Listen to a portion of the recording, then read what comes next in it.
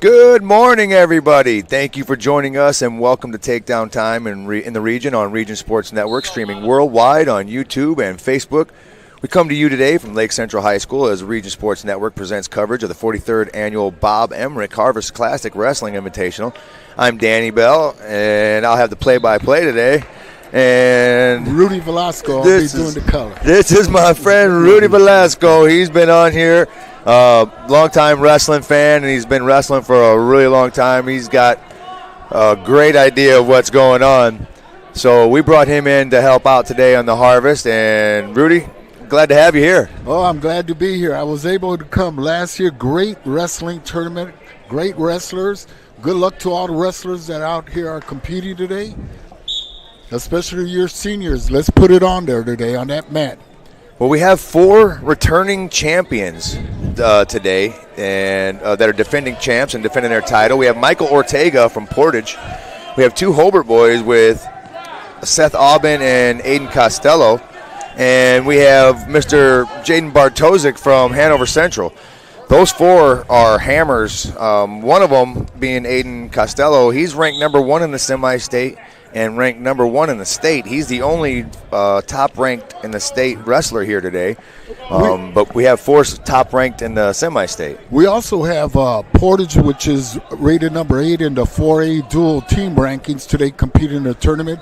And also Hobart, which is ranked number 8 in the dual teams in 3A. Yeah, those are 2 really good ones. We'll get some good matchups today with those teams as well. Lake Central also has a lot of really good wrestlers. We're jam-packed today with 16 teams, 15 of them from the state of Indiana, 1 of them from Illinois. And we are located at Lake Central High School. And if you guys would like to come in, it's a $12 pass for an all-day pass. And you can enter at the main entrance at Door B, located on the east side of the school. Round 1 has already started. And there should be a couple breaks in between, and we'll get back at it. But we're going to go down to, what is this, mat 1 right here? This is mat 6 right here, where we have Daniel Mata from Hobart. He is ranked in the state and the semi-state. He's already got the tilt on his wrestler right now. He's ranked number 5 in the semi-state and 19 in the state. He's trying to pull that arm back. If you watch, he's really working. Bottom man, always keep your head up. Try to move up. Or else you get down too low, they're going to throw a half right off. He's working that ham underneath. You got to explode on this when you're on the bottom. Danimoto's trying to work them. They're off the mat. We'll start back to the center. Now, when you get back to the center, this is what you want to do, explode. Win the whistle. You want to win that whistle.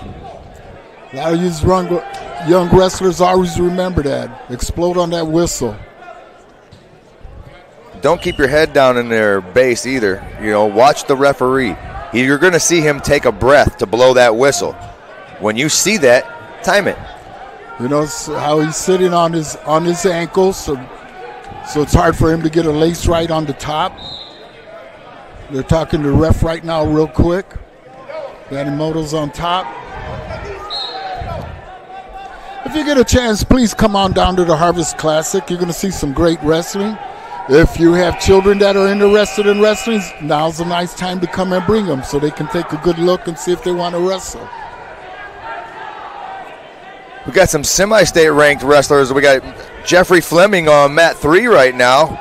He's got the lead. And we also have DeLuna on mat 1 from Hanover Central. He's got a 10-1 lead. Ranked wrestlers are out there. The first round usually goes really fast, folks. There's a lot of, nerves and everything, and a lot of 1s versus 16s. So, but it's always anybody's day. You can always catch a number 1 ranked wrestler off sometimes.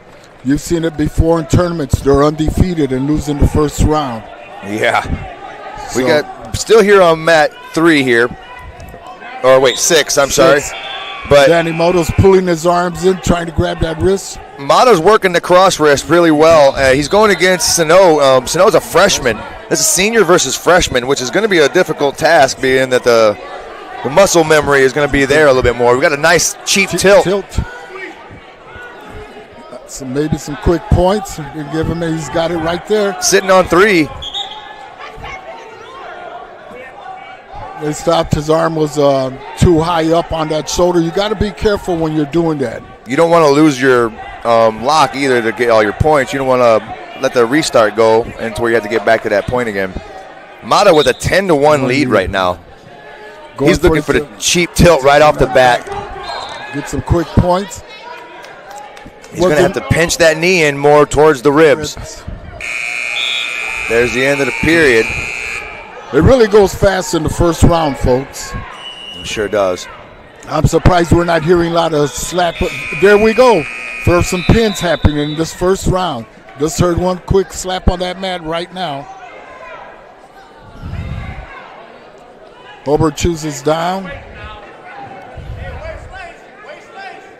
He's got to ride him top. Quick escape. Quick stand up, pulled his hands off real quick. Got the arm circling around. That should be a tech here. 3? I don't know if I'd have gave that 3, but he had the 3. Yeah. That's a tech fall. That'll be a 16-1 victory for Daniel Mata. We'll move over to mat 3, where we have Jeffrey Fleming and Caden McCollum, 11-7. This is a back and forth match right now. I've seen some pin repins over there, about 3 or 4 of them already.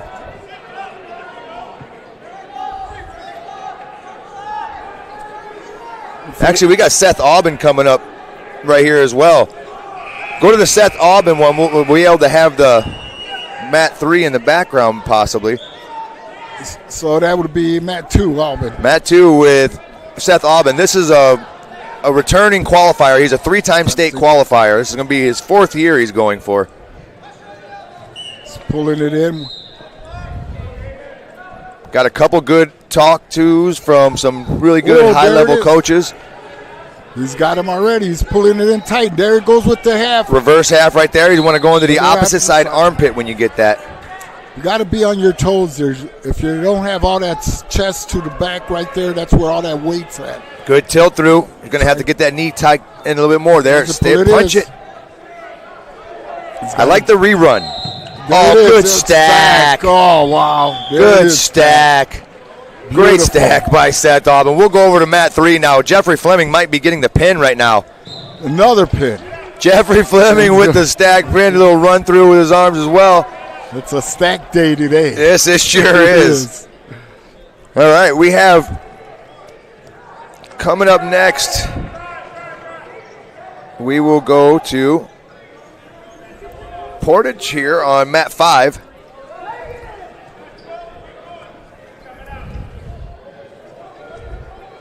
We have Lincoln Underwood, another ranked wrestler in the state. Lincoln is ranked. Nice takedown. Where is he at? Lincoln is ranked number 3 in the semi-state, number 12 in the state. This is a 120 matchup. He's sprawling back tight, putting all that weight on him. There he is, keeps on his balance on his toes. He's got that hand in that crouch so he can't come around. There it is. He shouldn't have reached up. There goes the pin right there. He's got to get on his toes and squeeze it a little bit tighter, as we say. Watch his balance. Pull up a little bit more. Right there. Could be a fall here. Head up. Head up. There it is. There he's got that arm locked. He loosened up. Readjust, elbow deep. Right there. He needs to be more on his toes to get all that weight on him. Yeah, when you cock that neck up like that, it's a little harder to bridge. There we go. It is. Lincoln Underwood with a nice fall. Like we said, folks, it's an exciting first couple rounds, too. This first round, we've already seen the several pins, one technical fall by points. It really flies through this round. We can switch to mat 3 again. Right now we have Sean Sullivan from River Forest and Josh Marlin from McCutcheon. Got some points right there, some back points. Marlin is a senior. Sullivan's a junior. It's 6-1 right now. Quick takedown and some back points. He's still driving, riding those legs there, trying to break him down. He's got him down flat. Pulling that arm in for the arm bar. He's getting ready to tilt him again. Oh, he's working that arm bar in there. Luke Need is on mat 4, about to get a pin. Luke Need's another. He's a sophomore, ranked in the semi-state. There he goes. Ranked number 1. Mat 3, he's walking around that head. He's got that pin.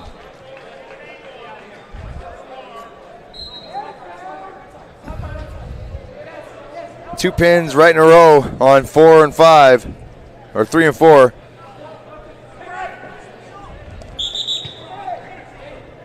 Let's go to mat 2. Looks like we have Jason Dillon and Aldo Baez Guzman. Guzman from Lafayette Jeff and Dillon from Griffith. Dillon with a 5-0 lead right now. He's working that head in there, coming for that cradle. There it is. Oh, watch his balance. When you guys do that cradle, you got to lock it up. Let him out of it. Got some points and gave him the other wrestler an escape. When you get that cradle, you got it in there tight and put that knee to that hip so they can't get out.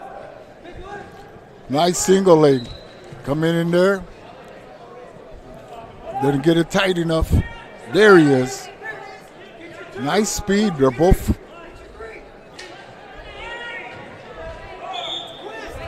Out of bounds, reset. We're going to start off neutral again one more time.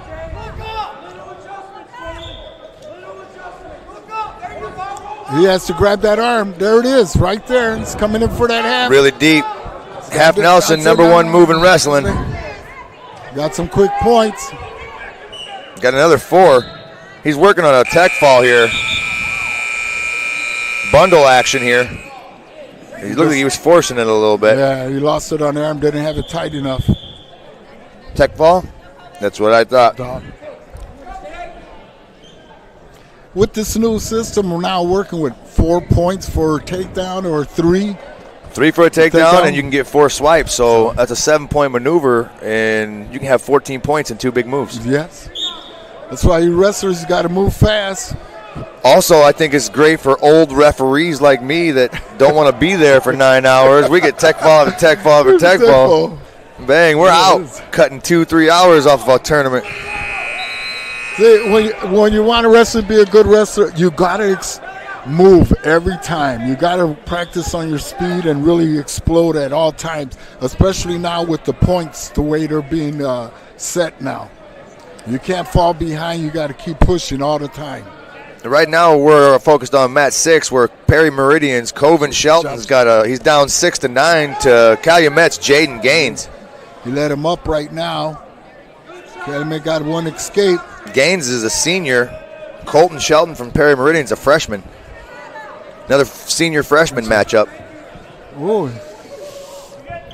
That's 3. That's going to tie it up. 9-9 now. Looking to cut and run. Trying to keep the control there. Maybe a cattle catcher. Trying to let him go. There's the escape. Got to be smart here. Both wrestlers are going to need this. Doing a lot of this. He's got his arm underneath. Sprawl, here he comes around. Got to keep fighting. Going the other direction. Ashenall. Nice, nice. He gave him the Ashenall. As soon as he picked that arm up, he shot it right in. That's a 7-point turn right there. Still holding it down. He's got to pick up on that arm a little bit tighter. Put that weight on him. Stalemate, he said. That's funny. All he has to do, he's going to let him go. Going to get a reversal. There's 2 reversal. Going to get a 4 points. There's 15 seconds. Not enough time. 16-13. This is a barn burner. The end of the right period. Here. Perry Meridian's going to take this win. Big move at the end is what did it. There again, a freshman against a senior.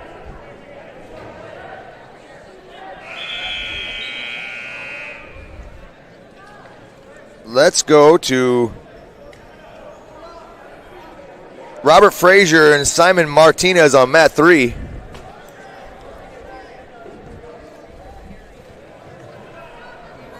This is a 138 matchup. Oh no, it's a 144, I apologize. Frazier from Calumet, ranked number 5 in the semi-state.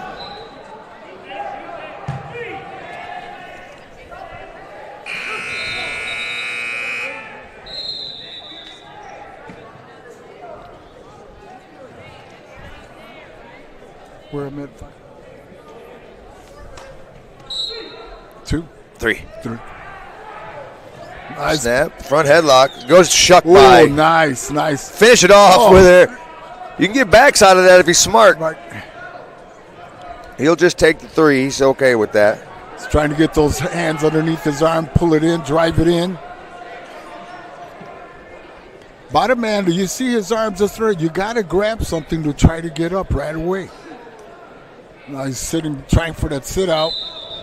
Stop that. Frazier, a Calumet wrestler, had a really good episode with Coach Watkins. We replayed that a couple times because of the information that was put out. There was so much good information that, you know, if you missed it the first time, we'd like to make sure you got it. I'm sure the rest of it will be posted as well. I just spoke with Coach Watkins, and he's all the way up into the 2000s now and trying to finish off his second half of it. And we're excited to get that second portion of it. He's got so much information. The good part is the second portion of it's going to be a lot of the guys that are still walking around here. As he's trying to bring him back on the mat, they're close to the edge. He's pulling those arms up to his chest. Trying to work that arm again.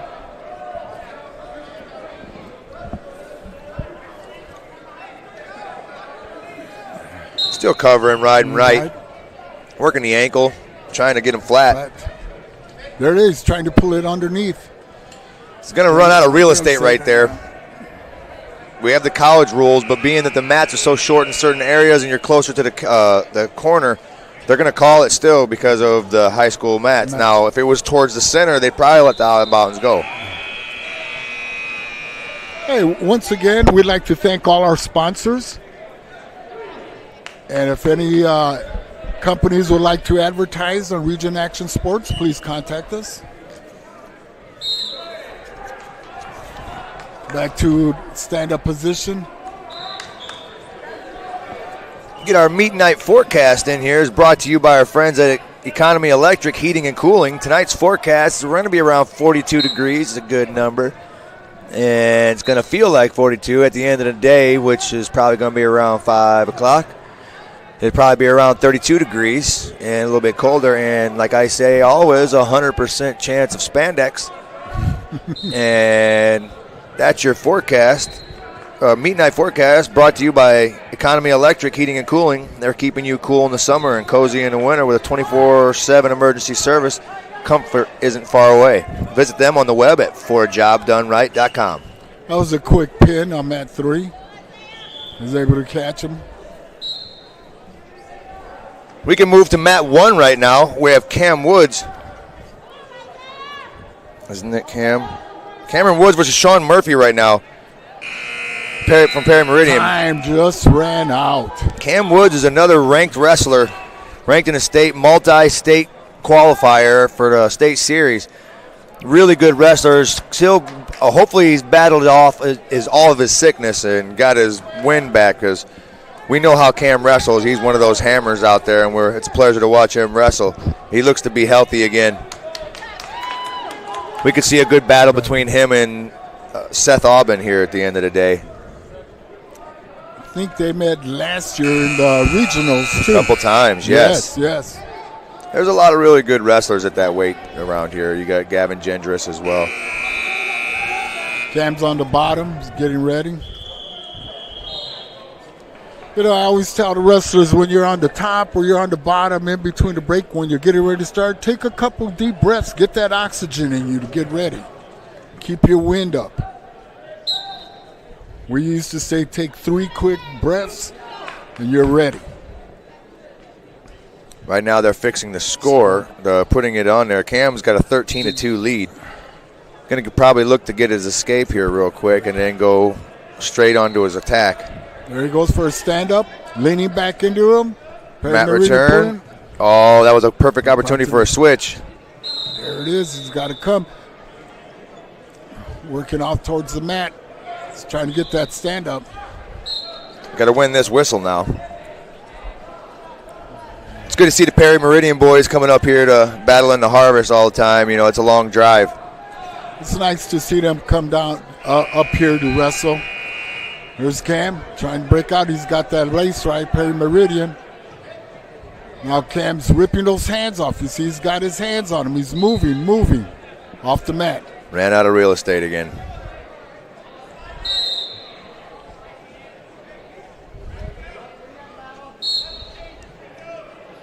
Got to win this whistle.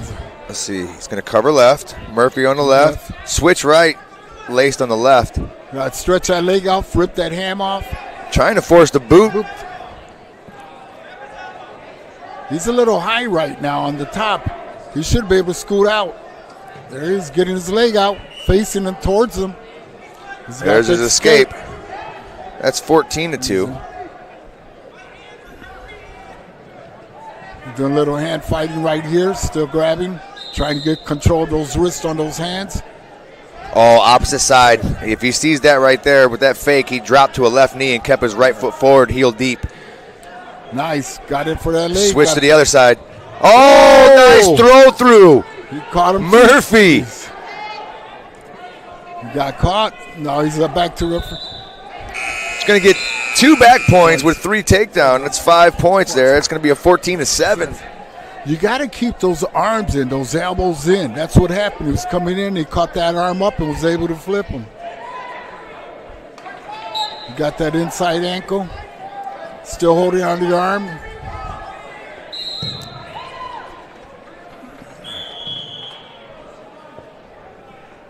So he's trying for the. He's high right now. Perry Meridian's a little high. Cam can get this escape here or a reversal. He'll be back into a bonus point. If he can shove, there's a hook of the leg. Should be able to get the 2 coming around. If he cross faces him here.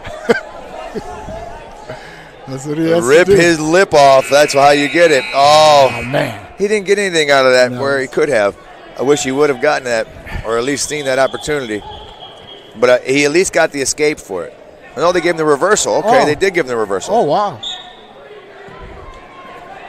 That's what happens when you have ex-wrestlers up here announcing. We both say the same moves. That's right. Well, like we were talking before the broadcast, it comes down to a lot with foundation. I see you recently did an interview with Vince Sessa. I've known him since he was a little boy, and the first thing he was talking about, details. We call them fundamentals, details. That's the most important thing when you're wrestling. You win at this level, you will win at collegiate level. You win in the Olympics, your fundamentals. He's got that arm tied up.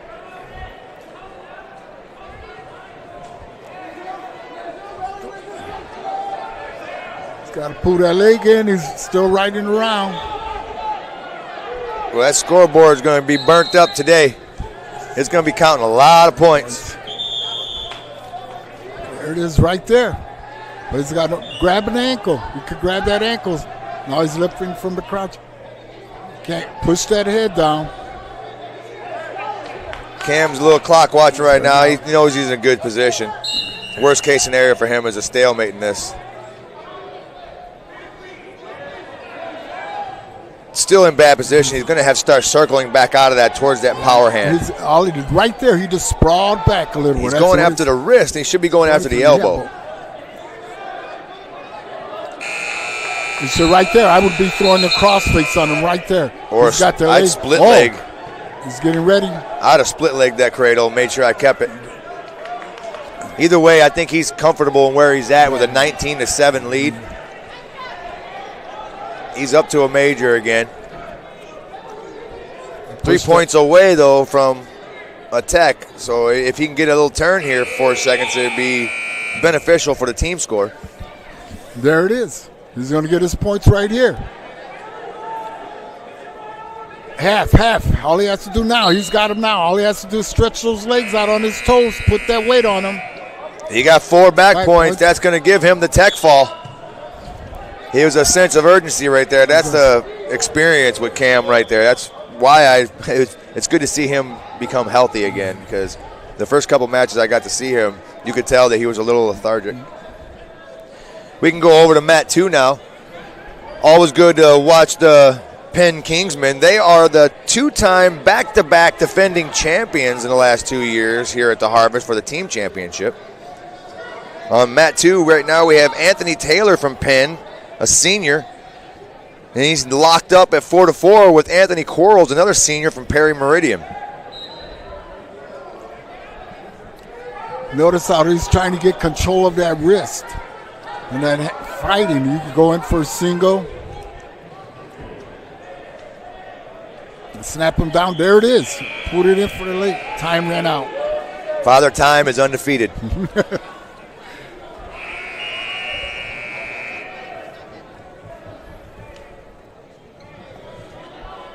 Really like seeing some nice takedowns in here. Really nice and low getting in there.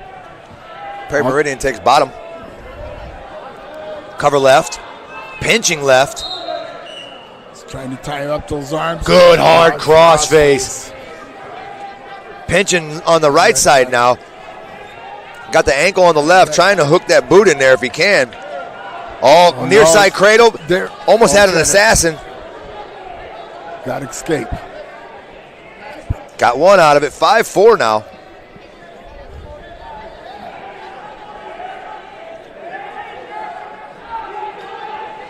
Trying to snap him back to the side there to get that single.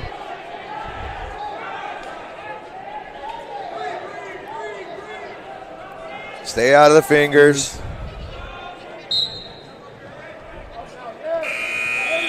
Perry Meridian's got that wrist. He's throwing it high. He should try to go in for a single leg.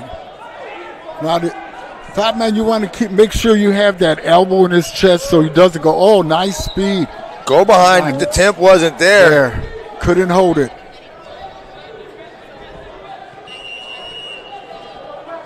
Went it straight for a single. Too much. He's bringing him into mat. Oh, momentum. Whoa. Both up. He went off the mat. Oh, yeah. It's fiery right now. They're really going at it now. I like the fire. 5-4 still. Nice tight match. Taylor likes working in that inside tie, and you get Quarles working on the outside tie. Both comfortable in it. Oh, there was a duck. Nice. That was, he's got to pull him back. Going into the crab ride, roll through. Got his takedown. Taylor is going to be up now 7-5. Got to pull in that tight waist. Watch him. He has no legs. He's not holding his legs at all. Oh, step back over. He's got to ride that hip. Follow it. On the half. That's all he has to do. Got to get a reversal. No, got the reversal in one swipe, so he's not going to get any extras. But that will lock it up now at 7-7. You have to maintain that control. When you get a little sloppy, that's how it happens. Hold on to what you got. You can slow time down in a situation like that. I know it sounds crazy and it sounds like you're living in the Matrix, but when you're in those situations, those extra breaths and, being able to be strong in one position and hold your strength in one position rather than to let it drift, that's where you can start to mount that second section of your chain wrestling. Yeah, you see there, both really just went for takedowns. No one's really riding nobody when he had on top, bottom referees. They just let it go, let him stand up. I guess they prefer for the takedowns. Speaking of referees, we got a great group of referees here today. We got Ray Pettit, Tom Cooper, Tom Ling, Chris Rosano, Kenny Hughes, Mark Quinlan, Troy Hahn, and Austin Faulkner. I haven't seen Troy yet. He's always got great stories. Good to see him every year. Both times, both wrestlers almost had a takedown, but they're not following through. Whether they don't feel comfortable all the ways, they stop and let it go. There it is again. Get his 3. Nice pushback, got his takedown. He got his escape to give him an 8-7 lead. Now he got his 3 for his takedown. He's got to worry about reversals here. Working that crab ride. He's got to get his legs fixed. But now he's caught in a Peterson. Trying to come back out of that Peterson. But Murphy had him tight. He's going to get the 2 reversal. I don't know if he's going to get backs out of it. 8-7 now. Taylor with the lead. Stalemate. 2 back points. Oh, he did give him 2. So Quarles is going to have a 9-8 lead. This is a back and forth match here for the first round. I like it.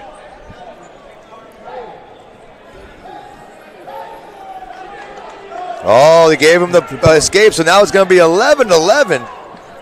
Where did that come from? Ooh-wee. Takedown, that's it. Track wrestling's not up to date.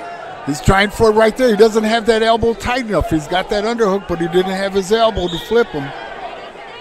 There it is. Still got control of that wrist. Short time.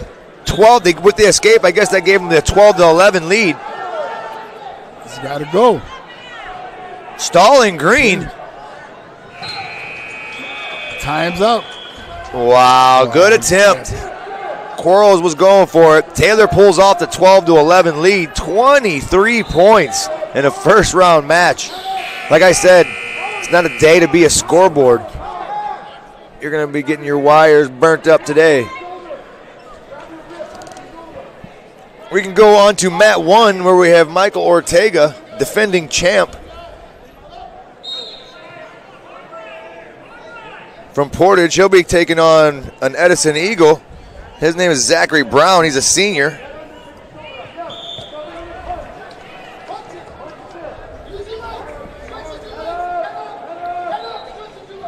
Ortega, a tough wrestler. Watch your balance, you wrestlers, when you're on the top 2. Never cross your ankles. There it is. Oh, beautiful. Now all you have to do is pull it up high and trip that ankle. There it is. Got a takedown. There's 3. It's going to be a cut and run situation here, I'm sure. Yep, he's already back into it. He likes the head control and to go back behind. A lot of the times he doesn't let you get it because he wants you to bring the knee towards the head. He'll go after that cradle.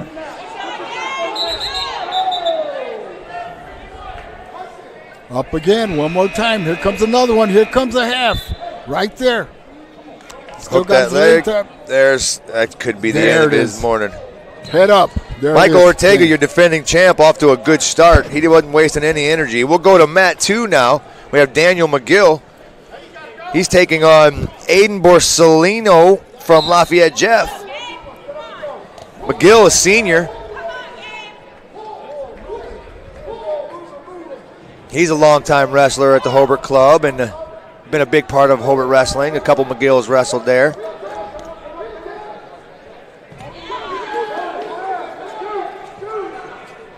Daniel heavy on the head, going sweep single on the right.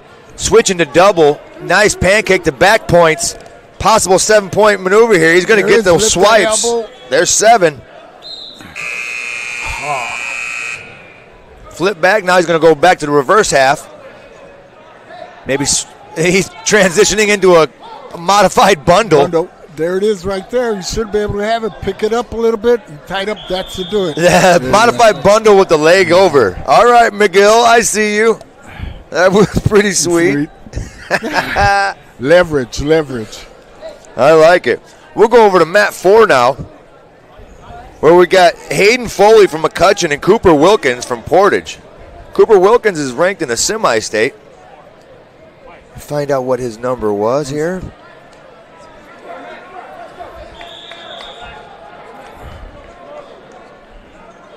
He's got that underhook under. He's trying to grab it in. Breaking away, starting again. He's ranked number 5 in the semi-state, number 16 in the state. Junior from Portage. He's got to be a little higher for that.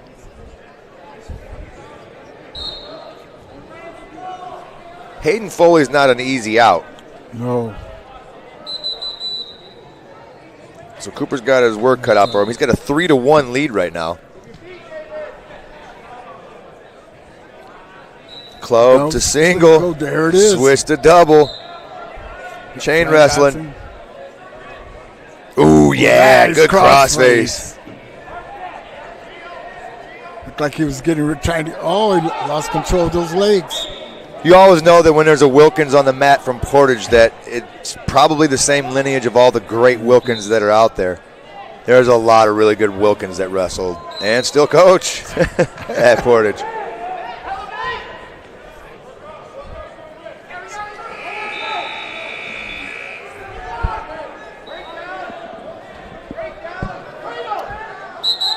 Choice is going to be Portage. They're going to defer. Cutchin is going to choose bottom. When you're the top man, I like to squeeze that waist like you're squeezing Charmin, so they know you're on top. Yeah. When I cover, I like to get your center line off balance. I like to shift your body weight as I cover and make it nonchalant, like I'm not doing it on purpose. I'm big on center lines. That's where I do my attacks from, where I understand where I can chain wrestle from. Good elbow pass, nice duck under. He couldn't get the fireman. Oh, he got caught. Oh, he's got to give up 3. It's going to be 6-5 now. Cooper Wilkins still with the lead. See, he's trying to rip that half off. Right here, he's got that hat off, kept control of that head. Now he's escaped. Now for the takedown.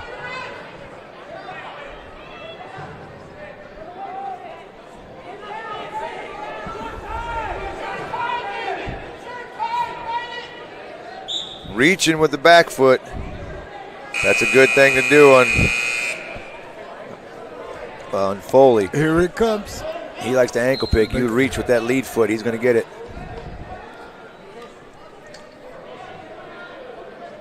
Could be a throw here on the edge. You see how they're working under the arms, getting ready. Once you start seeing them posture up, too, you know that hip's coming in. Right to the center. Get a restart. 7-6 lead right now, Cooper Wilkins over Hayden Foley. Club right underhook left, possibly. We got blood action. Speaking of blood, we got a blood time. Our blood time over under today, being at the tournament, is going to be 4.5. We've already hit 1 now on blood time. Being that it's a harvest, I should have probably said 10. I think we're going to should count the blood times in the tournament. Yeah. Now I'm 4 in a row now. See if I can get my 5th. Blood time cleaning up still. If we can, while we have the blood time going, we can shift to mat number 5. We got Cole Weber. He's taking on Alejandro Alvarez from Portage. This is a good matchup here. I watched Alvarez wrestle a few times. He's strong, and Weber, he comes from another lineage of wrestlers at Hobart. Nice crossface getting. Oh, he grabbed his arm there. Working back to his base. Weber's starting. There's no control on the legs. Your hips are free, and he realized it and got up. Easy escape. When you don't feel a no control wrestlers stand up, you should be able to get away. I like the hand on the mat, Kyle Dake style. Weber's got a 10-8 lead right now. Working inside ties. Alejandro looks like he's trying to get that duck under. There's the ankle pick, and Cole with another takedown. That's going to put it at 13-8. He's got that arm bar. Wing on the left, couldn't get the tilt.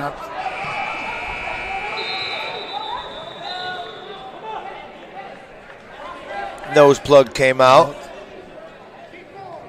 Blood time number 2. Wow. I mention it and it starts happening. Okay, I'll keep my mouth shut.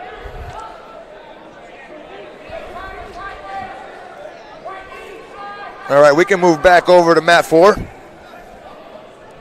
Hayden Foley and Cooper Wilkins. This is still a 7-6 match. Wilkins with the lead. He's on bottom. Gotta get that head up. Oh, he's trying to break himself up. Oh, he's got that arm bar working on that. Wing on the left. Yep. We got more blood, or what's going on here? Something wrong with the clock?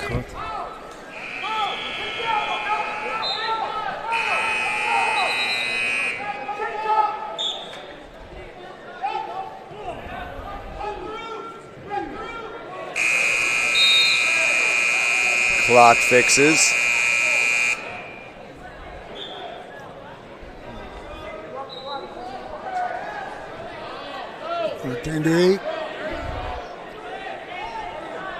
Bottom man set. Top man cover. There's the whistle. Go. Wilkins with the escape.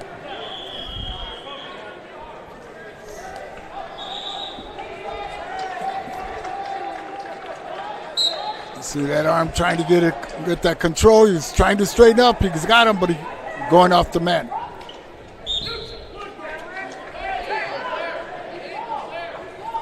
Still working it. Stalling green.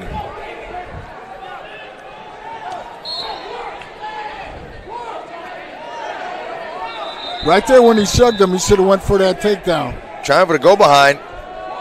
He has that underhook. I like the fake sweep going into the fireman's. Oh, there it is. He keep that elbow dump now. Right here. Dump and swim. He's going for the go behind. He had that fireman's. He didn't have that elbow. Nope. Might get another stall here if he keeps backing up. He's already got one call on him, and he don't want to do that because from what it says on Track Wrestling, it's a 9-8 now, Hayden Foley.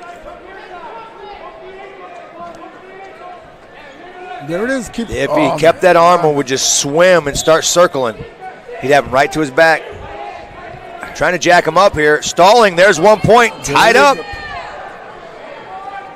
Don't take your foot off the gas pedal. You keep your foot on their throat. It's non-stop now. Now if he backs him up again like this, it's going to be 2. Now's the time you got to take it to him.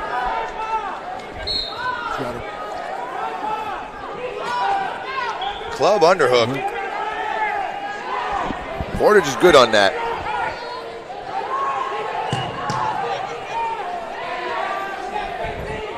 Coop.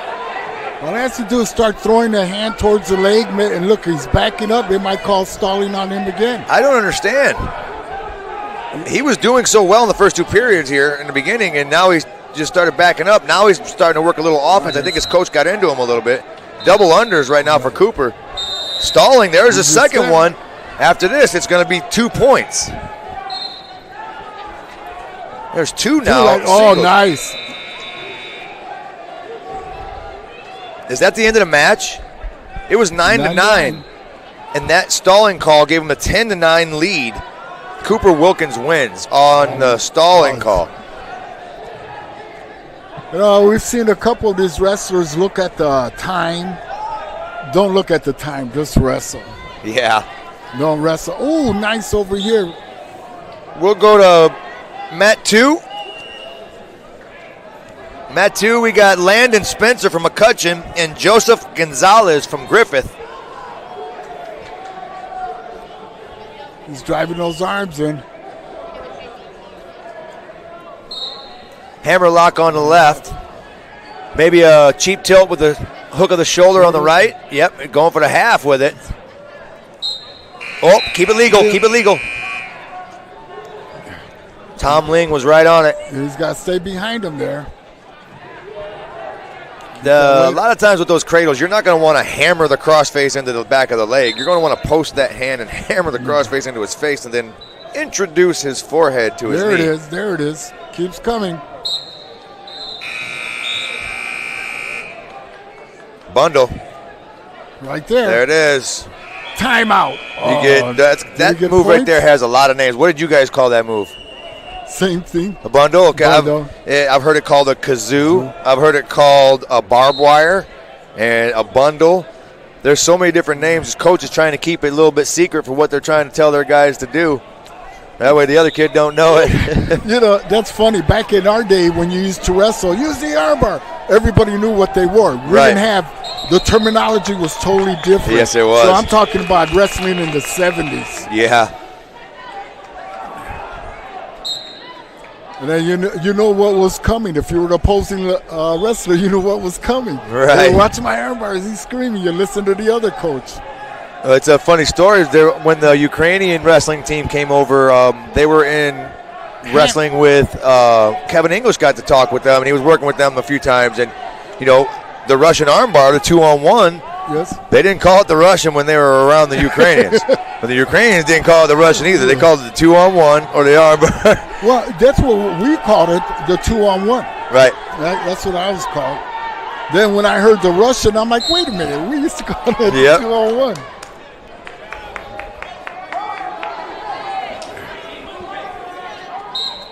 Gonzalez with a 3-0 lead on Spencer.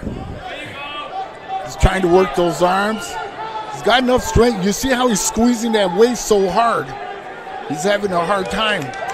Right now is going to be rough for McCutcheon right now with Landon Spencer. He's going to have to start working on the bottom.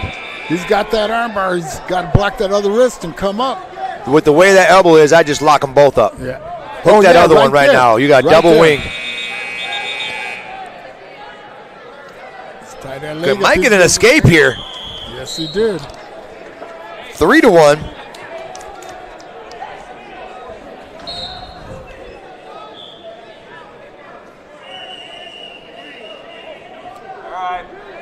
Setting him up. Oh, nice. Nice for that single. It came right in. That was a nice. 3 for Gonzalez. He's trying to grab underneath those arms to put a wrist in. You got to drive and put your chest up there to drive it forward. Still controlling right and right. Going spiral ride.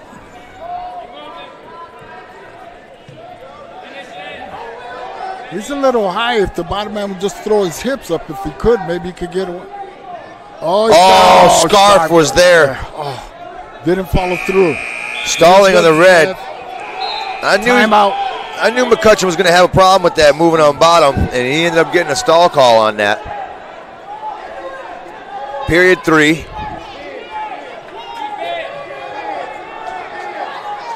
going to choose bottom.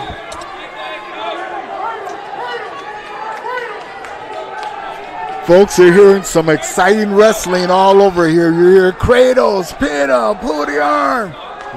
Thank goodness to all the parents that are working with their wrestlers here and supporting them.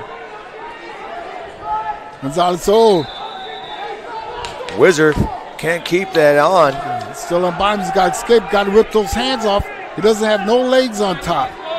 There's no forward pressure either. I think right now they're both trying to get the rust off.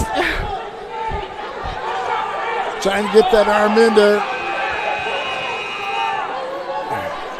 Couple close ones. Oh, there it is. Nice reversal.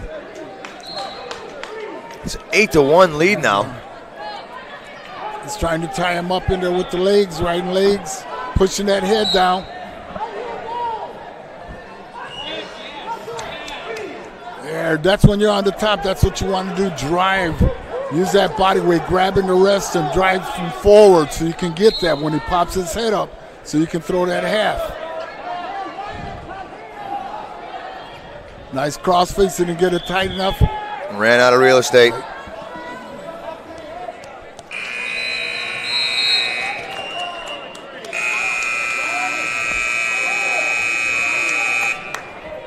Let's go, Carter. Folks, it feel like we're in a candy store. All these great matches, don't know which one to grab next. Yeah, there's a lot of them. We're working towards the middle of the first round.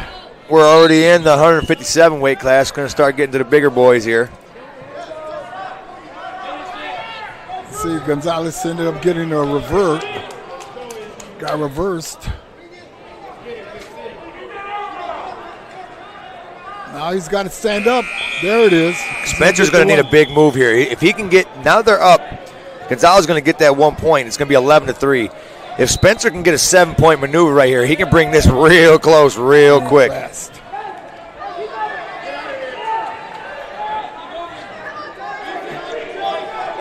There you go. Gonzalez got that takedown. He just kept fighting with Ben's got to come back. He caught him. Reversal. So, time's up.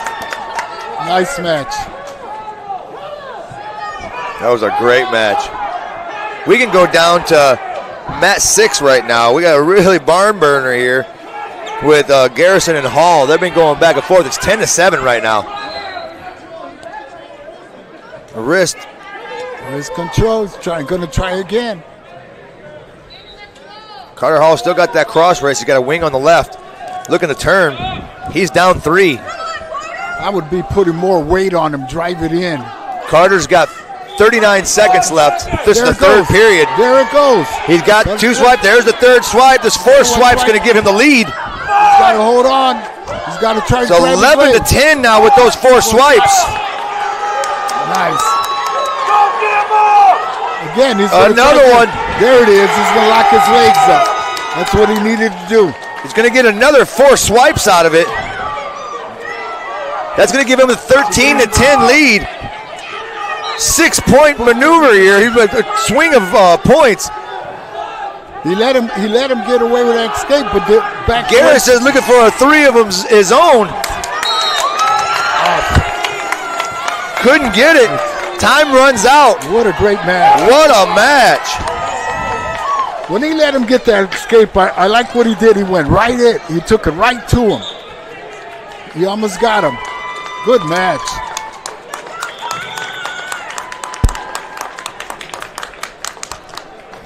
All right, we can move over to mat 4 right now. Mat 4, we have defending champ. I thought it was Bartosik. It was actually Vinny Freeman. Vinny Freeman is the son of the head coach of Notre Dame. Great wrestler. He's ranked in the state as well.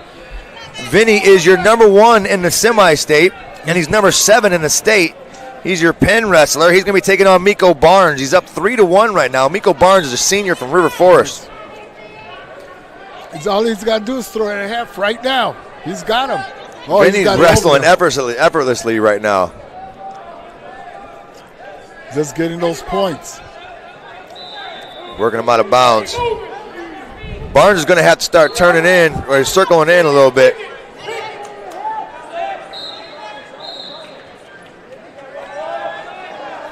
There it is again. Same thing again. He got him again. The underhook right there. All he has to do is throw that half. Got it. There's a fall. Vinny Freeman, your defending champ, looking to keep it going. We can go to mat 5 right now, where we have Jake Ostin from Portage and Finn Crace from Highland. Crace is a sophomore. Ostin is a freshman.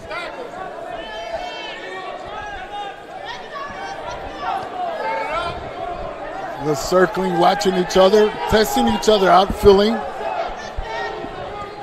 He's got control of that wrist.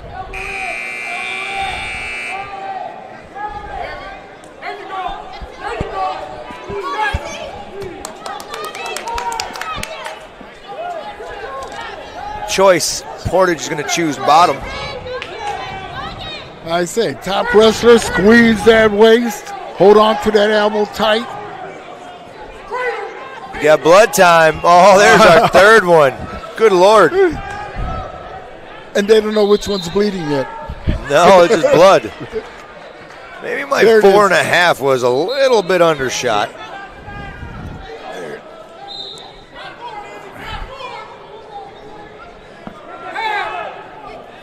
Portage takes bottom. Bottom man set. They're trying to get all the blood off.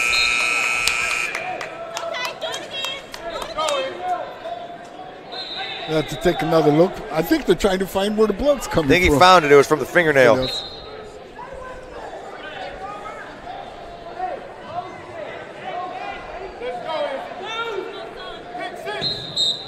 Just heard another person get pinned over here on mat 2. Another pin.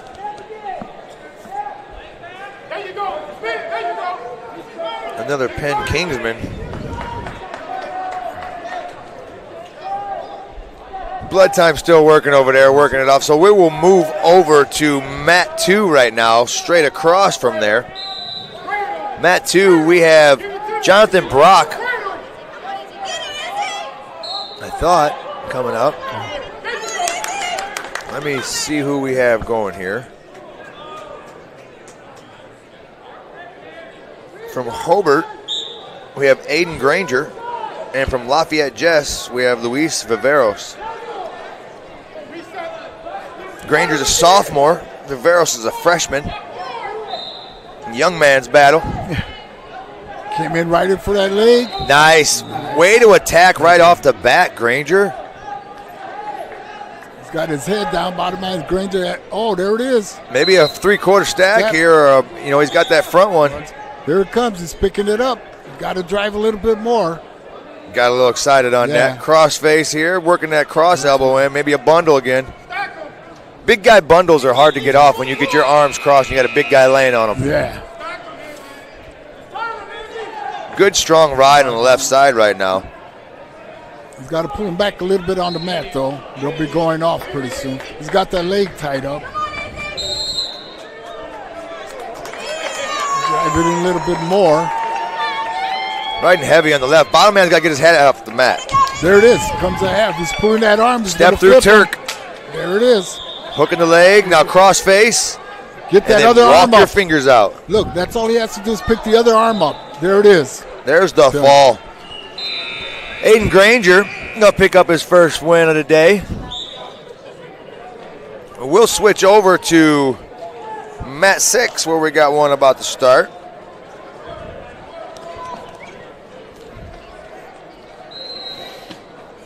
This is a 175 matchup.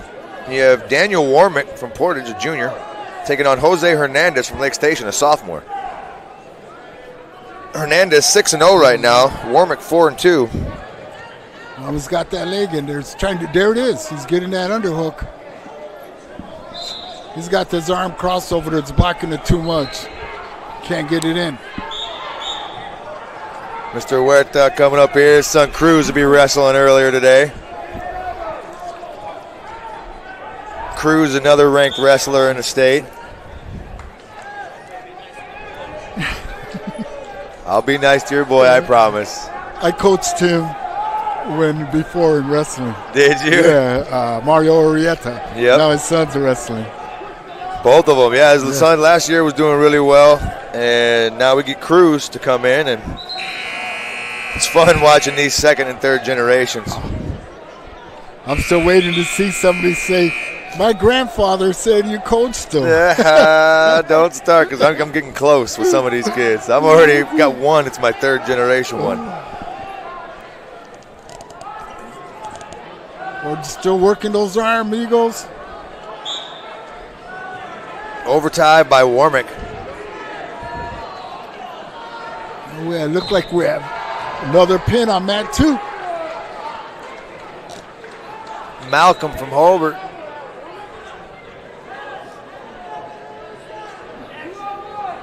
Good club to a shot. Nice. Hernandez in on a single. Is going to run out of real estate.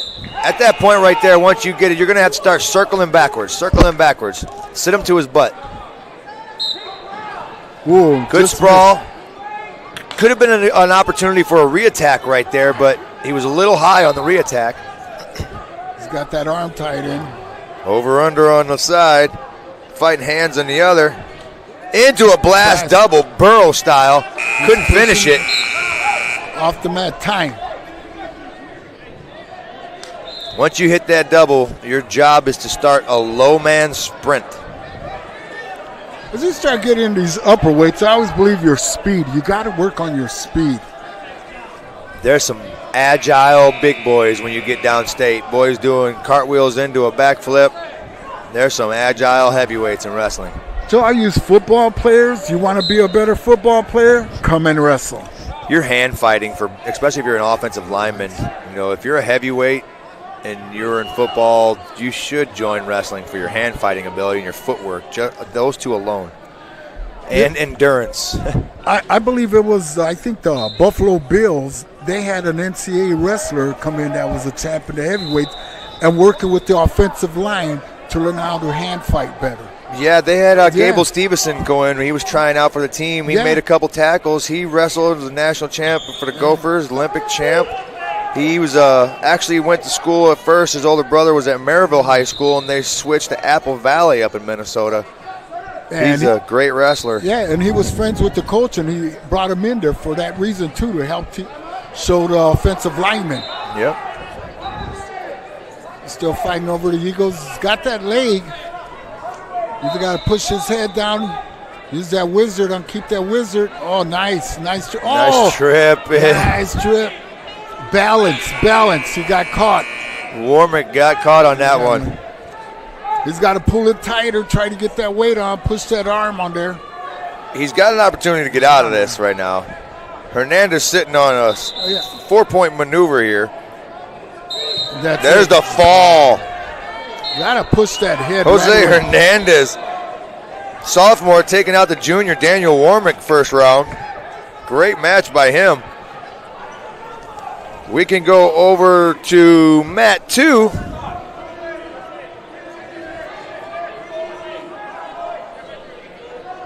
Where we have Cole Corba from Hammond Central and Charlie Barkmeyer from Brother Rice. Brother Rice making the trip across state lines. Come over here and play with us, Indiana boys.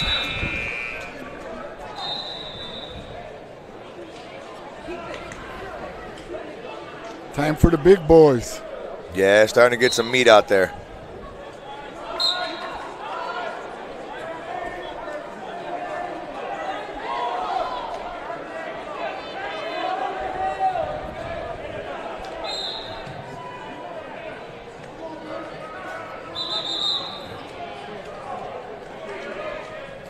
I noticed when he escaped, rather than let him go a little bit, he should have grabbed those ankles quick. Let's switch down to mat 6 right now. We got Eric Harvell from McCutcheon and Sear Godwise.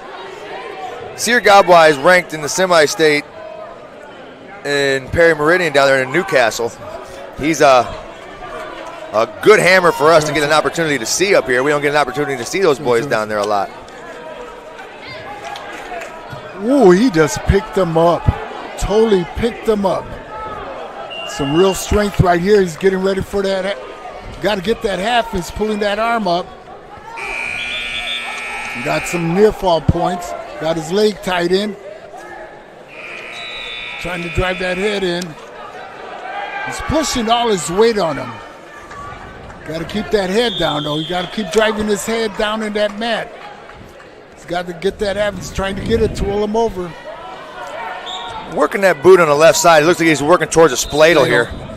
That's what he's working for. Here he comes. If he's got it locked, all he's got to do is start turning through. I think he's going to bail on it. No, he wants to. He's looking like he's forcing it, and that's why he got out. 7-0 right now, Sear Godwise.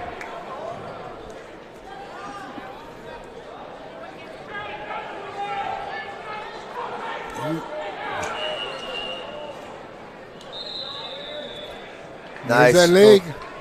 Straight feet to back. That's beautiful. 2 moves, and he's got 14-1 right now. He should have it right there. Could be a fall unless Harvell can get out of this. Close to the end of the period. Time. Got more points. So that's going to be 14-1 right now.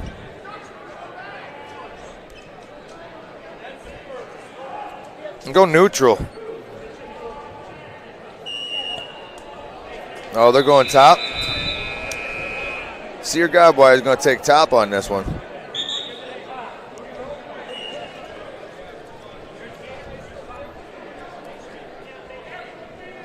When you get turned or put to your back twice, and the guy chooses top on you, you look at him like, what? He's coming after me. Oh, my goodness. Now you went elbow down, Harvell did. That's not a win in the whistle. No. Got good forward pressure right now by Godwise. Got his toes in the mat, wearing the tread off of his shoes. That's what you want to do. That's why those little areas of the shoe start to curl up on certain areas for those advantages. Working far side cradle. Oh. If he goes hip to hip here, he's got it. He's just going to muscle it over. Here comes hip to hip. There we go. Nice roll. Little suicide roll. Couldn't keep it, but he's going to get the back points out of it. That should be a tech. 17-1 tech fall. There was a lot of muscling in that match there. There was. We can go over to mat 3. Mat 3 right now is Jaden Bartozik. Another tough wrestler ranked in the state. Jaden wrestles for Hanover Central. He is a senior right now. And he's ranked, let's see, number 1 in the semi-state and number 4 in the state. He's taking on Case Rowlett a sophomore from McCutcheon. He's putting that elbow in tight. You see him, he's all on top, putting all that weight on him.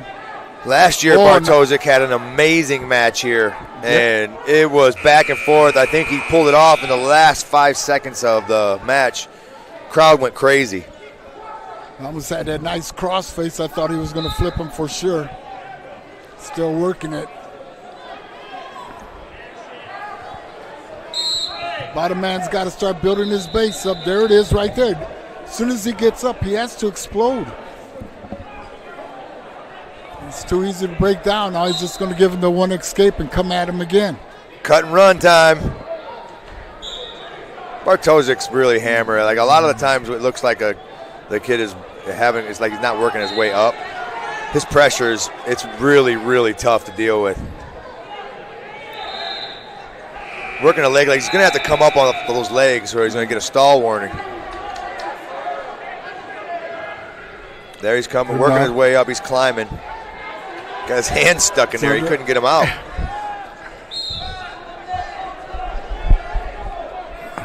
He's got his sit out. Short sit didn't work. He didn't grab anything. No. He sat out but didn't grab anything. You want a headhunt after that. 9-2 right now. Bartosik with the lead. He's going to choose bottom.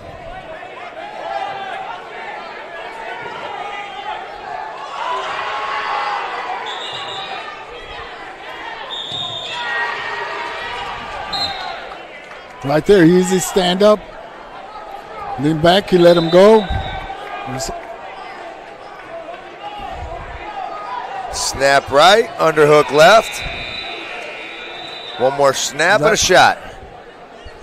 You can't be backing up because for sure you're giving yourself open for takedowns. Unless you're baiting them. Well, there's no bait there. You just got a takedown on. No, he swallowed the hook on that one. Always watch your balance. Bartosik with a takedown clinic in the first period. He's starting to get worked up and getting a little exercise. He's got a 13-2 lead right now over Case Rowlett.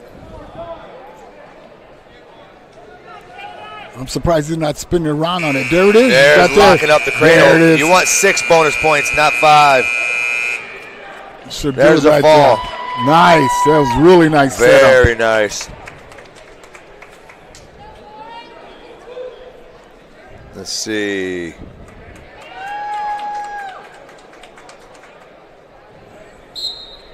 We can go to mat 2, where we have Logan LaRue and Malachi Evans. Logan LaRue is from Lake Central. He's a sophomore, taking on Malachi Evans, a senior from Penn.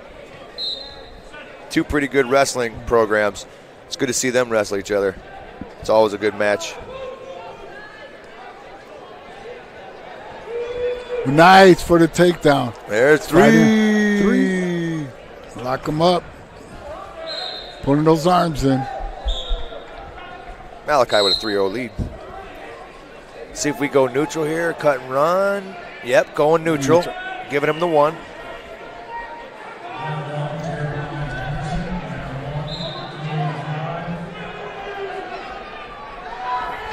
Post left hand. Reach right. Switch to right collar. Still posting with that left hand. He's using that a lot as his bait. Ooh, nice for that single leg. Coming in, he's got to follow through, hand around the waist. Wrapped around circle. Ooh, he tried to swim that half up. He couldn't do it. Drive it in, pull it in, put a little weight on him. They're going out off the mat pretty soon. I would be driving. I'd be cutting right now. Give me another 3. Now with this 3-point takedown, you can get 3 feet to back. That's 7 points each time. I miss my fireman's carry. Yeah. Ooh, hammer lock on the left side. Got to keep it legal. Maybe a tilt here. He didn't pinch with his left foot with that hammer lock. It allowed him to get it back.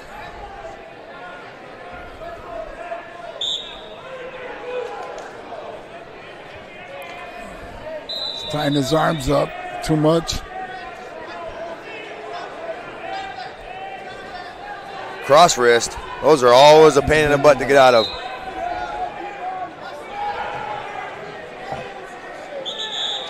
Working center. You're going to have Logan LaRue starting off bottom again. Let's see if Malachi lets him get up after he gets set. Looks like he's going to cover. Cover and left. You see how he shifted the body a little bit? That's what I do. I take you off your center line, but I keep you there. I don't let you bounce back. Almost had a cheap tilt right there. Yeah. You tie it up with that leg a little bit. He rolled with him. Right there. Now, put that hand in the nice. hip. There it is. That's pretty good. If he gets him to work LaRue back, he might be able to get a fall out of that. There it comes. Right there. Works all time. Father time. Father time never loses.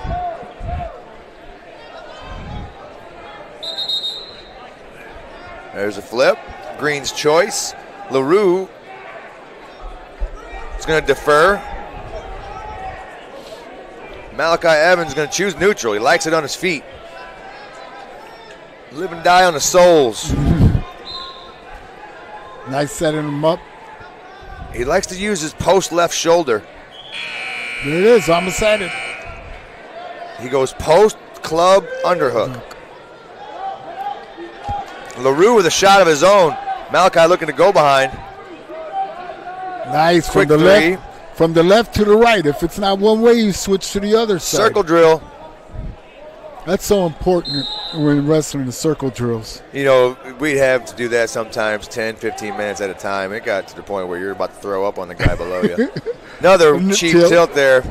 Cross wrist tilt. He's got to put that leg into that hip a little bit more. That tech fall. 4-point tech fall. It's going to be a 17-1 victory. Good match. We can stay on mat 2. We got Luke Juris, another ranked wrestler in the semi-state and ranked in the state. Heavyweight wrestler, number 3 in the semi-state, number 8 in the state. Luke Juris. He'll be taking on, let's see here.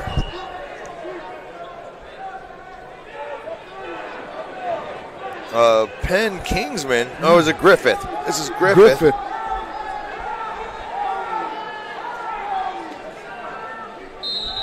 Got to speak with Juris on our media day on the pinfall. He's always a good wrestler. He's looking more and more like his dad. Big, strong kid. He's facing Colton Hayden, a freshman from Griffith. Here it comes. He's trying to work him right off the bat, bringing it to him. You see what he wants to get that hook under. Juris is getting a lot of looks for wrestling and for football. Feet to back. Toes in, getting the swipes. He had a half. He should have threw that half in there. He's got 3 out of it. That's a 6-point maneuver. He's going to give him neutral. He says, no. I like it on my feet. Time to dance. Yeah, he's 2 dancing bears right there. Yeah. Tries to throw that over. It didn't work.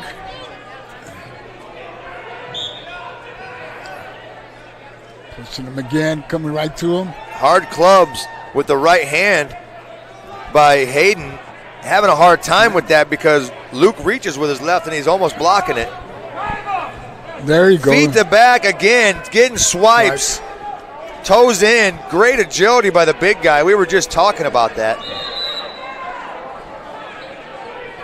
He's going to get 4 swipes out of that with a takedown. That's going to be a 7-point maneuver. It should be a 13-1 lead right now.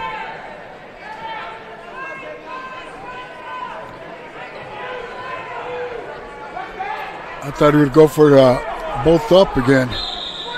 Well, just trying to pull him over. Got to watch out. There's that Punching half. it through. A big guy with throwing legs in. What do you know about that? That shouldn't happen. That's beautiful. That's, again, the agility of the big guys. That's a tech fall right there, too. Yeah. Wait a minute. He was still in the move. The clock stopped. Stop. I'm sorry. Clock stopped. Nothing you can do about it. He was going for the pin. It was close to a pin, but either way, I think Luke's going to get the tech fall here. I think the ref is going over to acknowledge the situation.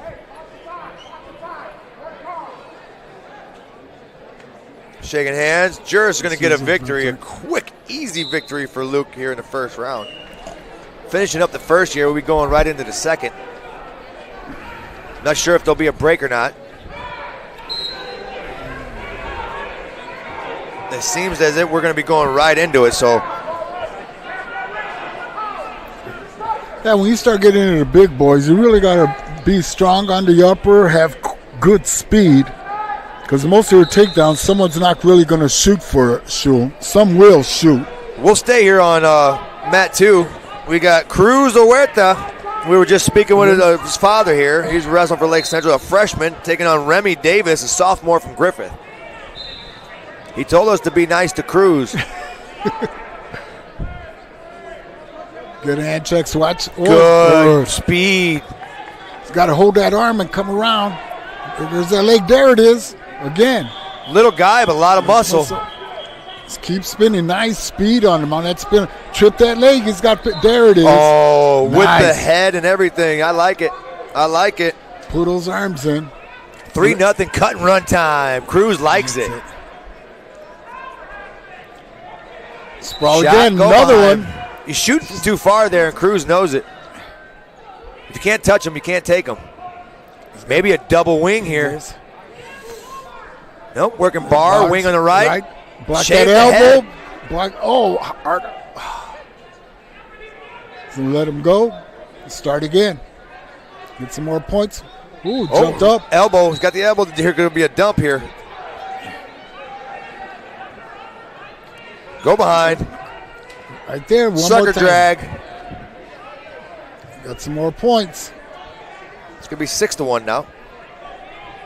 He got really nice speed on it on his spins.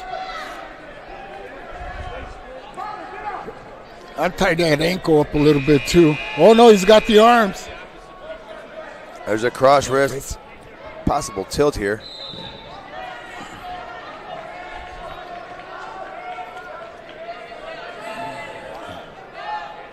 We are officially in round 2 now. There he is driving that arm. He could do it. Good head lever right there. Maybe a scarf. Right there. There's a scarf attempt. Now he's going for the half. He let that wrist go, though. He let it go too quick. Now he's pulling with the arm. Oh, there it is. He's got to pull his weight. Got to push it back. Stay on his hip. If he can hook that leg in there and keep that, he'd be fine. Still had control. Yeah. Didn't lose any points at all. Good job. 9-2 now. Choice for Huerta.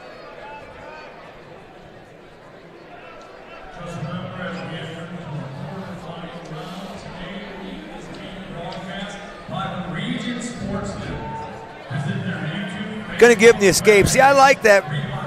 I mean, it's good to fun. It's like cover and cut and run, but I like making a guy get down and get set, get that deep breath, and then tell him to stand up. They always look back at you like, you son of a gun. Quick 3 again for Cruz.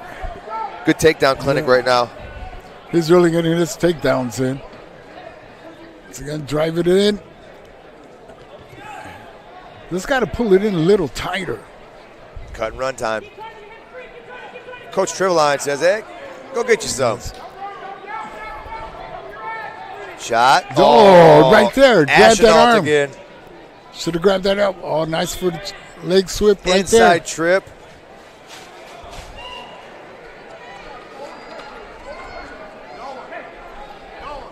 You got to put those arms in. Put that weight on him. There you go. You see him driving him up. Out of bounds. Ran out of real estate again. It's got a 12-4 lead right now.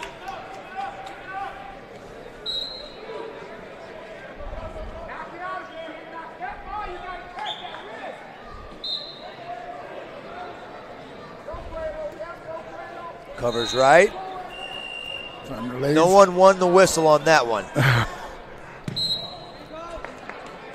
Cruz got the boots in, so technically he did. Working power half on the right side. Drive it, drive it. This is where you got to be patient. Start punching it through. Now crossface. Right and crossface. Keep that with your left hand and walk your right fingers out. I almost had it right there. Oh, again. Reattack. Reattack the half. As soon as he takes that deep breath, you reattack. You drag him into deep water. You got some points. There's your tech fall. Oh, good job. Dad would be proud. I'm sure he is.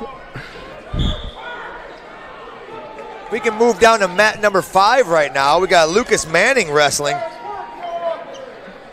He's wrestling David Lazaro from Lake Station. Manning has a 6'2 lead right now. Another #1 ranked in the semi-state.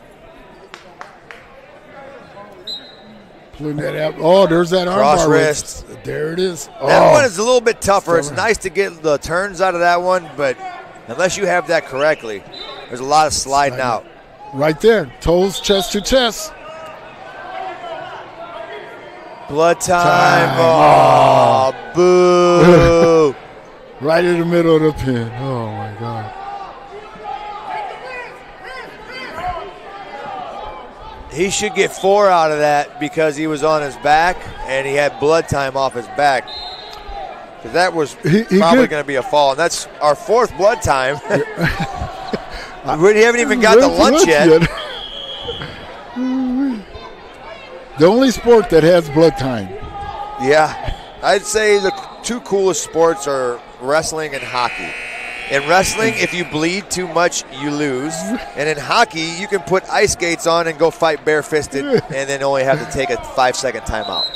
I was reading a stat that I think it was like 80% of the people that are Navy SEALs are wrestlers.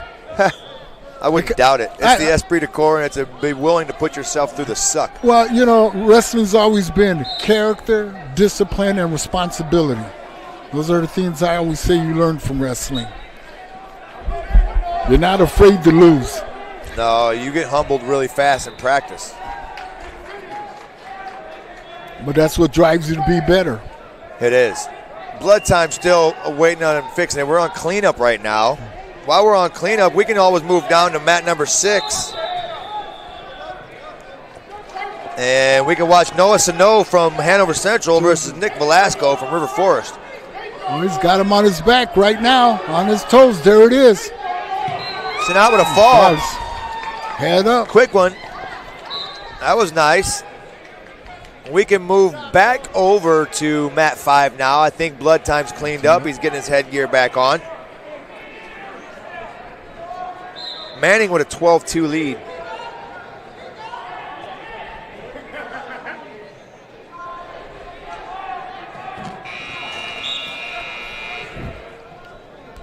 Working ankle, tight waist ankle. Maybe hooking a boot here in a second.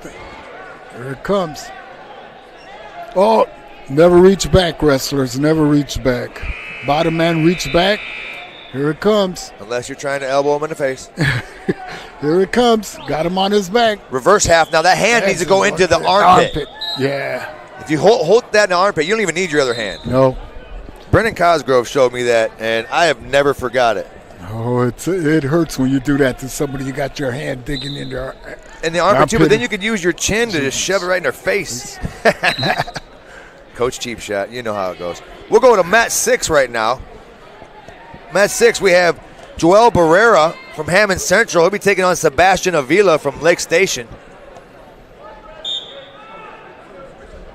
Trying to get a lot of the schools that we don't get an opportunity to get live coverage of. Nice for, oh, he got caught. He had really nice for that, went in for that takedown, went a little too high. For Forrest, he's got to go. He's got to rip that hand off.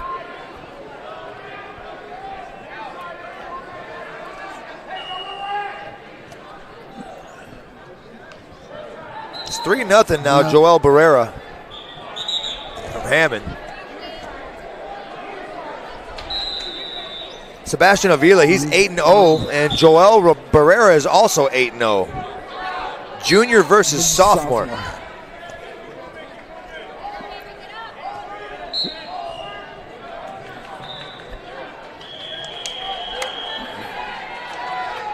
He's got his leg in there. He's trying to. Now he has to just throw his hips up. Sometimes, oh no, now he got the other leg in. There you go. Hips in. You want your opponent's feet off the mat on that point. Break him down. Let him take a couple deep breaths. Power half in the back of the cerebellum. Did he get his legs out? Yeah. Still got a boot in on the left side. Cross wrist. Hopping the boot back in. Now he's got them both. Trying to arch. Opponent's feet are out there. Now he's going straight to the power half. Power half series. Got to stretch it. Oh, he's a little high right now. Really high. You want your belt line on their belt line. He's only seeing he should use his other arm to get out. Crossface, now he's going to have to reach his right arm out of there. There, he's trying to bring it out. Now if he can start inching his hand that way, he can start walking him back. Couldn't do it. Right in parallel right now. Boot still on the right side. He's got that wrist tied up pretty well on him. There it is right now. He needs to get out or hold his wrist. Don't reach back. End of the period. Still 3-0 right now. Very competitive match.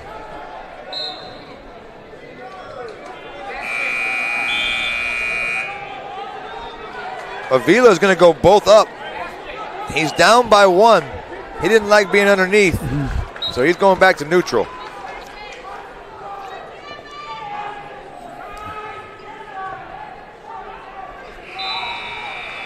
Nice high C. Oh, he's not following through. Switching to double possibly if he wants, but he got caught up in an underhook.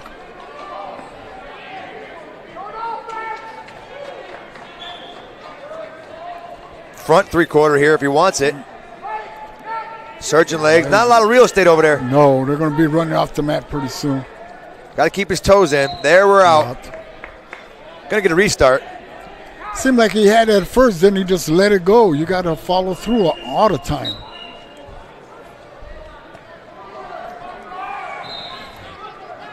Battle of the undefeateds here in the first round. See who's ready to keep their goose egg. Thought he was going to do a little arm drag there for a second. See how he had that hand, that wrist, and that elbow. I think he was testing the water because he didn't have his replacement step involved in that elbow pass. Going right, that's what he was going to, the rush. It's going to that 2-on-1. Oh, nice re-attack. He's got to pull it back. Still can't get to 2 yet. They're going to go off the mat.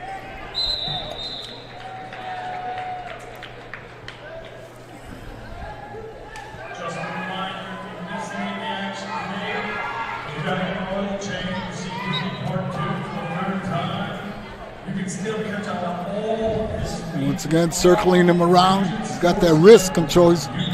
See him setting him up. Wrestling the ring right now. Work it back to the middle, maybe. Trying to control that head. You know, where you move that head, that's where your body follows sometimes. Barrera still with a 3-0 lead. He tried for a single there. Still circling around, grabbing that wrist. A lot of hand fighting still in here. Trying to see what they can get in for that single leg. Still in a 50-50 position. See, as he's backing up like that, maybe you could try it then. Yeah, I like my backstep shots. My backstep low singles, and there's a few backstep shots that I like. It's a matter of being able to pull them off. Then again, are you really wanting to do a lot in the first round? You're going to want to try to, win with as little as possible.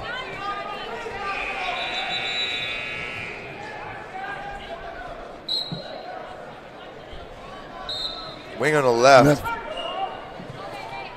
Barrera up to his feet. He's going to get the 1. He's 4-0 now. It's the third period. Oh, he's got a reversal. Takedown. Takedown 3. That's going to give him the 7-0 lead. You got that double wrist. You got that wrist tied up. Trying to pull it in. The legs shooting it in there. Minute 23 left in the third period. Ooh, I thought I was going to see a stack here for a second. Yeah. He's working it. Seems to be looking for that cross-face cradle there. He's got the knee really close to the head, but at this lighter weight, their arms aren't very long.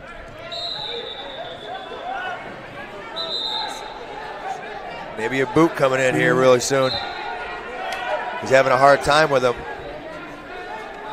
Avila's going to have to move on bottom. He's going to hit with a stall, and there it is. There it is. Oh, he hit Barrera with the stall. He must have been riding parallel, or he was staying on the leg too long. You know, wrestlers that do that, all you got to do is try to throw a quick half. You can't call anything on you there. You're still moving, trying for the pin. Good whistle movement there. Nice. Granby nice. is going to get the escape. That makes this 7-1. 30 seconds left. One move can change this. One quick takedown with a half. That's it.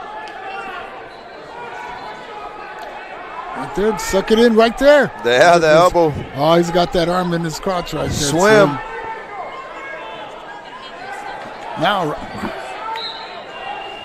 10 seconds. Going to need a big move here. Needs to push it now. Now's the time to go. As you can hear, everyone screaming at him to go. That's the end of the match. 7-1.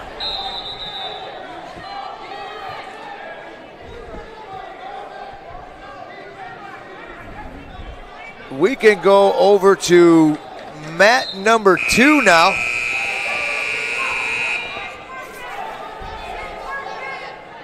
Mat 2 has David Dandridge from Hanover Central or Hammond Central versus Josue Ahmad from Highland. He's putting all that weight on. Time up. Mat 2.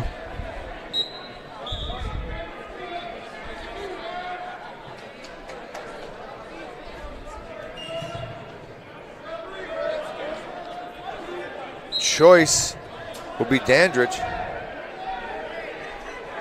He's going to choose bottom. He's got a 10-1 lead right now.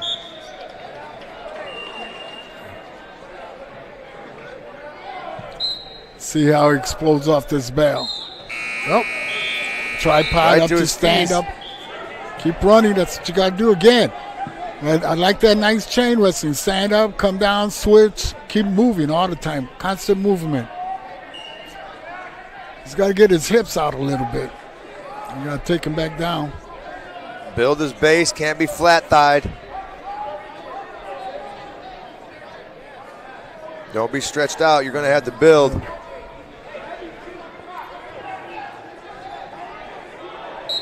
Josue Ahmad's going to have to pull something off here. He's got that hammer lock on the left side. Trying to work it through. He just lost it right there. Not a lot of time left. 2-on-1.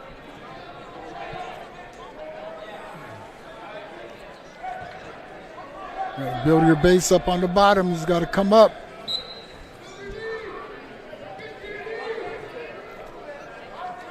Hard crossface.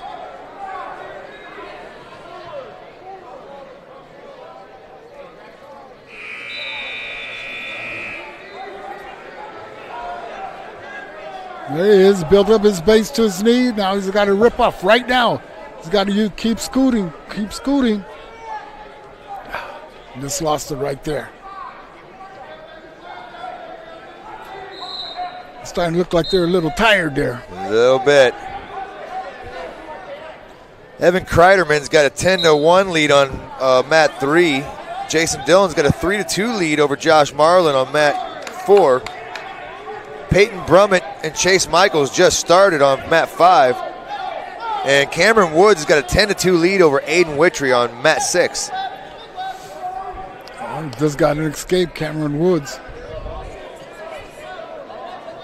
This match is almost over here on mat 2. We'll move it over to mat number 1 right next to it. We have Andrew Williams from Calumet and Derek Preston from Lafayette Jeff.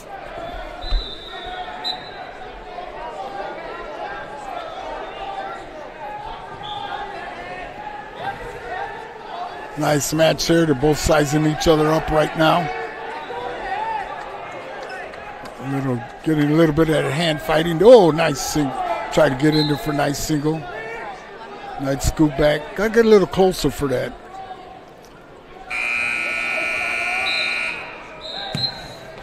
Right there, you see, he backed up, and then that's when he took his shot. That's what you got to do. Pull it in. He had to pull it in. Great hips. Preston fought that off.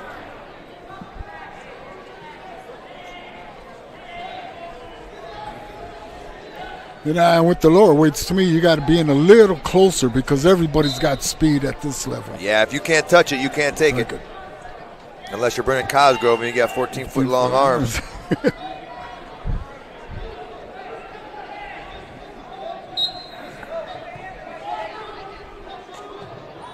Collar tie, over tie. They're still working each other out, trying to fill each other out with their hands, grabbing them, pulling on that wrist. He's got him backing up. Williams definitely pressuring him towards the ring. I'm seeing a lot of heel wrestling by Preston. If you notice, a lot of times his toes are coming up off the mat, which means he's wrestling heel deep. That's not a very good opportunity for offense. Oh, nice. That's for that Still takedown. suckered in and got it, though, didn't he? Yes, he did. 3-0 now, Preston over Williams. Now he's got those underneath the wrist, holding it 2-on-1, pulling it in.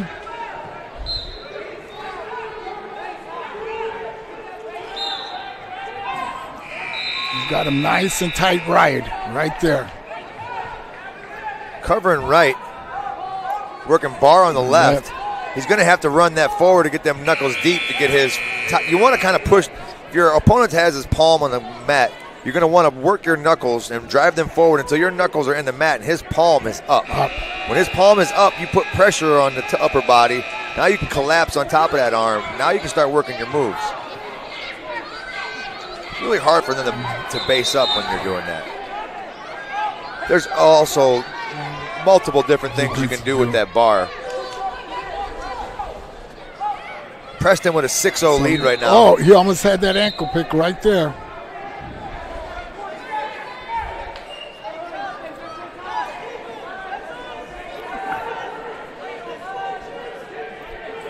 Stalling on Preston. 1 point. This is third period. In on a shot, back step shot. Wasn't deep enough. Once he jackknifed that knee, he should have circled towards the other hip. There it is. Right. Nice, oh, go nice. behind, out of bounds. Almost had it, though. That was a lot of effort right there. I like it. Nice spin around.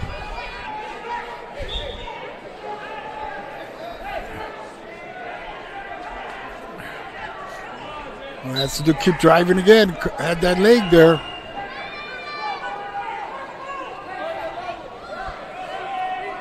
Keep him in the center of the mat. Keep pushing him. He keeps going off. Watch what's going to happen. There it is, right there. Oh, almost had it.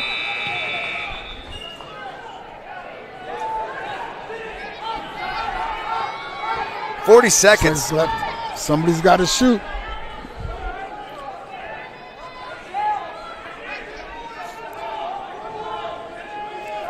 A little sense of urgency here. Oh, nice. Came in right now for the takedown. Gonna get the 3. Yes. That's gonna extend his lead to 9-1, giving him a major. You gotta tie that arm up. Bonus points are good. 13 seconds left. I think he's gonna ride him out here. Stay in bounds. You don't want to get a restart here with a half a second left. We're gonna stay on mat 1. We've got another good match coming up.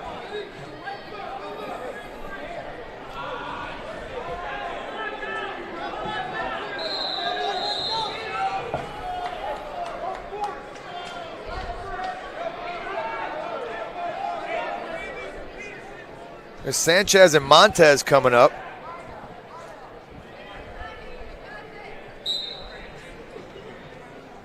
This is moving right along. Yes, sir. Well, these tech falls, that's why I was trying to tell a lot of people. A lot of these that were normally going to be 6:30 are going to get cut short a little bit more because of the tech falls. Yeah, that's going to make a difference this year in this. It sure is. Before, if you saw pins in the first round, now you're seeing tech falls. It's really flying now. We got another McCutcheon and River Forest matchup. We got Rafael Sanchez and Rodrigo Montes. Who came in nice, got to pull it in tight. Good sprawl back, push that head down. Push it down, sprawl. Montez a junior, Sanchez a sophomore. I get to see Montez every now and then. He's a good kid. A lot of Montezes out there were wrestlers, even a couple football players.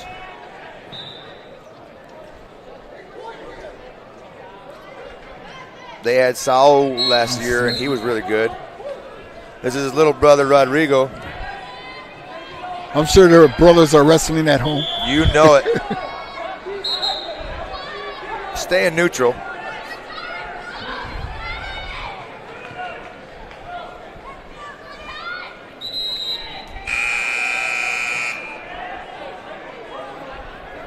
We got 1 point. How was that? I'm not sure what they were talking about. Maybe it was the period. Yeah, it's just the period. They're still.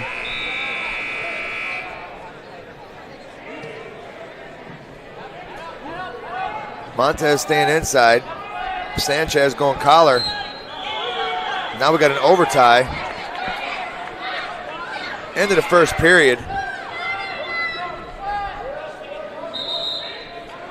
Choice is Sanchez. He's going to choose bottom.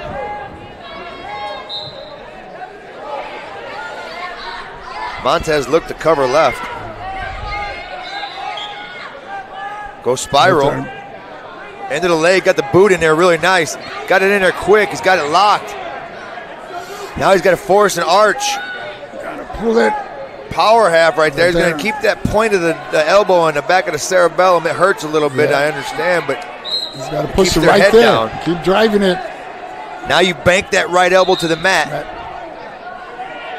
Keeps fighting it. Those legs are hard to get out of him for him right now, Sanchez. Yeah, he's in that cross body ride, and when he keeps that lock in there, it's going to be harder for you to get to your base, especially with the pressure on the inside toe. Working half, bar half. Staying, good ride on top by Rodrigo. Pulling in a little tighter. Nice crossface there. Keeping the pressure. And now he's straddle ride. Straddle ride allows him to get to the base and it suckers him up to get the boot in. And that's what he did. Now if he can get that half in there, power it through. He's got the legs in there. He's got to get an arch, get off of his knees. Start building up. Bottom man's got to start building up. I'd hit the bottom man with a stall here soon. Granted, he's not stalling, he's being overpowered. Yeah, that's what it is. I think that's what the ref sees. Right there, he's got to explode. He's got a chance to escape right now. Use those hands, get away. Drop the single. Go right at him. Let that escape go. You should have went right at him, right there. That was a 1:40 ride out. That was really nice by Montez. And that riding wears you out. Yes, it does. And that bottom filling near both of your weights together. Yeah, you're carrying weight. 7 seconds left, first period. Shoot. There, right there. Should have come around right now. Timeout. Choice, River Forest. Montez is going to choose bottom, hopefully. He does.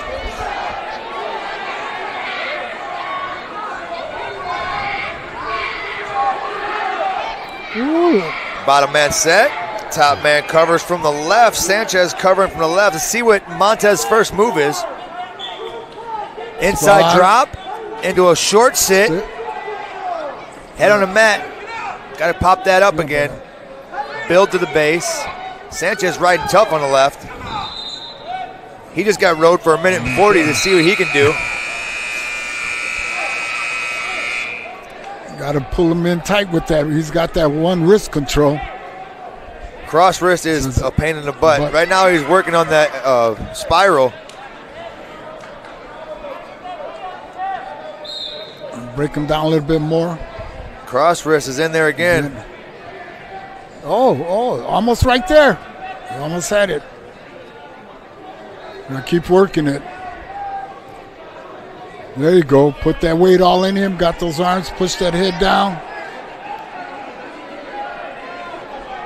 You don't tie your leg up. That's exactly what's going on. Oh, he caught him a little bit there. He tried to go scramble there. Didn't work. He was turning and burning. He's going to be careful. He's not putting himself in back. He is. He's going to give up some points. All I got to do is cross over right there. There, good. Good, right there. You got him. You got to write that head backs down. out of it. He's going to get some points. Got some good 3 points. Got 4 out of it. 4. That's going to give him a 5-0 lead. Montez is going to have to pull something off here. Maybe that minute and a half ride made him a little tired. Yeah. He's pushing that head down. Yeah, he's got his head on mat. You might get tilted here. Can't let those hands go. You can't let that waist go. You see, he's getting ready to come out of that bottom if you don't keep him tied up. Get that 2-on-1 on that wrist. Still holding that wrist, putting it down. Wrestlers Sanchez don't look is going to take this win. That's going to be it. Nice match. We can move over to mat 2 again. Actually, right here on mat 6. We'll go to mat 6. On mat 6 here, we have Darian Perez from Lake Central and Darian Kopel from Hanover Central. Get the Centrals battling it out. Here comes Hanover Central, going to get that takedown. He's got to throw that half in there. There it is. Now reverse. Got to put that half on. He's just trying to cross-face him over it. All right.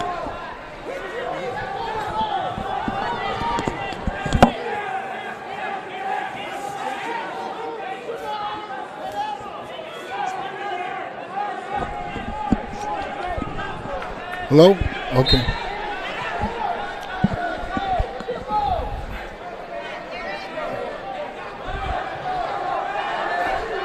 He's got that single leg Hanover Central coming over still. With the Wizards, there's going to give up the 3. He's going to get that arm out of there.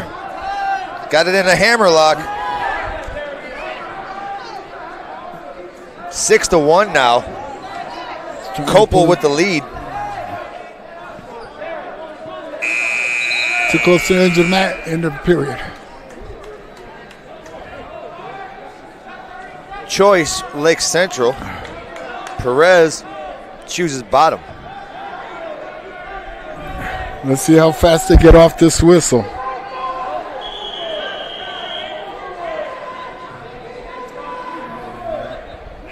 Top man covers left. Yep. Nice, got his arm free. Spiral half. Got him flat. Still fighting those hand control. He's trying to get him over the. There's that arm bar. Kopel with the hammer lock, working across. Oh, working for Chesterton here.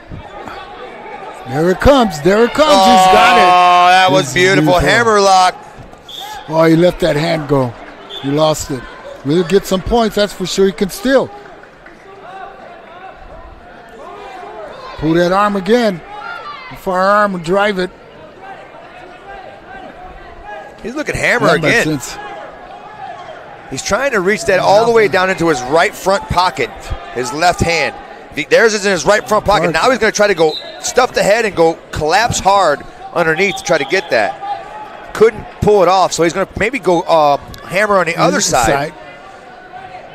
Here's where I like to do is extend the wrist across the mat and then go for the half. It's almost like a modified scarf. There we go. Reverse halftime. You got to rotate. Put that arm up tight. You got to get off your knees. Rotate the other side. Hop inside. Keeping that shoulder to shoulder. Keep going. Shouldn't have stopped. There he goes again. He's going to come back with another turn here. This sequence here, chain wrestling. Half, here it goes. No, not yet. Blood time. There's our 5th one. Got my over. I only count the ones I'm actually watching because I ain't going to lie to you. There's probably been about 8 other ones. I just didn't say much about them. I'm seeing kids all over the place with bloody things hanging out of their nose already. To all you cleaning companies, please try to work with us over here at Region Action Sports. This is a great spot for you to work your cleaning services.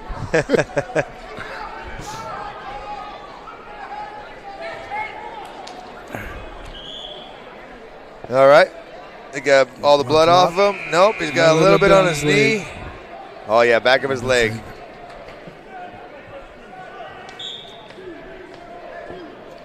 We got to clean it up a little bit.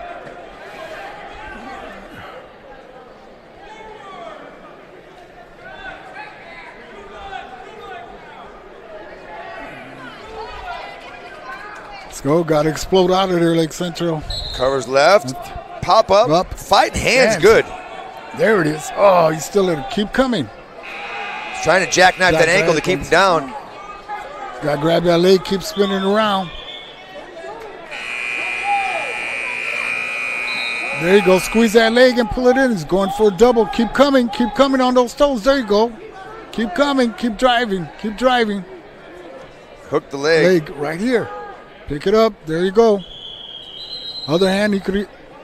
Timeout. 14-1 right now.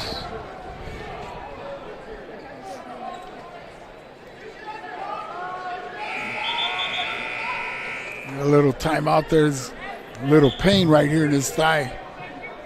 Something's happening there. Folks, still got a lot of time to come and see some great wrestling today. Lots of good wrestling.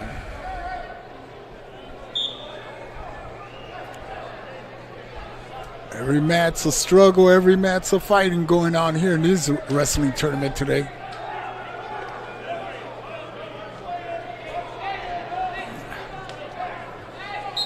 More blood time and everything. Since we have that, we will switch over to mat number 2,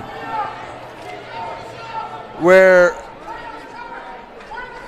Daniel McGill has a lead on Carlos Villagomez from River Forest. Daniel McGill, a senior from Hobart, undefeated, going against Villagomez, junior from River Forest, also undefeated. McGill is a hammer today. Heavy hands. Heavy hands. Nice. Came in.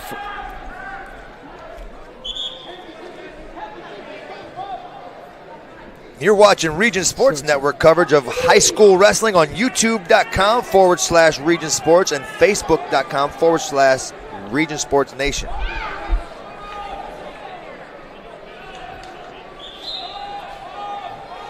Come in there with a little stance, River Forest. McGill, heavy hands is right. He's bringing them hammers today. He's got some anvils. Sledgehammer hands. McGill with a pass by. Almost had it. Really heavy on the snaps. Upper body workout today for McGill. Head tap. Maybe secure that wrist. There you go. He started to.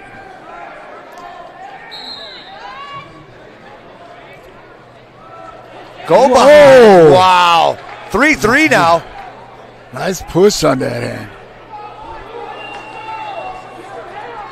Time's almost out. Keep it up. Hold on to him.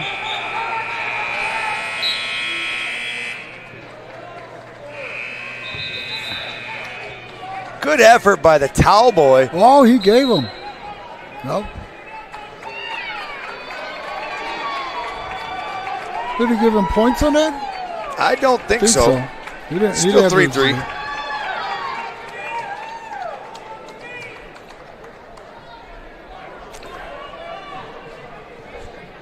Covers left. I'd be squeezing the heck out of his waist. Hold him down. Oh, nice movement. He really exploded out there. Sometimes I don't mind. Like, I'll pinch your belly if you're not ripped. I'll pinch your belly a little bit. Once I get a hold of that, those little love handles on the side help me get that over the. I think as you get older, you get the love handles. But I don't know. I see some of these boys overweight today. Yeah. That's why they call me Coach Cheap Shot. I'm telling you right now, I've got every trick in the book. You know, it's funny how wrestling has evolved. Back in the 70s, you did not have heavy hands, hard cross faces, or you would be called for that. And now it's open. Yeah. I don't know if it came from the collegiate level that dropped down to the high school wrestling. Yeah, I think it was more international. Yeah. If you're looking at the freestyle, the Cubans and the Russians are so heavy, and now you get the Dagestanis that are really like that. Japanese wrestlers are really heavy with their clubs. Every one of our wrestlers, you get Dake and Taylor, and one of our hometown favorites, which you can talk to any Olympian that's ever wrestled him, he's probably the strongest person they've ever wrestled, is Andrew Howe. His hand fighting and clubbing, He'd knock you into two matches ahead of the day. Like, oh, wait a minute, I wrestled? Yeah, you wrestled 2 times. Man, that club was good. I didn't know where I was at. Andrew Howell was one of the best hand fight wrestlers I've ever witnessed. And you can ask anyone he's wrestled. He was heavy hands. I just think how funny it's just evolved so much like that. Daniel McGill with a 4-1 lead now.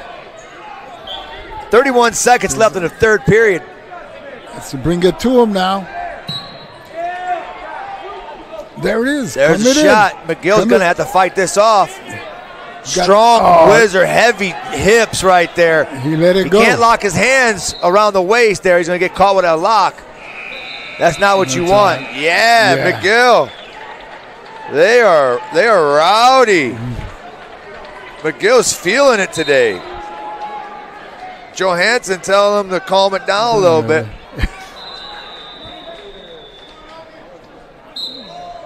I like energy.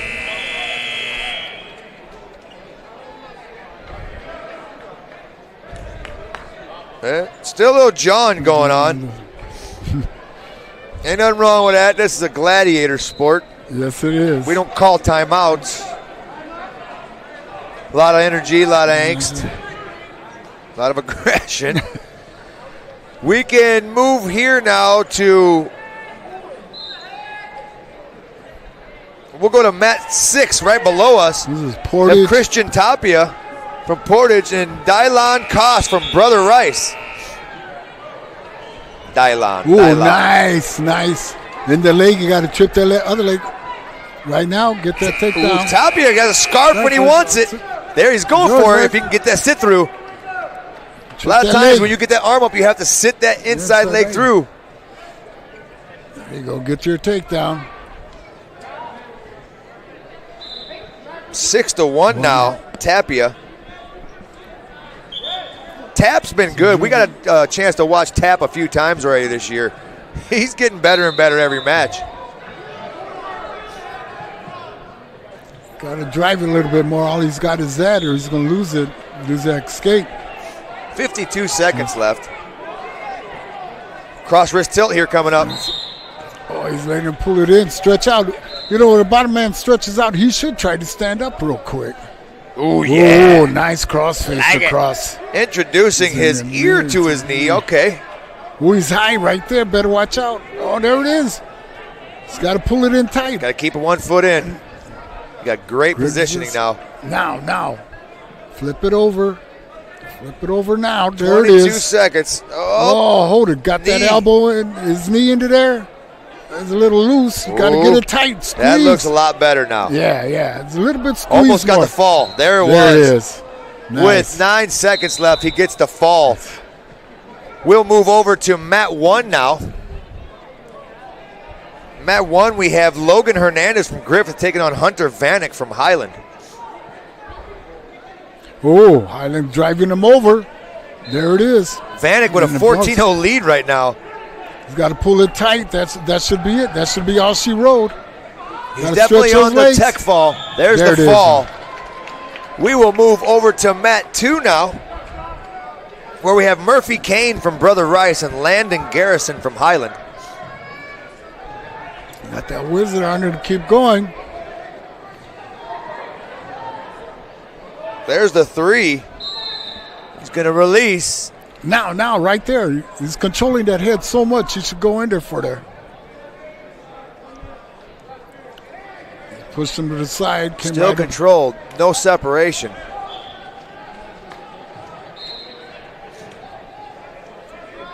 Looks like he could get a tilt.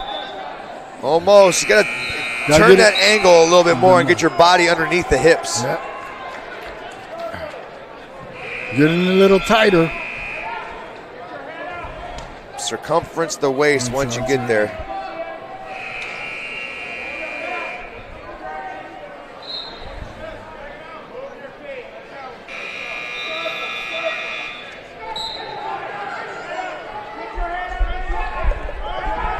Garrison takes bottom.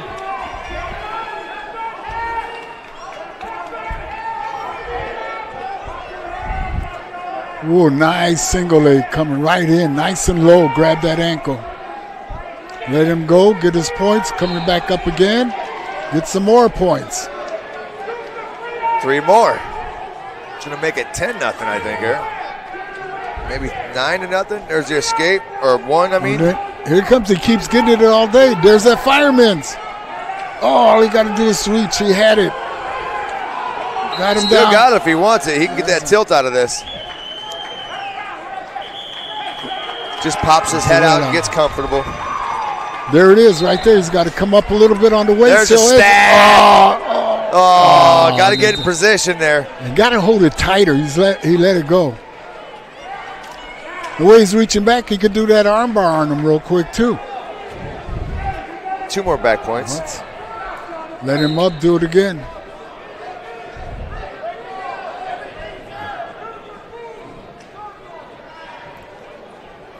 There's another one. Bottom wrestler has his head down way too much. He's being too controlled. You're going to stack him again. 3/4. There it is. Yeah, he stacked him nasty that time. Didn't even take a second. Landon Garrison with a nice a little stack pin there. It's really nice. We will move over now to mat number 5 right now, where we have Anthony Hinton in Hammond Central. He's undefeated wrestling Tucker Billerman from Perry Meridian. All he has to do is keep coming around. Billerman with a 5-3 lead right now. He's got that leg, keep coming.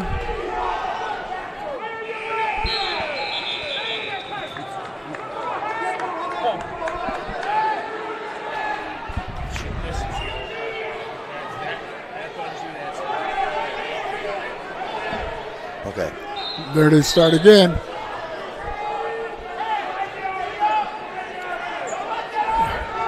Ooh, he's in there nice for a nice takedown there. There it is. He's letting that other arm go. He's going from a single. It looked like he could have got nice fireman's too.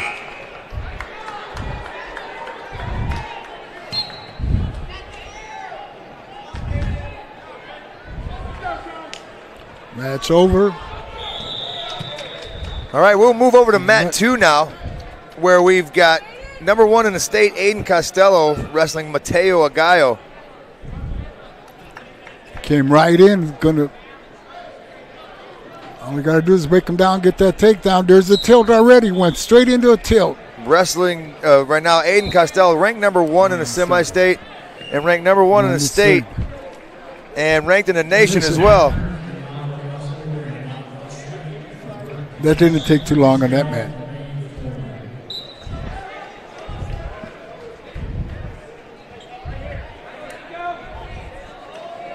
We'll move over to mat 5. It's Portage against. We got Michael Ortega. He's taking on Dominic Rivera. Dominic's a senior from Portage or Hobart, and Michael is the defending champ here.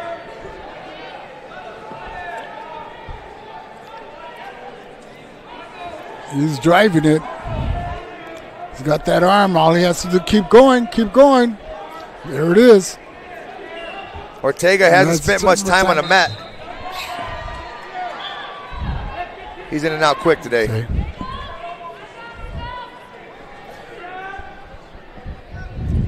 I wonder what the fastest pin is out here today so far.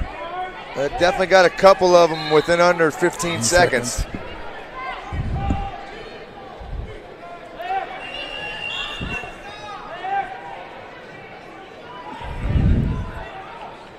We had a high lane over here at mat 6. Oh, he's going to get pinned right now.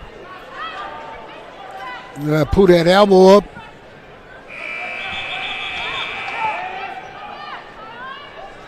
Working it and quick pin.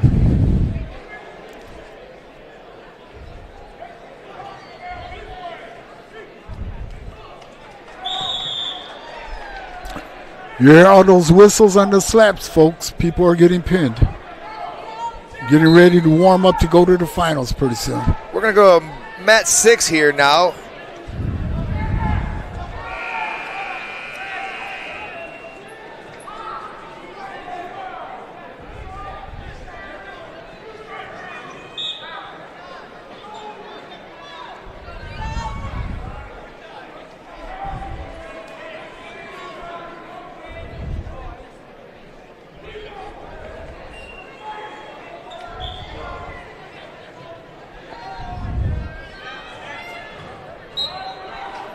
Portage against Griffith.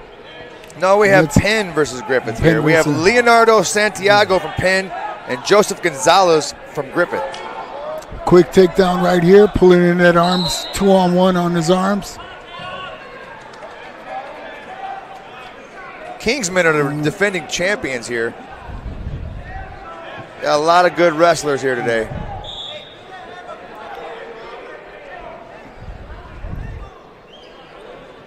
Got to drive it in a little bit more. He's working on that arm, pushing the head down.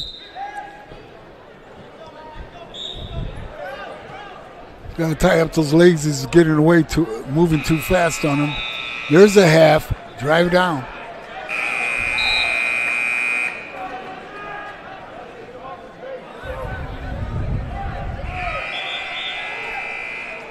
He's got that arm bar there now, working on it.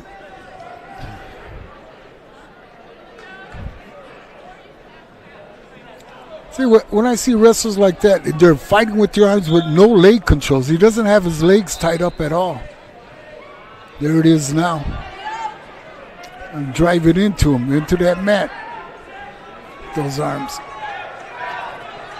Still working that cross wrist. Went suicide with it. I'm not sure what that one was. And keep coming in, driving it in.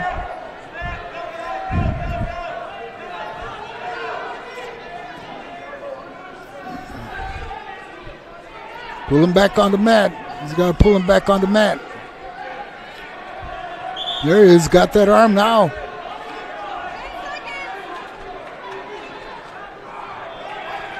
I think they're going to let. There's only a couple seconds left. They're close to the edge.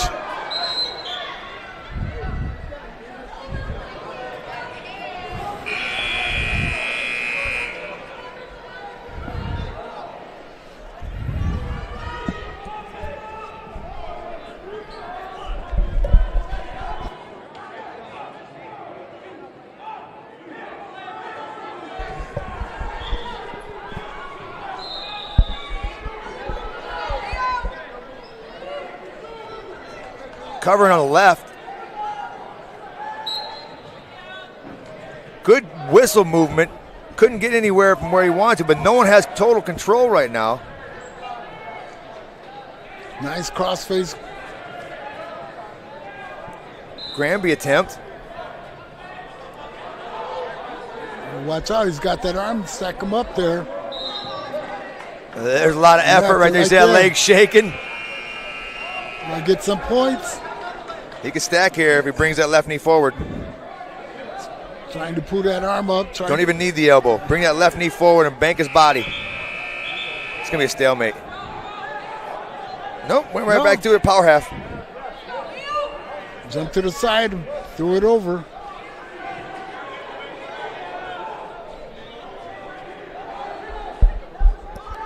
Still driving on it. Straddle ride. Got both of his knees on the outside. Stalling on green on top. Straddle ride. If you're riding parallel, they're going to do that. You're going to want to work the hips left to right. You can stay on the center if you want, but you're going to have to hop those hips. They used to tell us always just throw a quick half in. And the ref can't say anything. Yep, but nowadays, if your body is riding parallel with theirs, they're going to hit you with stalling.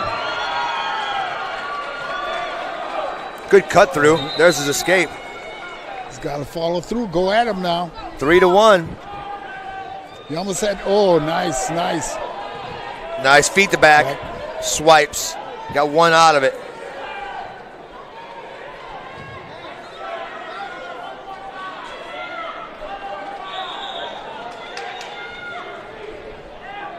He's got control of those arms pretty good.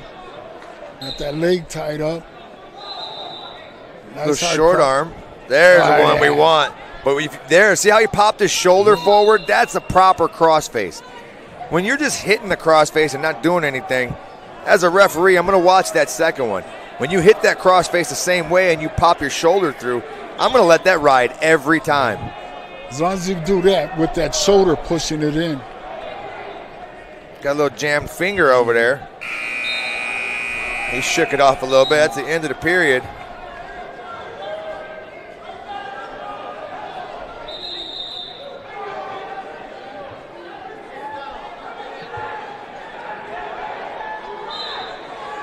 There's nothing like pulling those fingers out of the socket. You ain't lying. I still can't get one back in. Yeah, get some points on top there. Keep moving. Nice escape. Constant movement. 6-1 now. Go behind opportunity. There it is. You should have shot for the other leg. Power half. Putting it in there tight. No pressure on the legs. Easy to come up right now if he wants.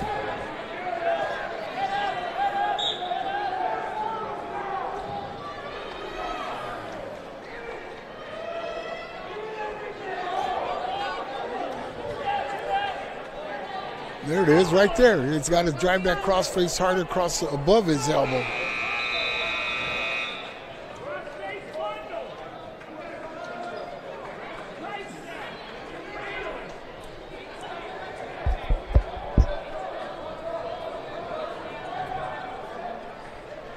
A little higher on that crossface would be nice.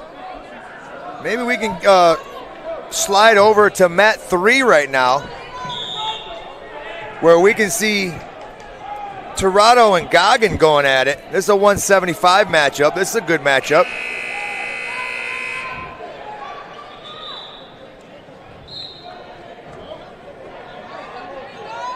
Shot real quick. Quick takedown. He went on the right foot.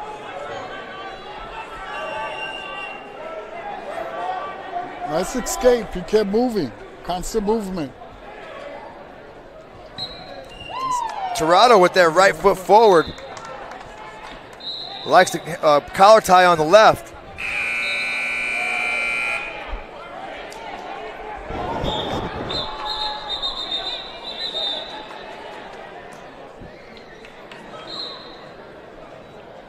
Nice sprawl back. Good sprawl, go behind. Oh. Nice Can't movement. shoot a far double on Tirado. You got to make sure you're close if you're going to shoot a double on him. You got it for the tilt already?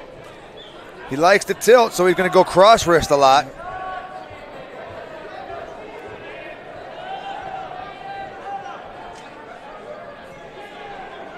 Didn't have very good pressure on the top, so getting out from the bottom was easy for Goggin from Brother Rice. Goggin down 6-1 to Emilio Tirado. Tirado, There's the tough ankle wrestler right here in the last couple years.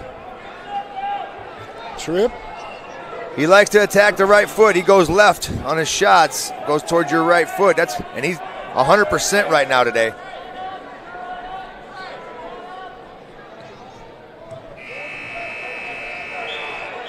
Winging on the right, barring on the left, running and searching. He's powering that over. He's got, he let the arm go. He had to let it go. He released too much on it. So you get 3 back points and 1 escape.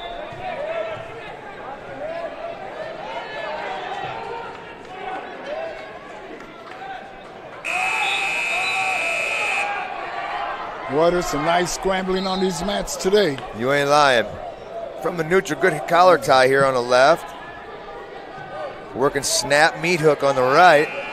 Tirado fighting hands really well. Went double backside.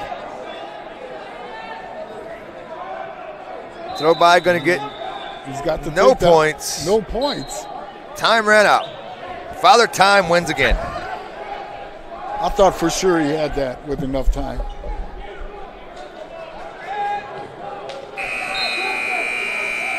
Tirado looks to be taking bottom. He's got an 11-3 lead. Let's see what his first move is from the bottom.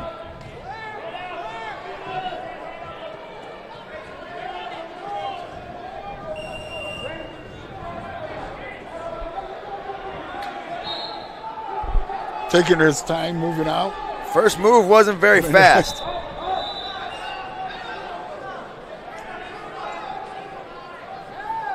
Brother Rice, if he wants to throw the boot in right now, it'd be pretty easy. Here comes that stand-up. Oh, no. He tries for a Grammy. It was a little sloppy, but he still worked.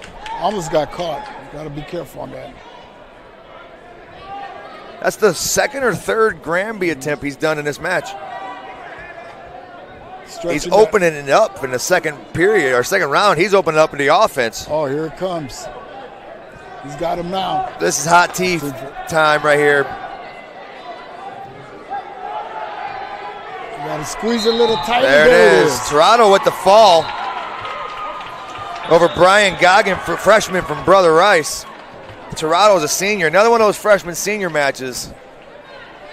That's good experience for the freshman. It is. All right, we will go over now to Mat 2, where we have Hayden Mansilla from Hobart wrestling Jose Hernandez from Lake Station. Hernandez 7-0, Mansilla 2-0. Mansilla, a nice new addition to Hobart's wrestling team. I think he previously wrestled at Boone Grove. He's got the legs nice and tight. He's trying to get those underarms and stretch them out. Now he's doing the half under, trying to pull him over. Working the legs in. Mancilla's long. Good pressure, keeping him forward, keeping his head on the mat, trying to get his arm out, stalling on the bottom. He wouldn't let go of the arm. The ref hit him with it. Chooses top. We get the picture.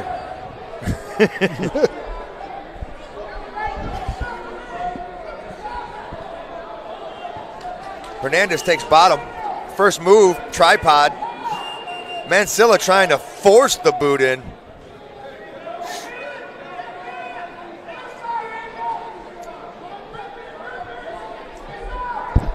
Cover left or right? Cover left. Arm chop left. Cross wrist right.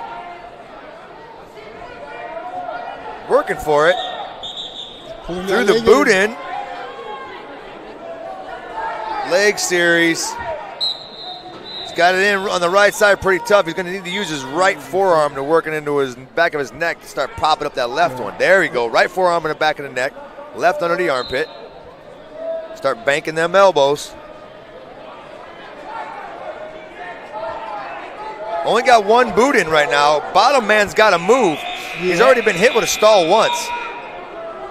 He's not even trying to rip the half off at all. But up to his base, he needs to start coming up. Half, bar and run. He's going to pop that leg out and maybe go for it. There's that crossface. Stalemate. Oh, stalemate.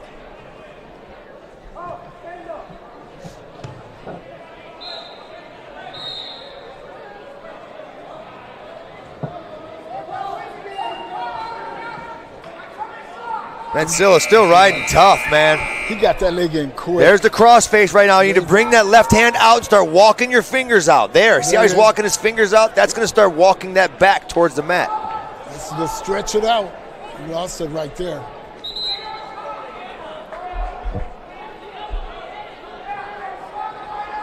Six to 2 still. Mansilla with the lead.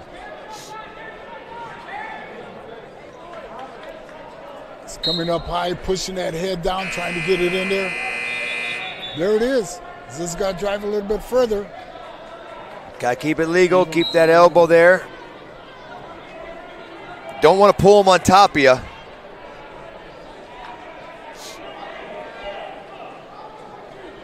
It's a little high right there. Got one boot in still.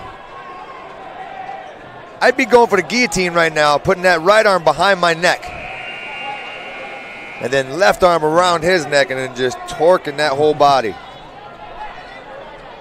End of the match, Mancilla's going to get the lead. We'll stay here on mat 2. We got Aiden Granger coming up. He's undefeated still right now today.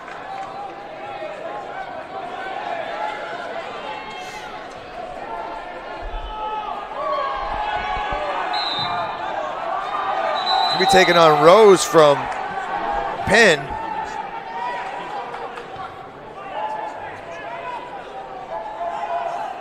Or is that Griffith?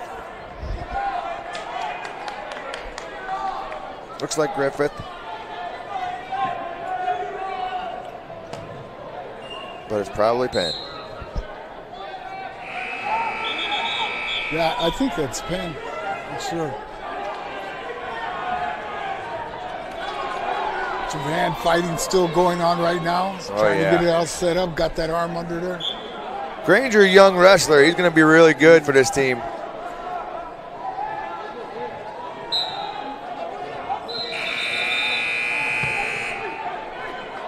He's got that leg. There he goes. He's getting out in between his legs, and now he's got a trip. Pick it up high for the slide. Oh, he couldn't have a Turk there. Couldn't keep it. Ryan Rose from Griffith taking on Aiden Granger.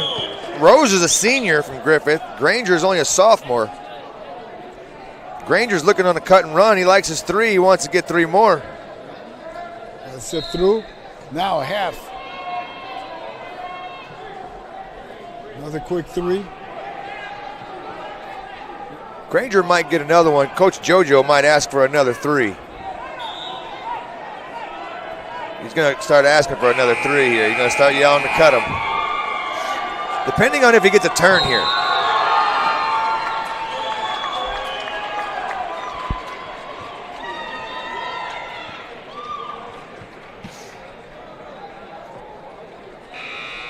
Ride time was a fact. There'd be a couple pretty good wrestlers showing their offensive skill.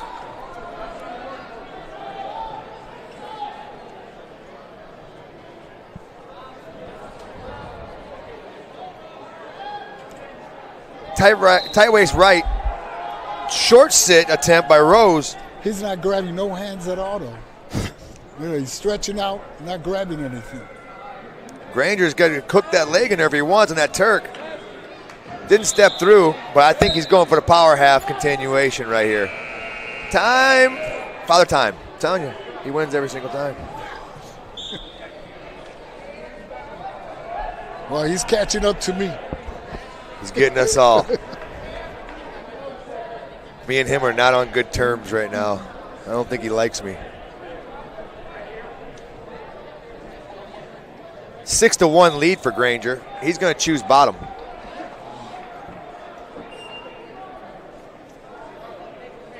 Comes up, back down to his base. Got to tie up those Pops legs. back up, got the cradle locked on. He's still going to come through on it. Get his escape. That's 7-1. Here comes another takedown through the half. Circle around to the back. Now he should. There's 3. Half Nelson's going to come up right now. Search for that half, or you go cross face, cross shoulder half.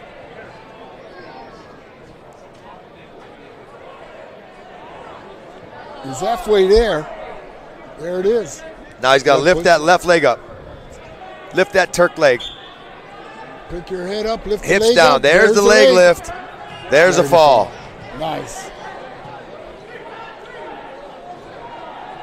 We got another good one here on mat 2. We'll stay here. We got Bartosik coming up.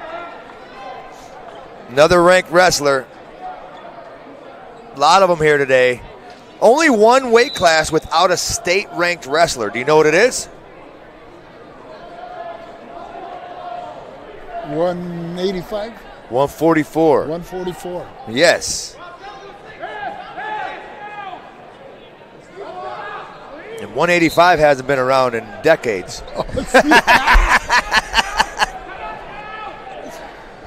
Don't feel bad. They switch it every 5 years. Jaden Bartosik, one of my favorites to watch here when I come here. He'll be taking on Horner from Perry Meridian. Quick 3 for Bartosik. Here comes a snap down again to come in. Both seniors. Corey's got his hands full right now with Jaden. Jaden's going to get another 3, cut and run. 2:15 cut and run. Those are evil.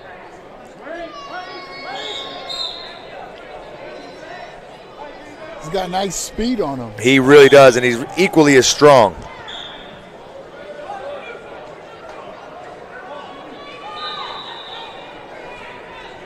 Work it back to the center, still sizing him up. Good snap. Setting him up, there it is. Good job. Knee pick on the right side. Threw that arm by. Maybe near side.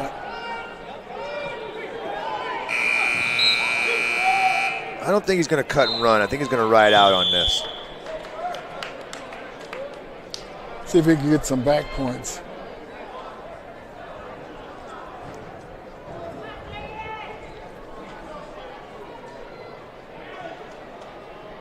Still riding heavy on the right side. Imposing his will right now.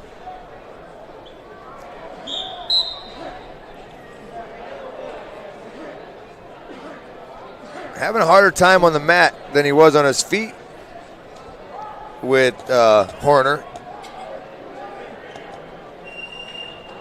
Maybe he's resting. Just an update real quick. The team score has Portage at 98. They're in the lead. Hanover Central in second place with 80. Griffith in third with 73.5. Penn tied with Griffith for 73.5 for third. And Hobart in fifth place at 71 points.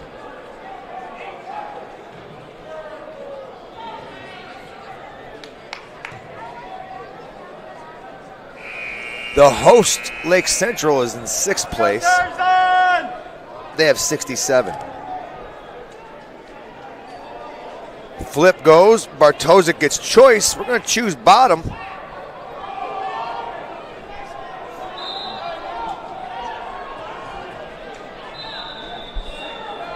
Explode on the whistle. He comes out for a stand Hand fight. He's going to have to return or he's going to get called with a stall. There's your stall.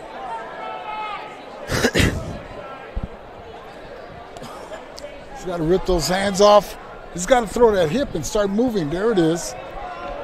1 point escape. That was a very effective one for him because he got a stall and a 1 point escape out of it. Then turned around for 3.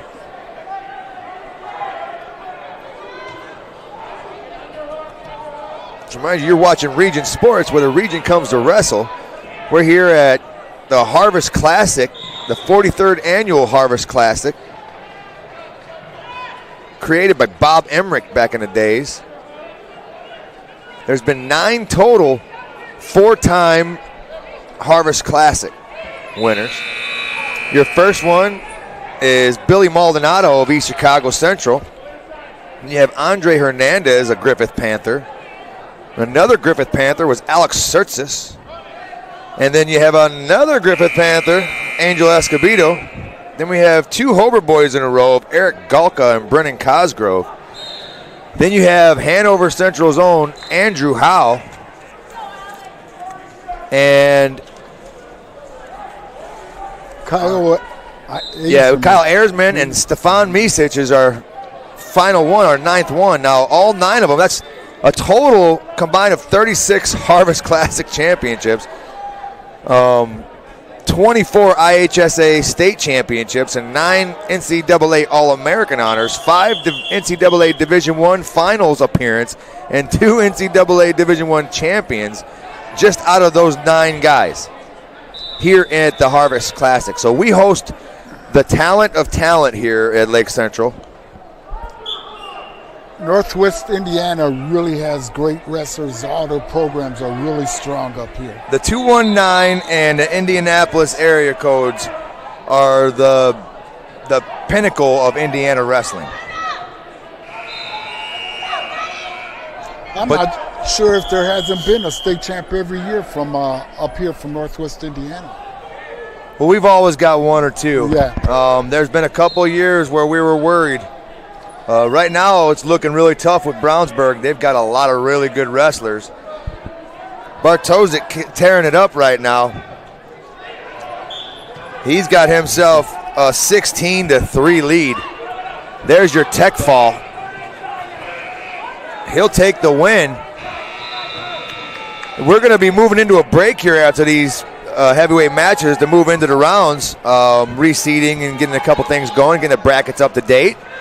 And we'll come back after that, but we're going to keep plugging away here with these heavyweight matches. Right now, we can go down to mat 6. Jeremiah Henderson from Calumet and Alex Luna from McCutcheon. Luna, another really good wrestler. Senior, undefeated this year. wrestling another senior in Jeremiah Henderson.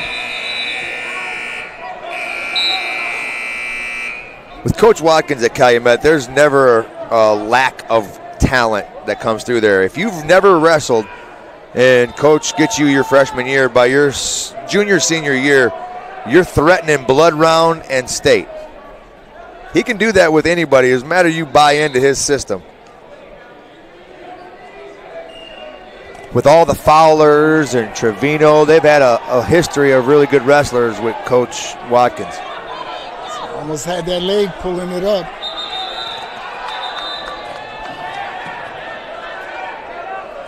Working the ring now. Luna clock watching. There was no clock where he was looking though.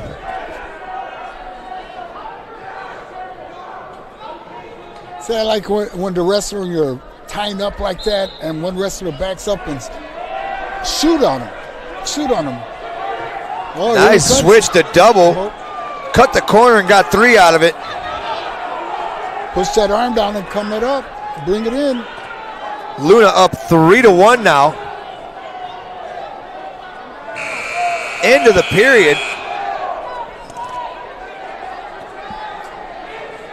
Ooh, look at mat 2. Off the mat. Choice Luna. Luna's going to choose bottom.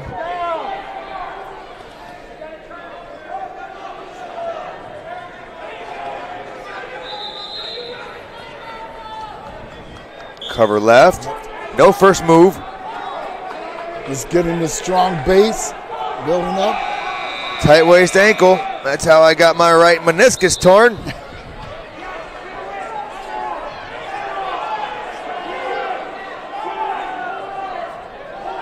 He's a little high on the top. With those big guys, that pressure though. A lot of weight. Cut through. Gonna get his 1.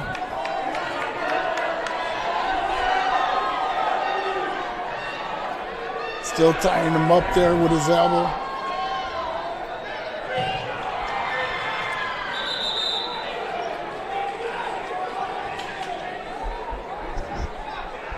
A lot of hand fighting still.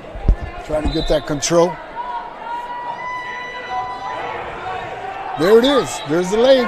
Coming in. 3. He's got 1 toe in. Throw a half. Throw a half. If he can bank that elbow and pull it.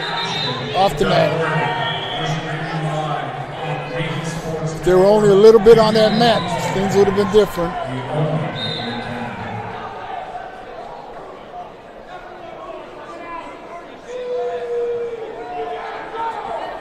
Bottom man set. Top man cover. First move was an arm chop. Got him to his hip, which was the point of that. Now he's keeping the elbow cocked so he can possibly go bundle. There it is. Got not enough balance. If he hooks that leg, he had himself a fall. There's the hook of it, but he's got to hook it with the other one. He's got to tie that leg in over there. He might not need it if he can just keep muscling this, because it looks as if he wants to go. If he can hop that left leg back onto the other side, and when he starts torquing that, step inside of his other left, the opponent's left leg. Yeah, I would have let the leg go and just tried to pull him over. Jump to the side. Right there. Keep driving.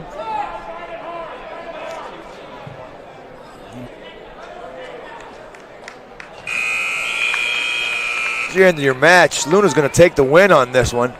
We can move over to mat 2 right now, where Luke Juris is going at it right now with Hammond Central. Luke, again, one of the big dogs here. Luke's ranked number 8 in the state, number 3 in the semi-state, which shows how tough it is at the heavyweight area here. Luke is a heavyweight that will run boots on you. Just ran himself a nice crossface and is running bundle here. There it is. Little barbed wire action. Keeping it safe, keeping it cold and slow, where it doesn't taste good at all. He's bringing him over. Oh, he shouldn't have turned right in. He turned right into it.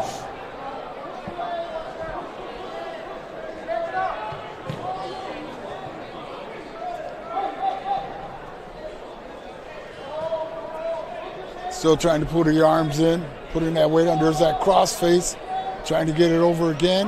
Bundle again. He wants to get his shoulder a little bit down and his elbow below his cheekbone so he can start cocking that neck up a little bit and get underneath the jawline. It helps him turn a little bit.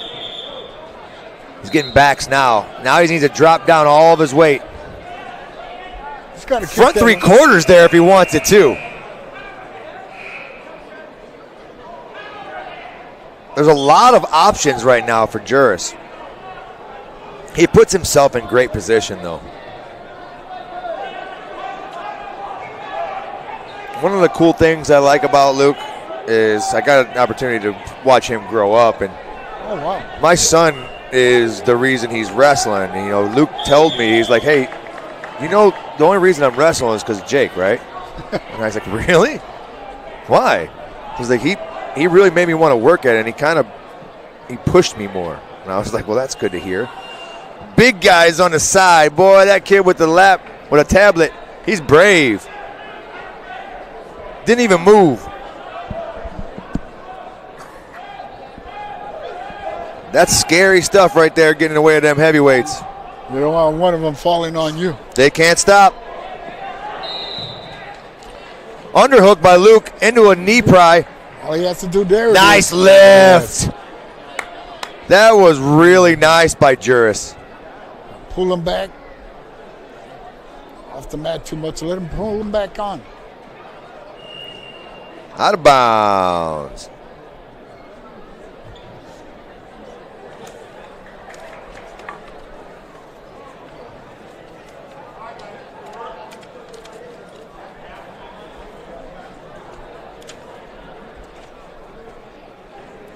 Cover left.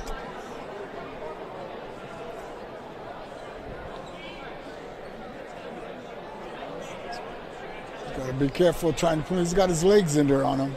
Where's that hard crossface? There it is. He's trying to work that crossface in there. He's going to short arm it here. There it is. Short arm.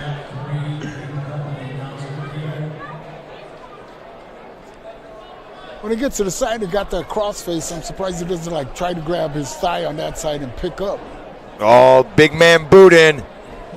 Yeah, he's keeping the head down. Get a little physical there. He said, no, keep your head down. Push it down. Grab the other one. There it is.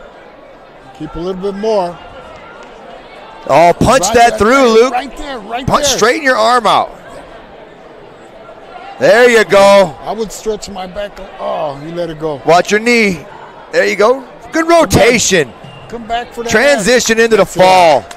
Great job. Luke is the last match of this round. We'll take a break here, and we will be back here in a few minutes when the next round starts. You're watching Region Wrestling, Region Sports, where the region comes to wrestle. I'm Danny Bell. My man Rudy here. We'll be back here in a minute.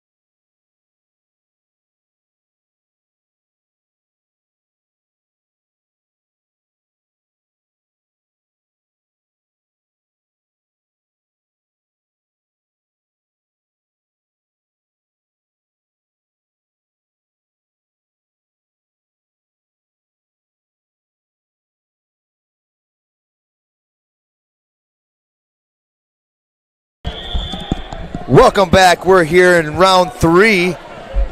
Danny and Rudy back at it again. We are here with the Lake Central Harvest Classic. Popping off on round 3. We got a lot of good matches. Now that we're getting into these, you're going to start seeing these ranked matchups.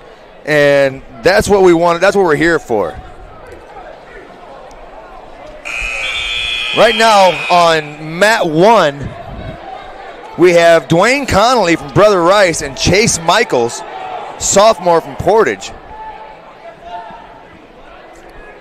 And they're jumping right into it. Portage is over there. Just got myself a really cool shirt from Luke Juris from Hobart. It says Lucamania. I thought that was pretty cool.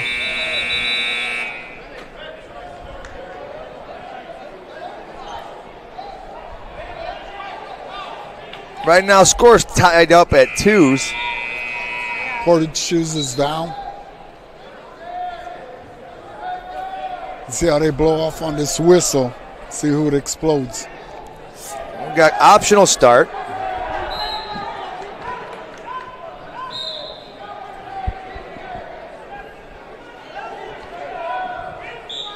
Got a ball and chain. He's trying to work it in there. Got one hand out, Portage.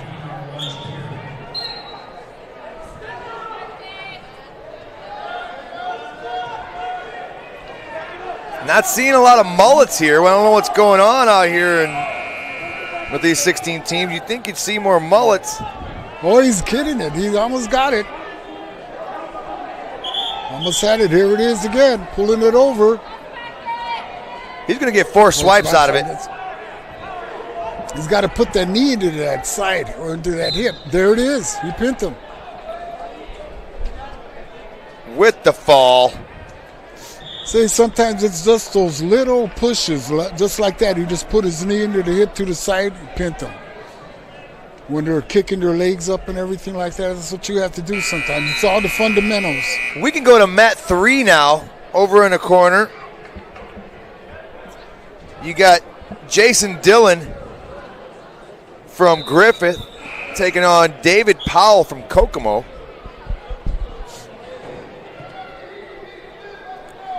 Don't get a lot of opportunity to see a lot of Kokomo wrestlers. I was going to say this is the first one I heard so far. I think we had a champion from Kokomo last year. It was Gabe Newland at 138.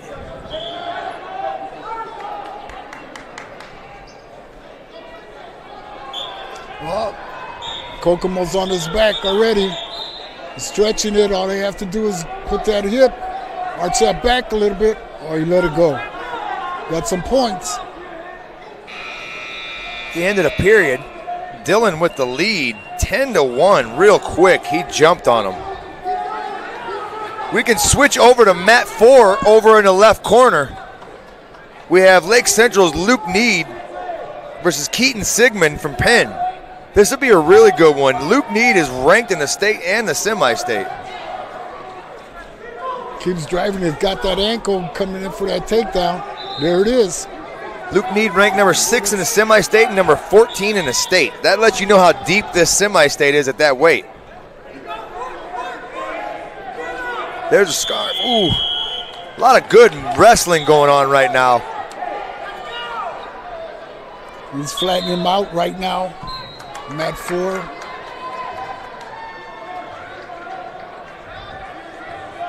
Working that cross wrist. You're going to see a lot of cross wrists at this when you get the better wrestlers out there, because there's a lot of opportunities to control your opponent and get a lot of easy tilts. Oh, got a blood tie maybe. Yeah, buddy. That's the 6th one. Well, I'm 5-0 now on my blood time.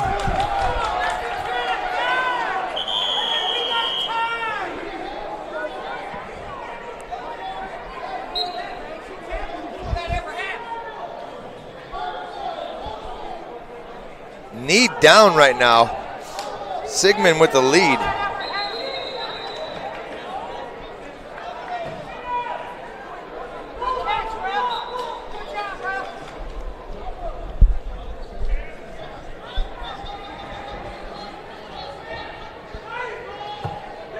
Blood time still going. We can go down to mat number 4 or 5 right here.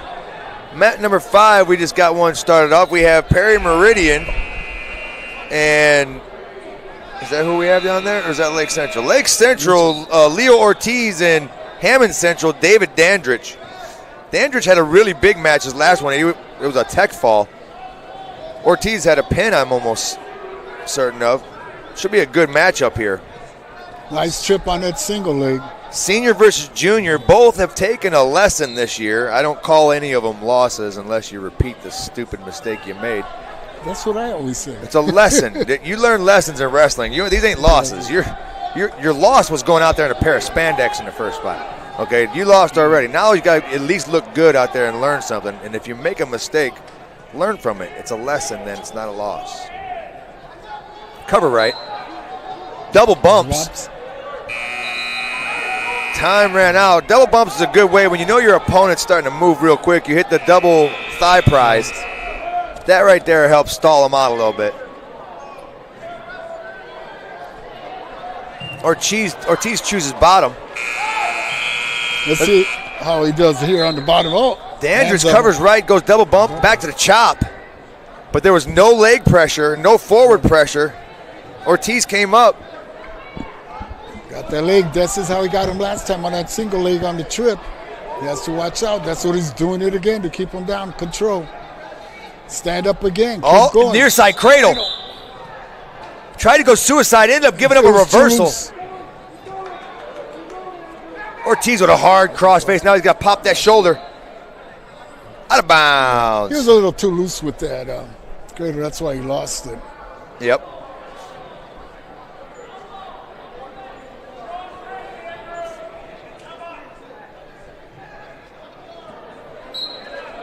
There's breaking him down again. Got to hold on there. Good lift. Gonna have to swing that leg back in, crack down.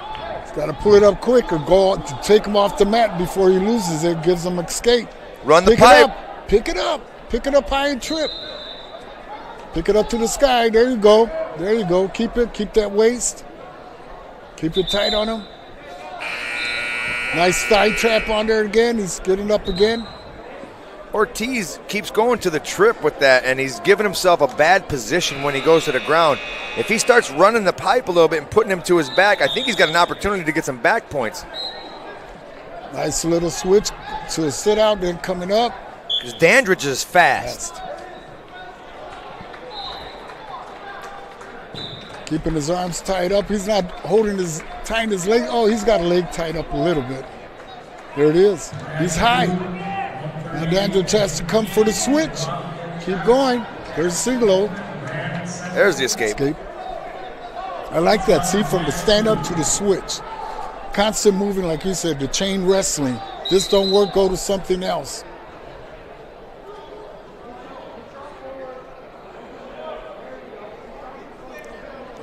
Both up. Getting a little talking to.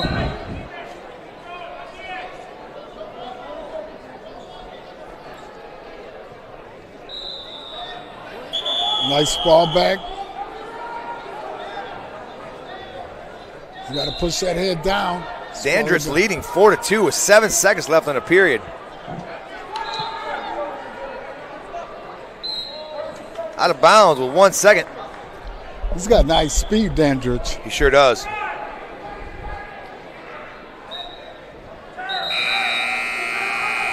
Third period, choice will be red. Red chooses bottom. That's Dandridge. He's got the lead 4-2 right now. He's looking to extend this lead. Whereas in Leo Ortiz looking to get a turn here. Ooh, referee let him get away with that. He's not his job to support your weight. There goes the escape. Keeps pushing it, keep pushing it. He's got to put that in, get that cross face. You better watch out, he's going to get caught. Extending that arm.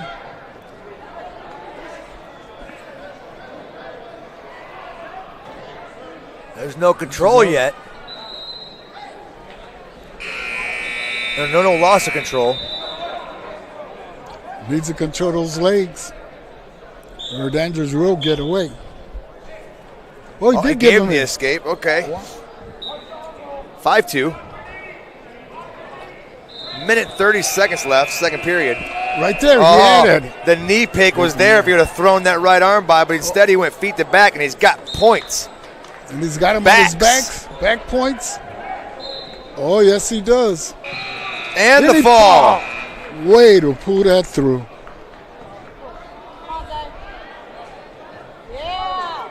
See, when you get taken down there, I always say get back to your stomach as soon as possible. Leo Ortiz with the win right there.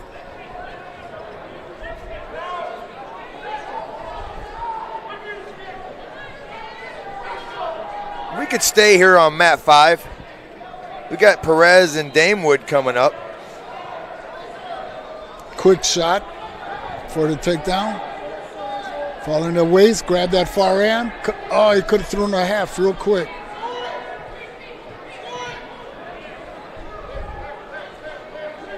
Nice crossface. If it don't go that way, right above the shoulder, there it goes. He's got to drive it. Pull it in, pull that arm in. There it is. Keep circling. Better watch his balance, though. He's going to give him that escape if he doesn't watch it. Got the escape. Yep. Damewood with the lead now over Perez, 3-1. Damewood, a junior from Kokomo. Perez, a senior from Lake Central. Got that wizard in him real quick. There's that trip.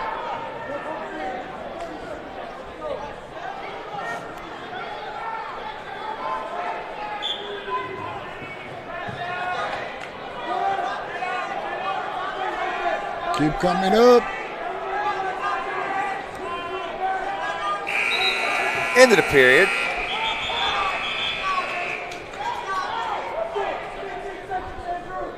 Green choice. Green chooses bottom.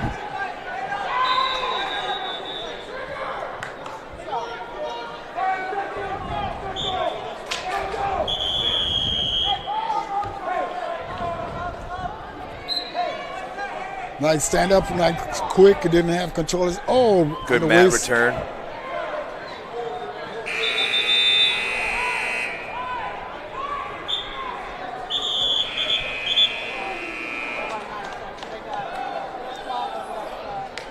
Gotta keep moving, gotta keep moving. It's not grabbing with anything.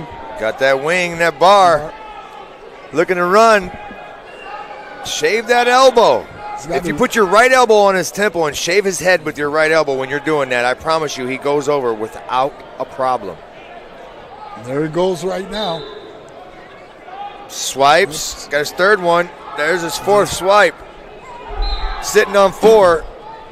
Nice bridge. He's just got to tighten it up right there. This is where I like to call hot sauce. You throw your chin in, whatever position, whatever part of the body is raised off the mat. Throw a little sauce into it. If you want, you can throw the whole bottle of picante. I'm all right with that. He's got his legs tied up really nice. If we could switch down to mat 6 right here. We got freshman Jacoby Moore wrestling. You know, that's a really good match for him, being that he's going against Isaiah Bukama. Now, Bukama from Hanover Central, he's a stud, okay? Jacoby Moore, freshman, coming out. He was a banger in middle school as well. So it's cool to get a chance to see these two facing each other earlier in the season, because I promise you they will see each other a lot. Lake Central just got pinned in that match. Bukama's a sophomore going against a freshman, so for the next 3 years, you could see these guys right around the same weight. They'll be meeting each other. Bukama cover left. Yep. Moore fighting off everything from the bottom. Still staying wide. He's trying to get that right there. Quad pod into a Granby, keeping the elbow. Fat man roll. Hooking the leg, trying to come out the back door. Can't lock them legs. Still stayed in with the boot. Good fight by both. Moore being tested here. You gotta use those hands a little bit more. Use that sprawl. There it is. He's up the tripod. There he goes. There's his escape.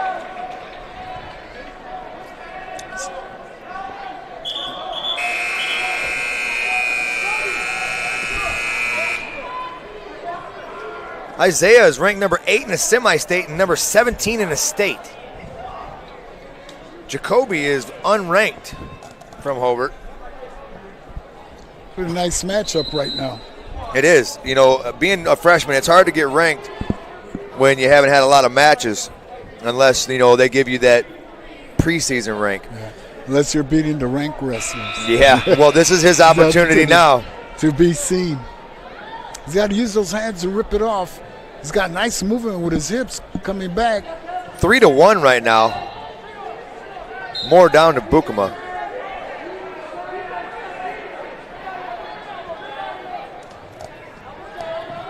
Coming out the back door, he's going to get a reversal on this. Nice, got to keep control. Crab riding. Keep control of it. Leg over to arm. He's going to trap that arm. Moore's going to have to be careful with this. If he keeps that boot in, he's good. There, he got it out. 3-3 now. Oh, there's some points right here. He pulled him to the side. Back points. Unranked Moore putting ranked, state-ranked Bukama to his back. Gave him 3, 4. He still has that leg tight in there. He's got to pry up. There should be 7-3 now. Push that head down. Keep that control on him.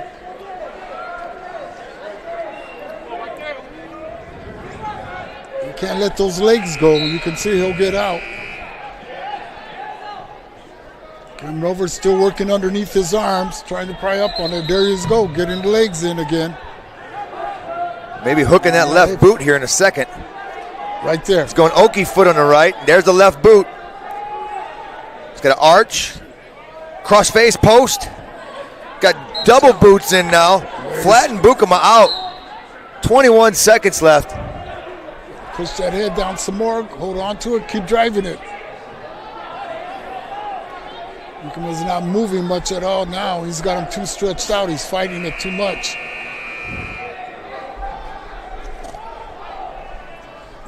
Still working on it. Still hasn't let it go. Good heavy ride, yes. Yes, good ride.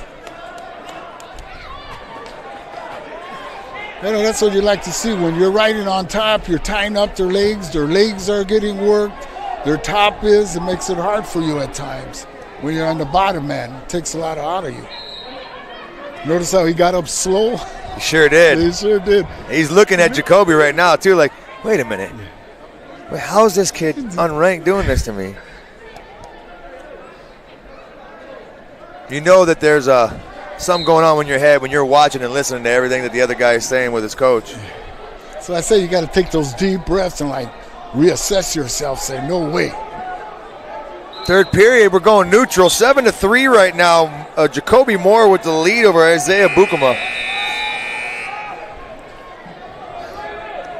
Moore feeling the confidence right now. Good defense. Heavy snap by Isaiah. You're still staying in the center. I like. Oh, you gave him that into leg. A shot. Moore got caught fixing his headgear. Still staying strong. He's got Jason Nolf, little Winn-Dixie here if he wants it. He's stretching his back. Little leg cradle almost. Almost had it. He's got a hook from the inside. Scoot off if he stays inside of it. Still no points given up yet. I say scoot off the mat a little bit there.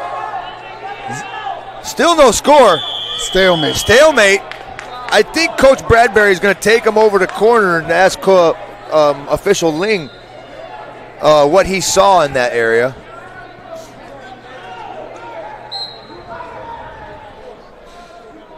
Trying to go to bat.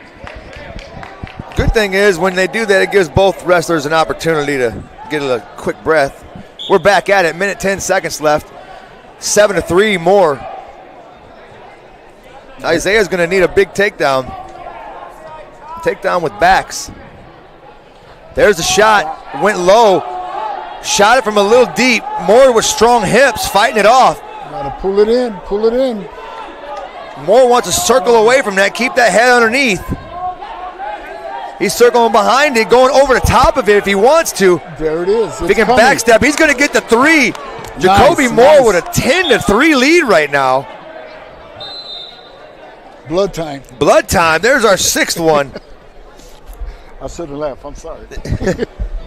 That's part of the sport. Yeah, there's a lot of blood, man. That's why one of the favorite things about not having a white singlet.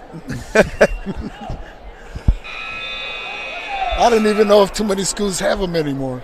No, but boy, do they look sweet when they got them on in the finals. Oh, boy. Back in the day, that's when we used to have the white ones. We used to wear tights underneath. Yeah. Yeah. With little knee pads that built into them. I mentioned it to someone, and they looked at me and said, tights. Yeah. Not nylons, but tights. We're in cleanup right now. Blood time has stopped. Hobart's doing a great job. He's doing a good job. They might have to look at his ranking. Well, I talked to Coach Johansson on the Pinfall podcast about maybe Jacoby Moore possibly being able to crack the code to get to the bank. You know, they got a couple really good wrestlers with Mata and Aubin down there. And McGill, there's good people for him to wrestle with. So there's a good chance with his the training and the partners he has in the room that he could make it down there. And if he doesn't do it this year, I do foresee him in the future making a trip. Yes. His father helped run the program for the youth program for so long, helped with the feeder program. He's got to hold on to that leg. Going to be a reversal now. 10-5, 23 seconds left. He's going to have to cut and run. More smart shooting back on. I don't know if he even got the escape on that one yet. Still red control. Still red control. 6 seconds left. Moore might get himself a reversal back on it. All you got to do is put that head over the leg. Nice match where a freshman wins a ranked. Jacoby pulling off the upset. Unranked Jacoby Moore beating ranked Isaiah Bukama. That's ranked in the state and the semi-state. There could be some changes going on here. Good to see the young guy really pull one off there, moving himself into the quarterfinals. He really pushed it.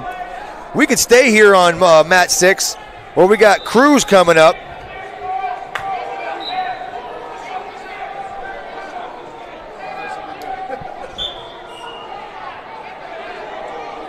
We got Brady Vance, Lake Central, and David Cruz from River Forest.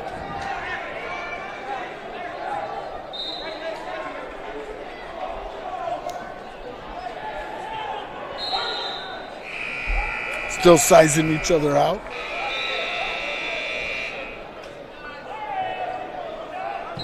Dominic Rivera with a quick fall over on mat 5 for Hobart.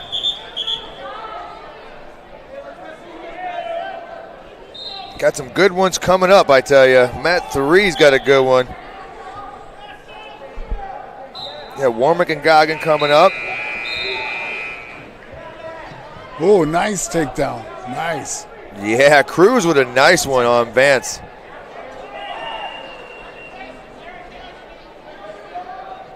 Cruz is a sophomore from River Forest. Vance is a sophomore from Lake Central. Are you guys running track wrestling? No. Are you? No. We're live right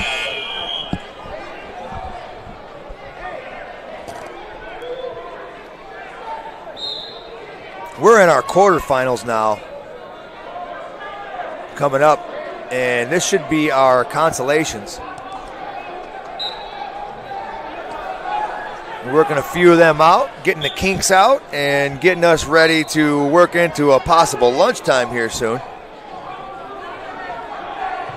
Once these consolations are over, I'm sure they'll go into the lunch break, and then we'll come back for our quarters and our finals. We're moving right along today. In the third round already at 12 o'clock. Oh, nice spin around.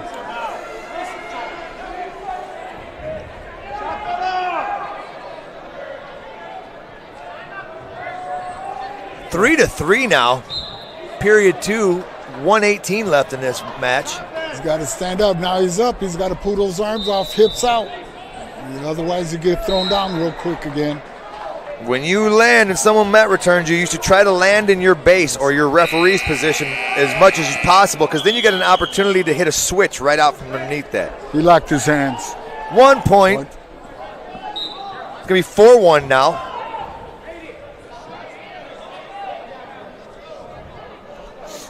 Optional start.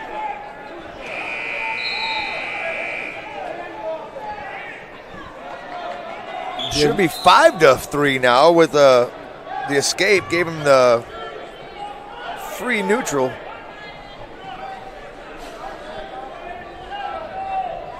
It was 3-3 with the lock in hands. It should have been 4-3, and then with the escape should have been 5-3. They only have it as 3-3 on the score. So they both had a takedown so far, haven't they? They did.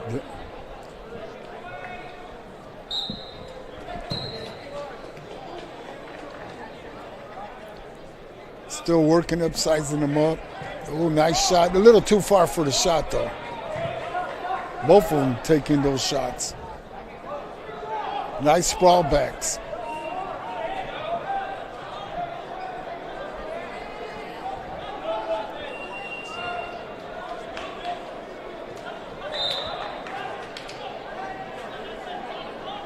A lot of head taps. End of the period. That's going one into the third period, not at 3, I guess. That's one of the things in the practice besides spin drills, sprawl backs. Get that yourself in shape with that. You know, before the sprawls too, start working on down blocks and a lot of that stuff. You know, your head is your first line of defense, and you want to make sure that your head level is matching or going lower than your opponent's, or your sprawl is going to be ineffective every time. Another point escape. 4-3 now. I guess the escape's worth 3 points. This is now 6-3. They just keep throwing numbers up there. Like, I'll score the first round in the third period. That way they can figure it out then. That'll stop people from clock watching. Nope, now it's back to 3-3, and then the other side has 6 now. They'll figure it out. You think with takedowns now being more points, it's changed more now in wrestling where they're both basically now more as your takedowns going into it?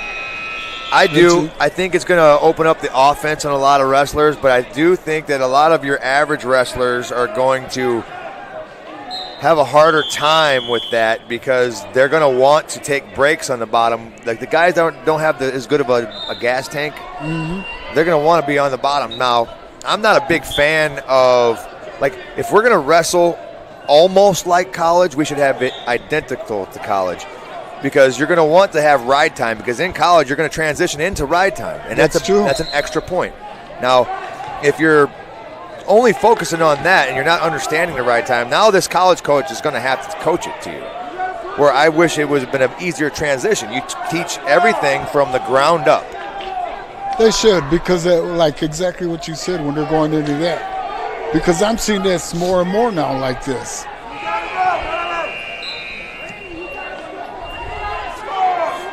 It's fun watching the attacks, though. I'll give them that. Cruz with a lead now, 6-3 still. Both still fighting for that takedown. They got to come at it now. He's got 10 seconds. Vance better pull it off. Right there. I had that leg. There it is. Ooh, went off the mat. Cruz staying with it. Right here. Just take a shot. That's the match. So David Cruz is going to get this win here, 6-3 over Brady Vance. We will move over to mat number 4. Right now it's 11-10 in the third period. Scoreboard's getting flexed. Anthony Hinton from Hammond Central going against Landon Garrison from Highland. He really exploded on that stand-up, but he didn't put his leg out.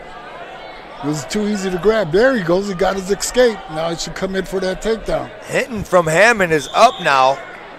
He's up 12-10. Watch your bounce. He's trying to... Oh, headlock area. Look, another blood time. Oh, no. We switched to it and got blood. There's number 7. Yep, he just stuff it back up there and you're good. We almost had that before they went off the mat. Yep. 12-10 right now. Hold on. Hinton from Hammond Central with a lead. There goes.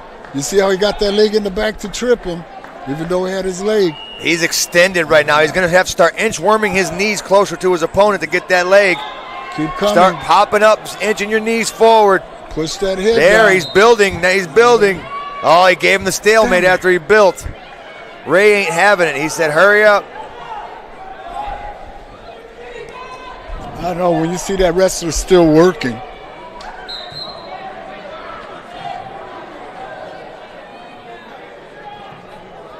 Oh, nice dump. Nice. Got to follow through. Way to hang on by Garrison. Saved himself some points there. I thought for sure he had him down. Oh, now this Beat time he the got back. Now Hinton put him to his back. Could be a fall. Here it comes.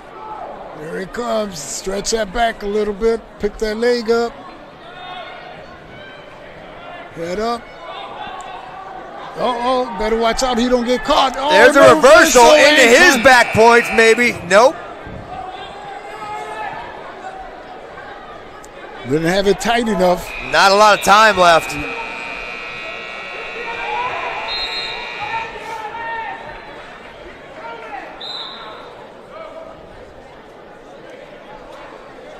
Back to the center.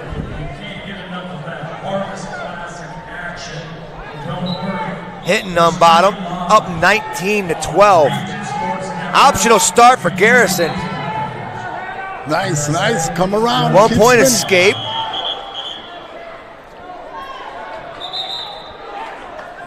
There's 3. 20-15 right now. 35 points scored in this match. Like I said, that scoreboard, it's not a good day to be a scoreboard. Oh, and he took the win, got the win. 35 points scored in that match. That is amazing. We're rolling right along, up into 175 matchups right now. We're going to switch over to mat number 2.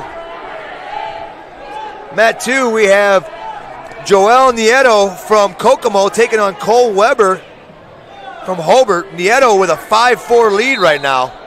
Let's give him one right now.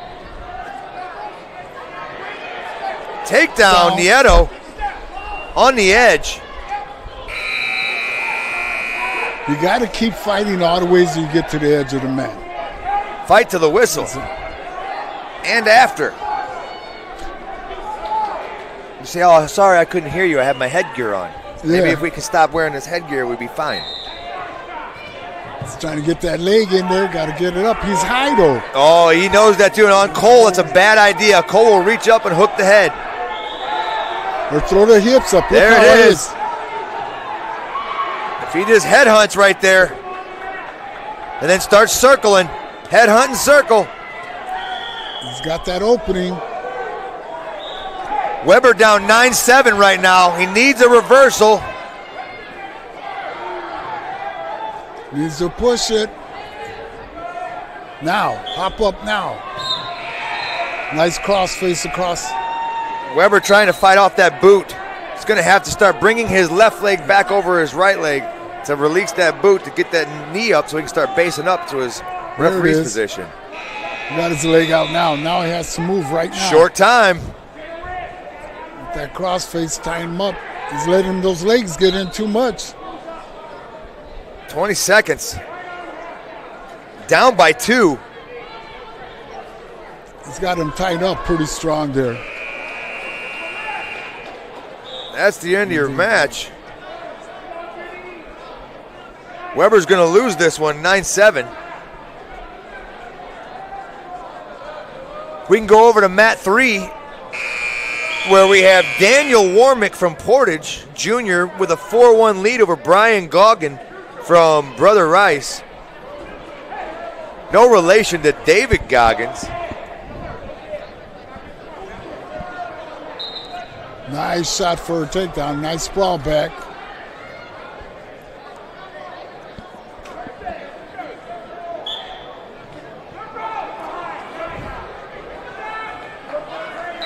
Nice circle around for the takedown. Wrestlers, that spin drills really work. Stay on those toes. He's going to get a reversal right now. Keep driving. You got that leg. Hooking that, trying to get his boot around him. That's difficult in that position. It is, right there. Feet to back here. Reversal to back. Through that back door. As their coach is screaming, keep moving. That's what you got to do. Good head pressure there. Keeping his head in the mat. He's a little high though. When he's there, right there, comes an escape coming up right now. You're going to go right at him. 6-5 now.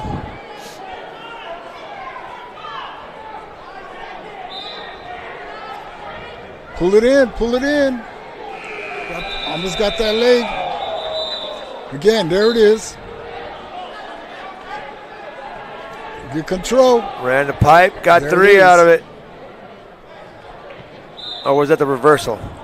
No, that was the takedown. Wonder why the ref gave 2. Now he's giving 3. See, we're still getting used to this. I feel bad for those older referees. They've been doing this for 30 years. Now they got to say 3 instead of 2. Good matchup there. Let's see. We can go over to mat 6 here, where we have Aiden Stevens versus Julian Mora. Julian Mora from Hammond Central. Stevens from Calumet. Just took him down. Stevens sporting the leopard print knee pad. He's coming out like a little bit of an animal today. He's got a nose plug as well. We're at 6 bloods already. Haven't even got to the quarters. I know we have more than that, but on my mats. Switch attempt. Got to use Sit those out. hands. There it is. There's Got a him high high. tripod. Fill him that high. You got to kick those hips up. Trying to get the hands in. Working bar on the left, maybe working a hammer out of there.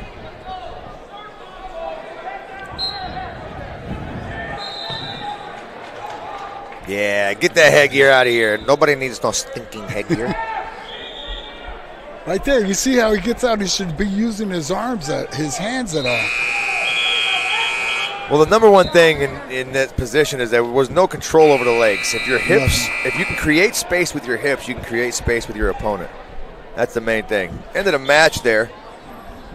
Stevens going to get the win over Mora. We're getting to the end of this console round, which is pretty cool. We can move over to mat 1 right now. We got 2 heavies going at it. Cole Corba from Hammond Central and Ahmad Sweezer from River Forest. Sweezer had a nice fall the last match. Tried for a fat man roll, ended up going to his back. Can't do that. You see, they just rolled too much. He didn't have that control yet. Yeah, you got to free that elbow when you do it. I'm surprised he got out. Now come up.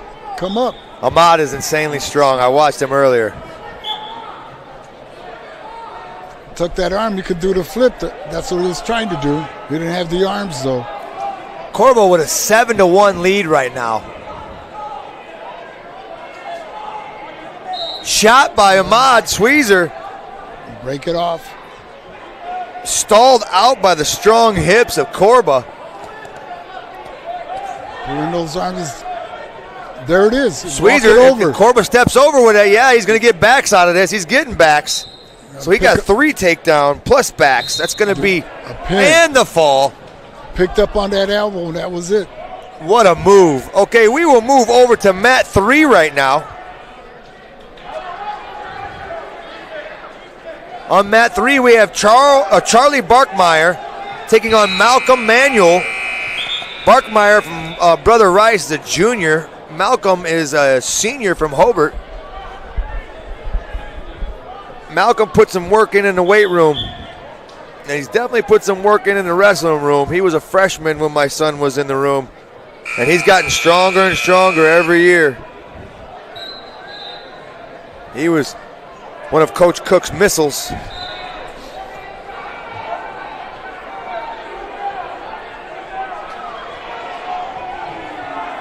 Ooh, quick pin over there on that one.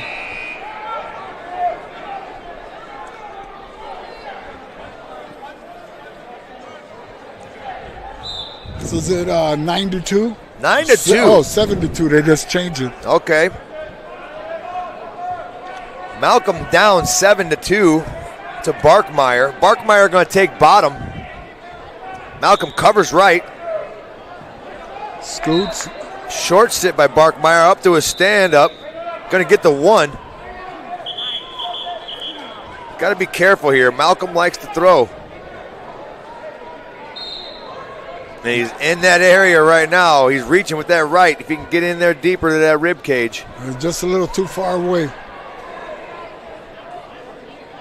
Oh, I love watching heavyweights wrestle. They start hooking in those underhooks and start jacking each other up. You see them, especially when they land.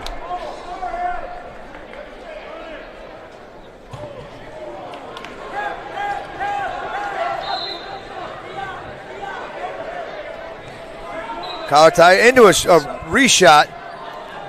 Out of bounds. No score on that. Gonna need to see all the headgear falls off again. Oh, the headgear's in the way. Oh, the headgear's twisted.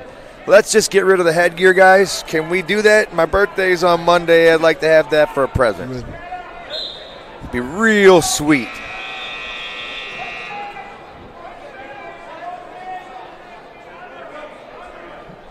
What's the point of them? I got cauliflower ears 6 times in my entire life, and each time was with the headgear on. I don't know. I'm a firm believer in it because I don't have it, and I kept it on all the time. I guess when I was a freshman, I seen some guys with a real bad cauliflower ear, and I was like, oh no. Yeah, that's what the other guys say when they see that too. Yeah. Look, it's almost get him. He's working on that. Oh, there it is. Throw to his back. Malcolm with a pin repin. Oh. See, Malcolm is strong, man. You got to be careful. All he has to do is come around, bring it around. There it is. Look at that. Malcolm pulling off a possible upset here. Squeeze. He got the fall. Oh, wow. That was beautiful. Malcolm Manuel with a comeback pin repin. Down 9-2. Don't get caught with that kid in those situations. We're going to move over now to mat number 6. We got some heavyweights banging it out. Josh Mayo from River Forest and Landon Gilbert from Brother Rice. Yeah, whistle was blown and they're still going at it. Both up. Neutral. Look, he's tacking him. Yeah. Mayo's like, look, dude, I'm still going to wrestle. The heck with the time. Take those deep breaths. You see that? That's when they should take the deep breaths. You can see him breathing heavy. He come right at him. He's getting ready. Oh, there it is. Oh. He tried. He was just a little too sloppy with it. He would have got him.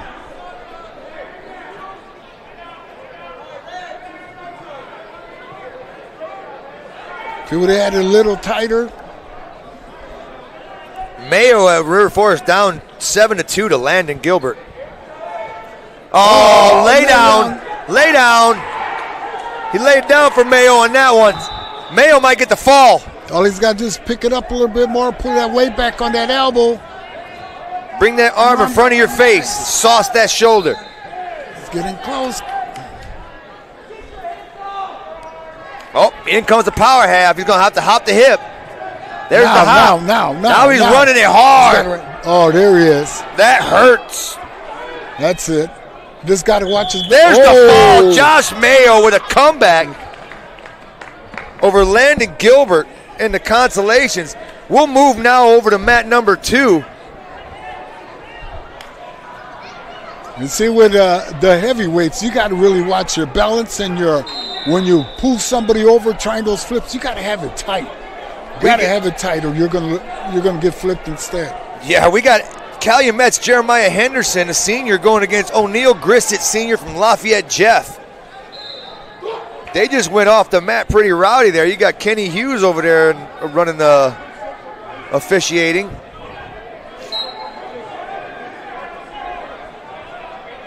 Pushing it in, trying.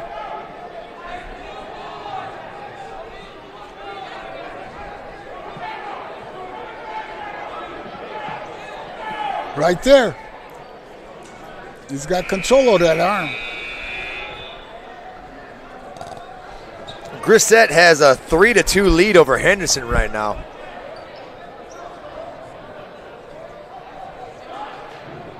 Looks as if we got some of the 106s going again.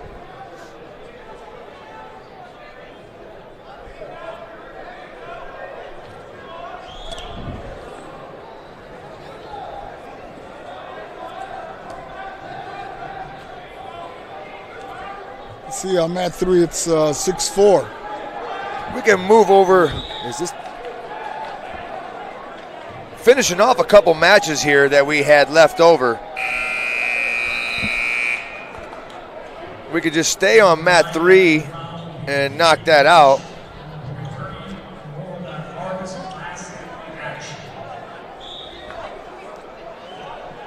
We got this is just setting it up. We should have our quarters set up. And getting our placement matches going.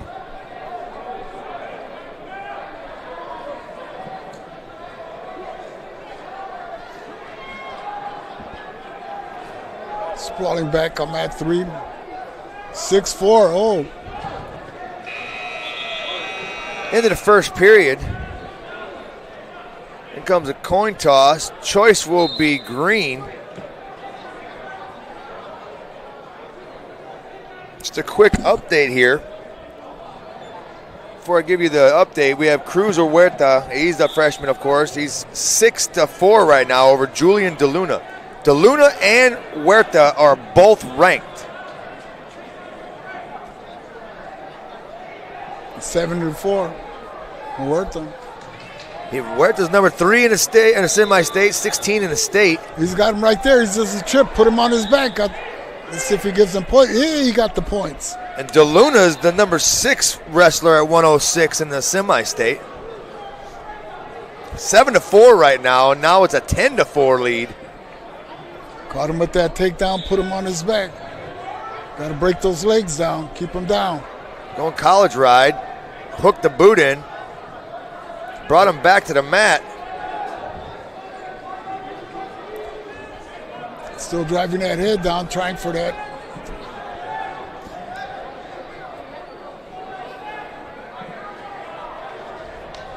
Got to keep him tied up in minute 14.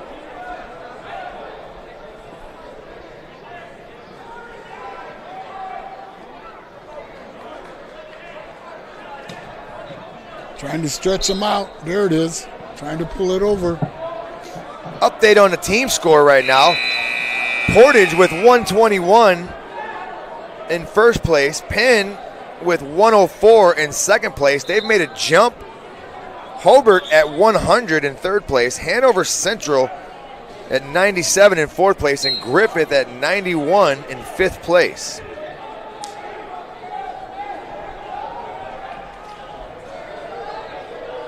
Yeah, we're running right into the quarterfinals here.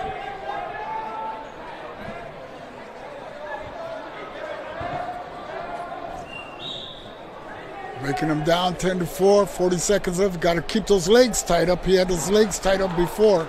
There you go. Driving it. Huerta and DeLuna banging it out. Second period, 10-4 right now.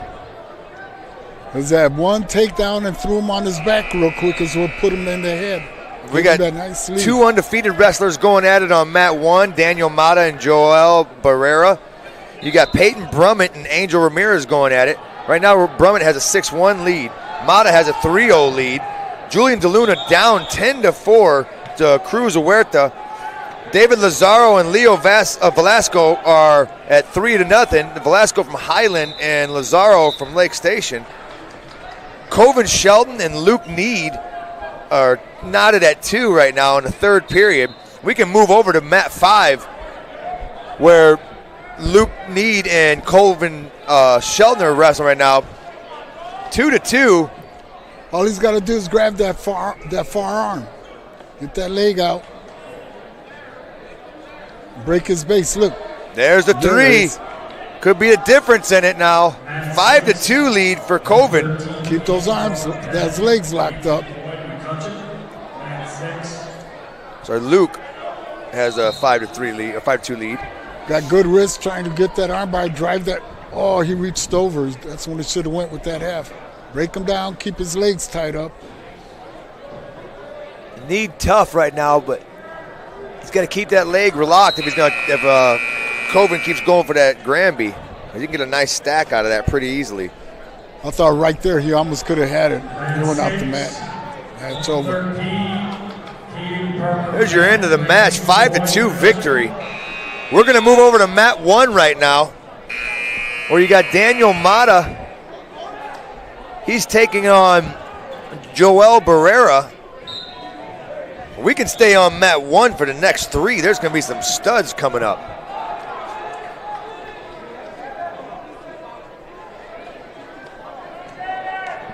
Right now, Mata leading 6-1.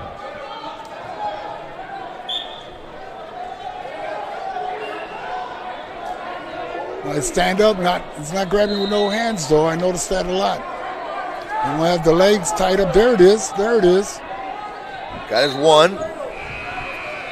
Mata with a 7-1 lead now. Worked out of bounds. He's going to need to get some extra points here if he wants some bonus points for Hobart to start hopping up in the scoring category.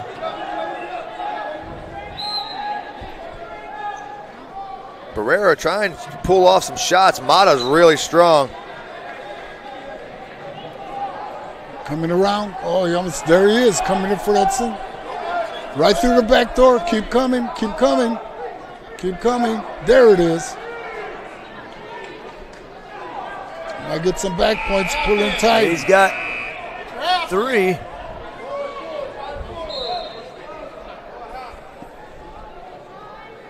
It's going to be 10-1 now. Half running it deep. Here's my favorite position in that half. I accidentally knee you in the face. And that gets you to go over a little bit. Oh, it looked like he set it up for the cradle too. Oh. Looks like cut and run situation. There's the escape. He's going to get 1. They're going to go out of bounds. Not much real estate over there right now. Wrestle in the ring. Get your wing in. Wing. That cruiserweight, they're just 13-4 now. Cruz is going to be a force to reckon with when he gets into his junior, senior years, because they're not going to like that kid then. He's going to be so strong. Lift the leg and run that half. Getting the correction on the scores right now. I think Coach Johansson was asking for a correction from Faulkner. Fixing the time. 29 seconds left, I think. It's 10-2 right now.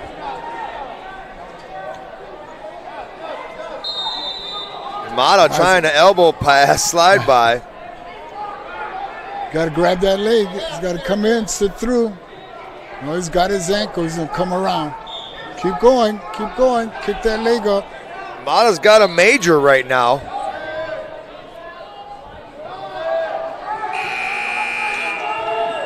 End of the period. We got going to the third period. We got Mata's going to choose bottom. I'm sorry, not Mata's choice. It's Barrera's choice. Barrera chooses bottom. Mata might say, I'm going to throw a boot in here real quick. Ride him out.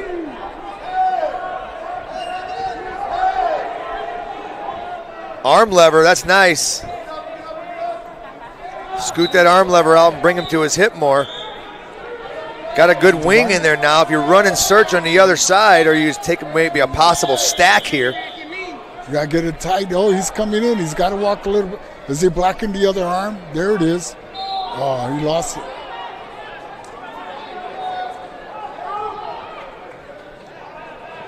Wing, and now just search bar. Run and search. Or half. Right here. I would jump on the other side. The armpit is open. If the armpit is exposed, attack it. Yes. It's the easiest move in wrestling. It's pinned more people than anything. Just throw the half. Possible tilt here for Mata. Got a great lead. He doesn't want to give up any points here right now. 10-2.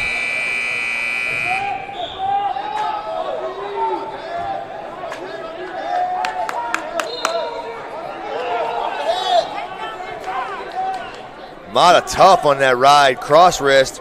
Possible switch attempt, but Mata stalls it, follows the hips. 41 seconds left in his third period here at the Harvest Classic. We're in our quarterfinals now. You got to drive it in just like he's doing there now.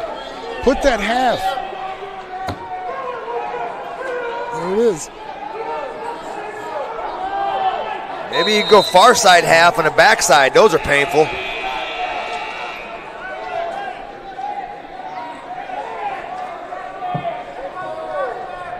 Right there. Keeping the double on. Now swim to the half. No, Right nope, he there. just said crossface. I'm going to hit you with a little forearm action. Need to get a couple more points. At the end of the match, Mata's going to take the win there, 10-2. We're going to stay on that mat. Up next, we got Jeffrey Fleming and Lucas Underwood. Fleming ranked in the semi-state. Underwood ranked in the semi-state and the state. It's going to be a good matchup here. I work with Jeffrey Fleming's dad, and we're looking to hopefully here get him in the room soon. My basement's like a dungeon where people come to get beat up. It's usually me that gets beat up, though. 50-50 forehead to forehead. It's weird seeing how big Lincoln got. I remember him being such a little itty-bitty cute kid a few years ago. Now he's this tall, muscular man-looking thing.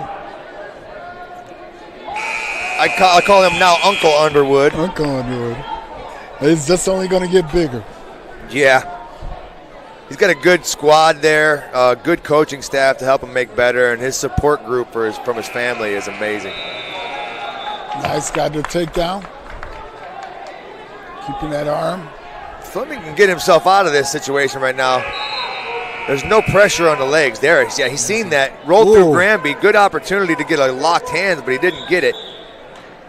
Bar and wing run here. There it is now. He's just got to walk it around a little bit more.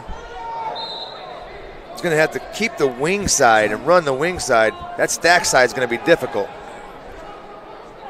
There it is. Right there. Fleming having a hard time fighting this off. Got to arch your back a little bit. There's the there fall. It goes. Underwood ranked in the state. He's going to be tough to deal with today, folks. He's going to end up having to go against Mata or Brady Harper, both ranked in the state. We have 3 state ranked in the 120 weight class. We're going to stay here on mat 1 because now we have another state ranked wrestler coming up with Seth Aubin. He'll be taking on Marlin. Josh Marlin's a pretty tough wrestler. He's coming from McCutcheon.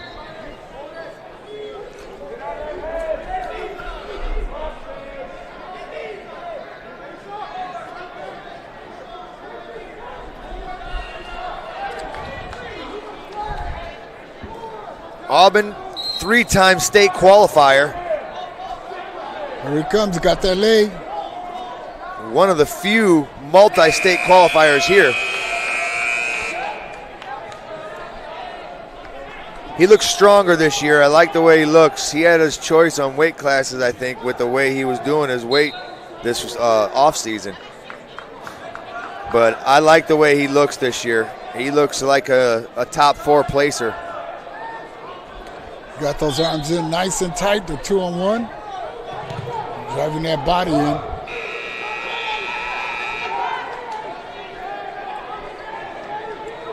Here it comes. Roll through tilt. See how he got his hips underneath his hips, circumferencing his opponent's hips? That's how you keep them and then get your count. It's really nice when he does that. It's always about the hips. It is. It is. When you're on top, it's about controlling the hips of your opponent. When you're on bottom, it's about creating space. And when you're on your feet, it's about attacking. Attack, attack, attack, attack.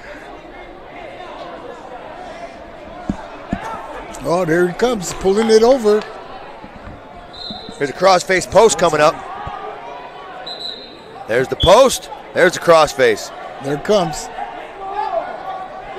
Working for that cradle. Hip to hip.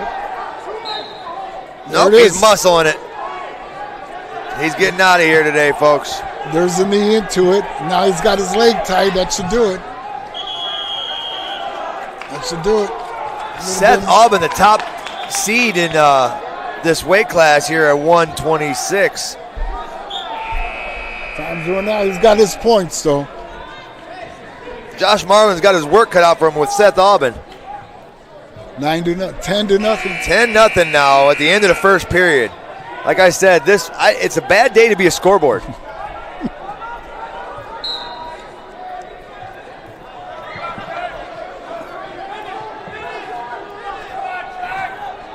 Aubin will be on top. Marlin on bottom.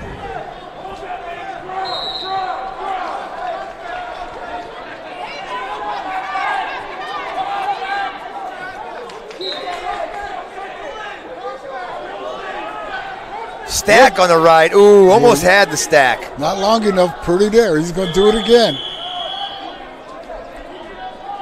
Trying to fight with his legs so he can't get flipped over. There he goes, pulling it up again. Albin's riding around the head. There it is. He's getting ready. Pin. Great match. Caught him with that arm and rolled around his head. Good thing. Good one. All right, we're going to move over to mat 2 right now. Right now in mat 2, we have Gabriel Ruano going against Dominic Dillon.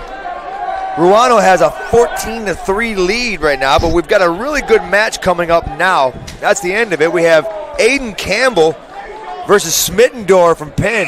This should be a good one. Aiden Campbell, ranked in the state. He's ranked number 6 in the semi-state, 15 in the state. Sure to be a bang buster here. Oh, right off the bat, coming right at it. Aiden Campbell's got one of those fiery styles, and it's a squared off stance, and he attacks a lot.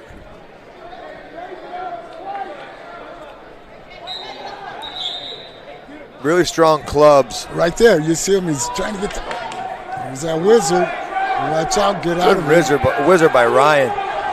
From Penn.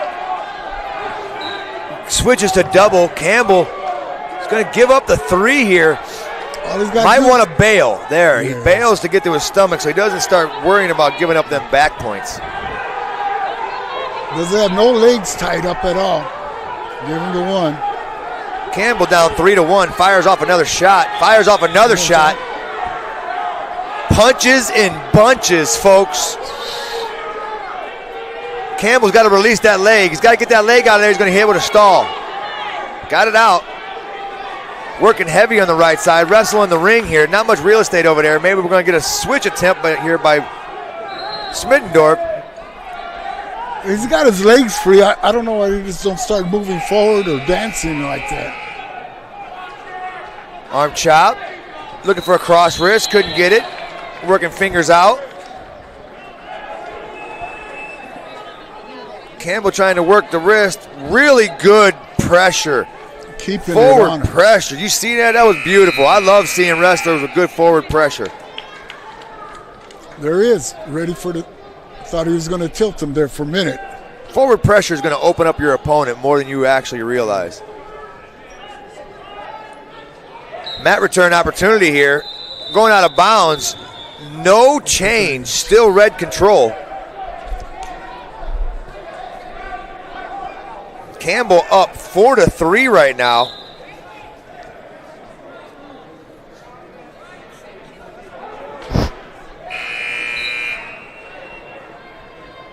Campbell covers right. Little caution. Jump the gun a little bit. Not a bad thing. That's why they give you a free one. Stand up. Try to pull it pinch away. right. Good mat return. Right when he needed to do it. Can't be giving up those last second points. Those are the worst. Yes, Campbell, smart wrestler. His dad puts a lot of work into him, taking him here, taking him there, running him all over the place. You see Randy everywhere.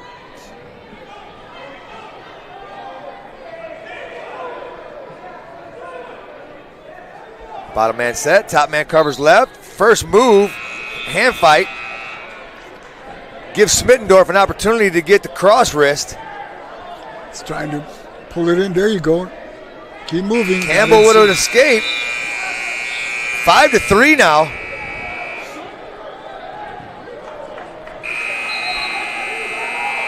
Nice spot back on that shot.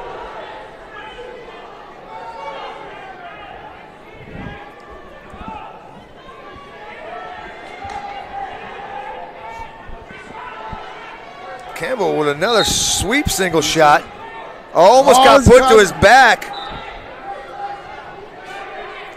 Hip-to-hip fight here. We're 50-50 in a whizzer. Put that leg up. Put that right leg up. Oh, he's trying to kick. Nice rollover. Got 3 out of that by Campbell. Smart wrestling. Didn't give it up. Kept going.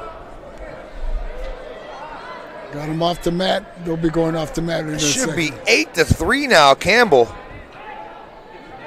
Starting to open it up the lead.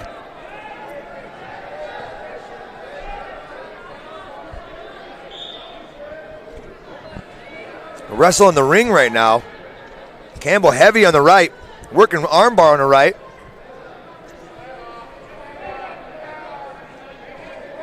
Pull him back. Keep breaking that arm. There you go. Cheap tilt stack opportunity here if he wants it. Stalemate. We're going to run it back to the middle and get a restart.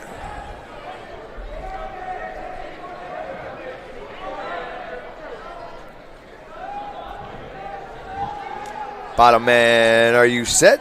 Top man cover. Whistle one on that one by Campbell. Threw those arms out real quick.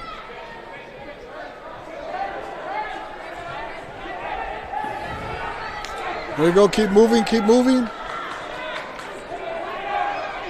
Go ahead and got his escape. 8-4 now. Shot attempt, not there. That's the end of the period. Going to move into the third period now. 8-4, Campbell with the lead over Smittendorf. Pick it up now. You're down.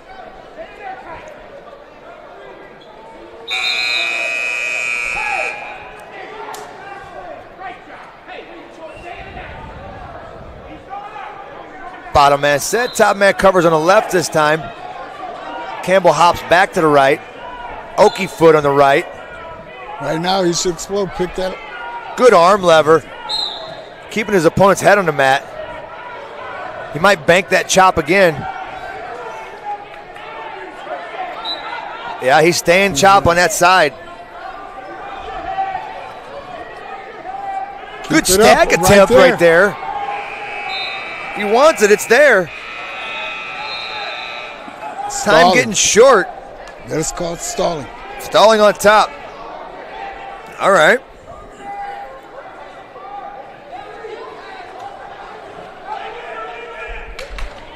Bottom man getting set. Top man covered, going right side this time. Well, almost caught him before that switch. It was a little too slow. There he goes. He got to rip those hands off and keep moving. Way to get the leg caught up in there. Keep moving, keep moving. Turn towards him. 1 point for Stahl. 3-point takedown for Aiden and Campbell.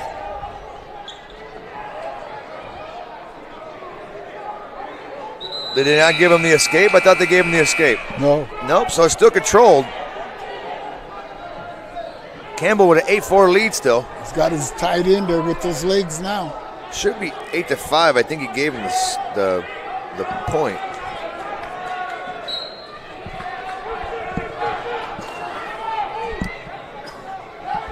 He's pushing that head down. Now it's time to punish him. Push those legs. So it's Campbell's got to get them hips in.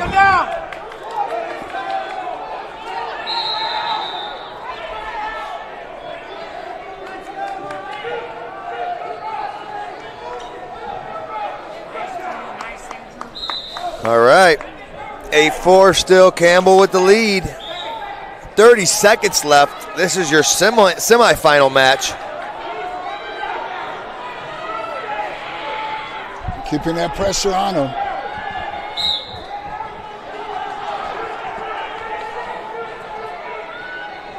Holding the lead. He's got to watch his balance though right there. Oh, he caught him. He tried the grabbing roll, didn't work, caught him. End of the match. We'll move over now to mat 1.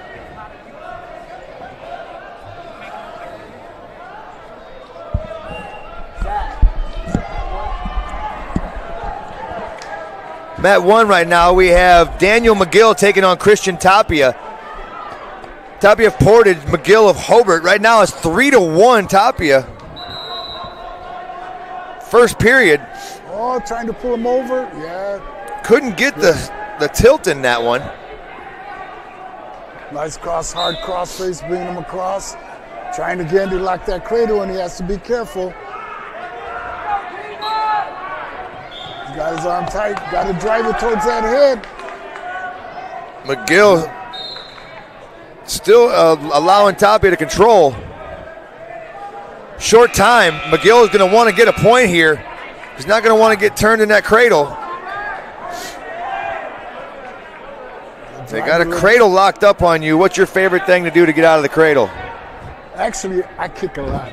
Okay. I've been out of them before. I put my hand in between the arms and pry him up. There's a reversal. There it is. With backs by McGill.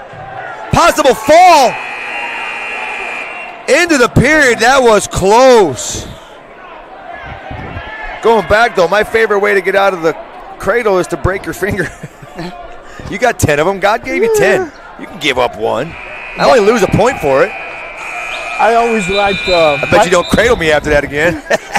My story is I was losing like 15-8 one time when I was a sophomore against a senior, and I broke out of the cradle and I pinned him. Yeah, that's nice. So, I seen somebody I met years later, and they said, they knew this wrestler, and they go, man, you really got him angry when you got him out of it. I was like stretched out and then just slacked up and got out. We got Faulkner over here at the table with a discrepancy in the scoring right now. I think he was trying to clarify it and let you know it was a 7-3 from the locking hands. Now he's going to allow him to get 1 point, which is going to give McGill an 8-3 lead. Hard clubs again by McGill. You're guaranteed that. I don't like how he's clubbing with his lead leg, though. You want to club with your back leg. But then again, David Taylor liked to walk into his clubs, and he did it with his lead leg, too, so who am I? I was reading this quote by Dan Gable. He says he loves to watch people wrestle because every wrestler does a hold a little bit different. Yeah. And he said, so you can always learn while you're watching them. They have a little something different to what you do. A different variation of the same move. Coaches will teach it differently too, and you'll get the same success. 8-3 still. McGill with the lead. We're in the second period here. This is your semifinal match. Still working at it. Pulling on his arms tight.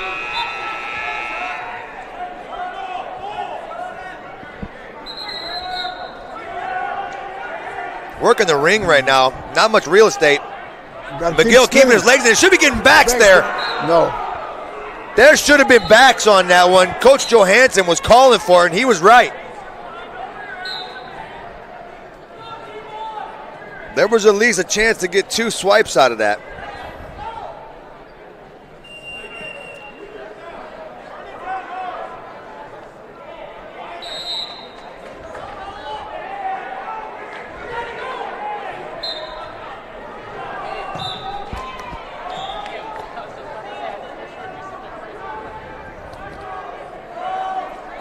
Pull it in, pull it in. There you go. He tried to bank him to crack down. Got that leg. He's down 8-3 right now. Tapi is. He just gave up McGill just gave up the 3. That's going to give it an 8-6 lead for McGill. Ooh. Hard cross. Yeah, that's the stuff I like. Well, he did give him a point, did he? Yeah, he sure did. 9-3. I think they're going to talk about it. This is the first point, if they give him for that hard crossface, that I've actually seen somebody get a point from it. Yeah. Well, Faulkner's the ref right now, and his father is pretty much a legend in officiating, so it's good to have the second generation of him coming down here and helping out. I think what happened when he had his head down and he swung, you know, then it looks worse. Right. Yeah. I figure if I'm not coming back, I'm all right. If I'm going forward the whole time, good hard crossface. End of the period. We're going to go into the third period now. McGill with a 9-6 lead.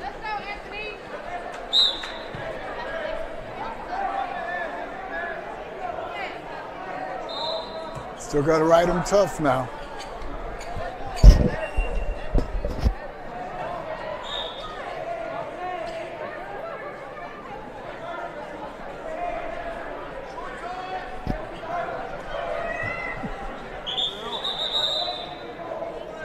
Got him all tied up, trying to get those legs in there. Scoot out.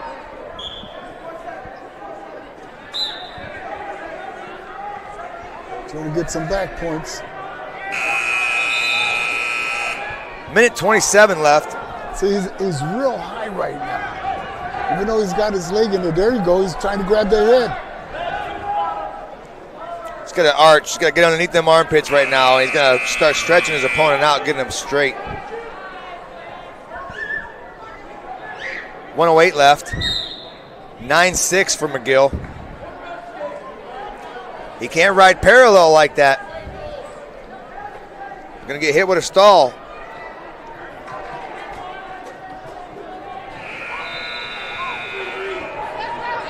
He's got to push that head down with the other arm. I know he's trying to keep him tied up so he can't get up.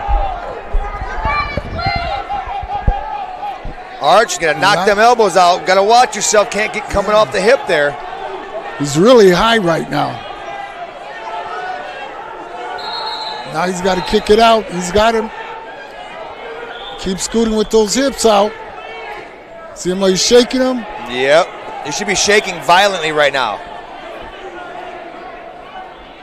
The more you shake, the more you do. Stalemate? What? Wilkins ain't going to be happy about that call. He was just starting to shake. I thought he would get out.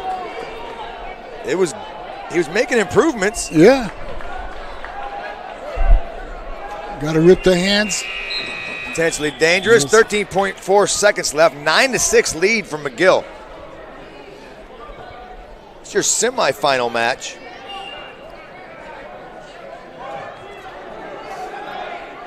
A little high again. I know he's got that one hip in there, the leg.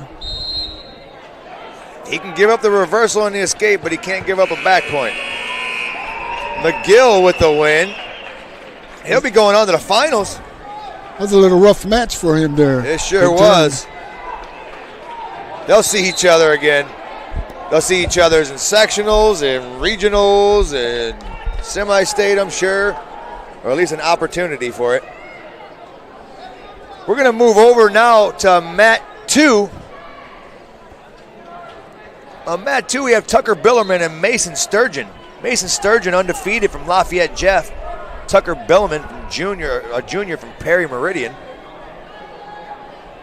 Billerman with a 4-0 lead right now.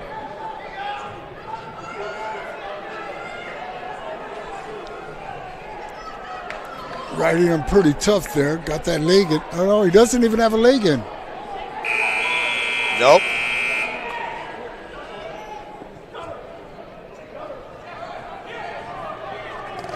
Cross wrist. Couldn't get it. Still working on the hip, but not a lot of pressure. But Sturgeon's got the lead.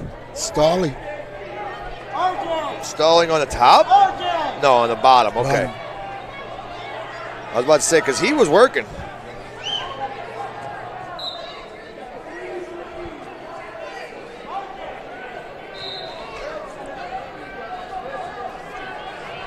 Nice switch, came across, but couldn't follow through.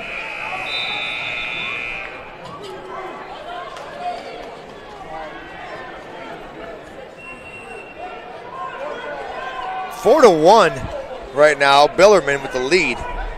He's looking to extend it with a possible reversal or escape here. Another quick update on the team scores. Portage is starting to extend their lead. They're in first place with 180 points. Hobart is in second with 128. Penn, the defending champs, are at 112.5 in third. Lake Central jumped back up from 7th place to 4th place with 109.5. Griffith in 5th with 108.5, and Perry Meridian in 6th with 102. Sturgeon still with a 4-1 lead on Billerman.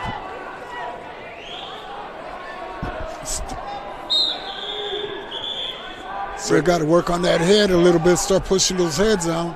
A lot of hand fighting there. They're in the fingers, got to get out of those fingers. 50-50 position. Over tie, under tie.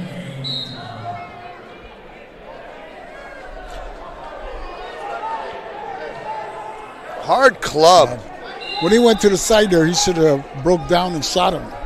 The shot takedown real quick. Shoot that takedown. Create those angles real quick. That's a fun hairdo right there. I thought that was his headgear for a minute. Boy, there's a leopard skin on his hair. Kokomo, the Mo.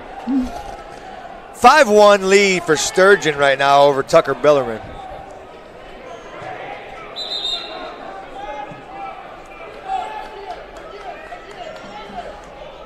Still staying in a 50-50. Tried for a pass by.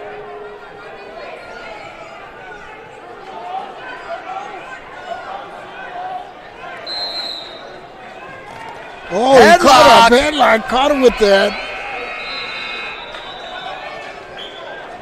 He didn't give him the points on it.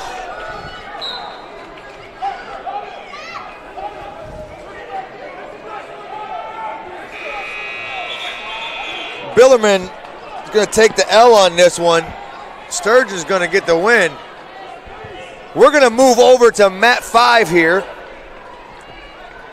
We've got Dominic Rivera from Hobart taking on Lyric Mitchell from Perry Meridian. Sophomore versus senior. Sophomore being Mitchell and Rivera the senior. Well, he's got him right there. He's got to keep coming around. All you got to do is grab that ankle. There it is. Keep circling, circling. There's a quick 3 for Rivera. He's getting ready for a tilt. Oh, he's got that arm. Gave him points. Cradle locked up. Hip to hip. Bringing it back. There's a knee. Oh, we had somebody go out of bounds way over there. Mat number 4, there was a spill. This one, only one wrestler came walking back. That was a quick pin. We'll move over to mat number 4.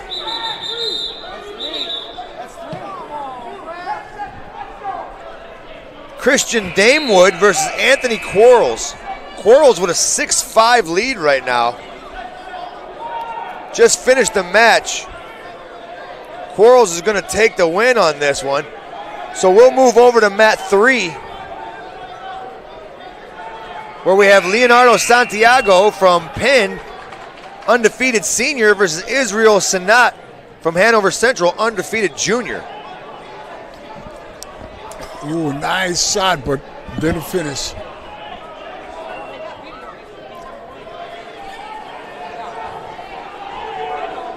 Keep driving, keep driving. He's got that hip. There you go. Grab that arm. Oh, on the mat. Out of bounds. Should be a pretty good match here. These two are really even.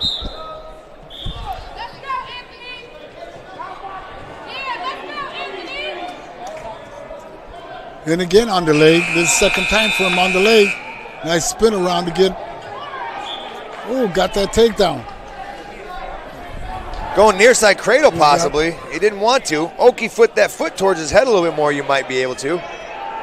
There he's driving. All he has to do is drive that cross face a little bit more.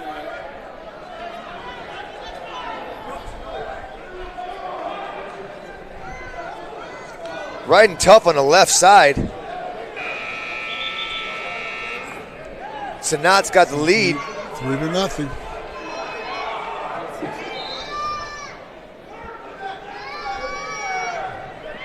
This is your semifinal match for 165. Sanat's got a 3-0 lead right now in Santiago.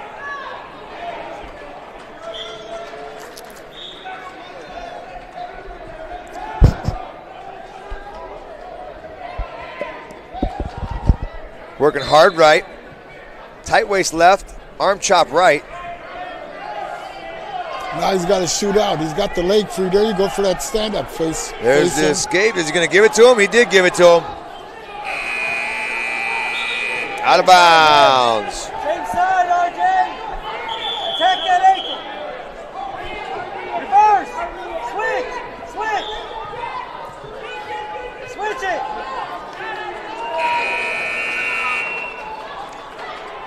Still over here, hand finding, pushing each other's head down, seeing what happens. Looking for that opening. Still working Russian on possibly on that right side if he wants it. Don't want to sweep when that arm's there. Get out of them fingers. 4-0 still, Sanat. Shot. Nice. He's got to pull it in. Jackknife that knee and bank him to his butt. Circle right. He's trying to circle right. Sanat's fighting it off. Stalemate. Good call. Our boy Tom. Get back. Get your arm back.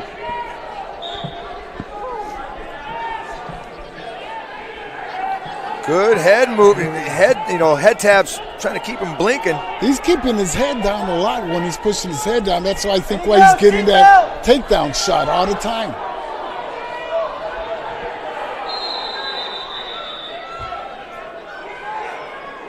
Break it down.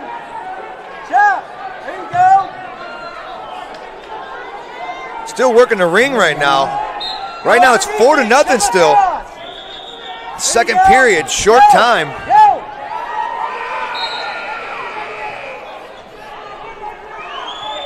Block that knee.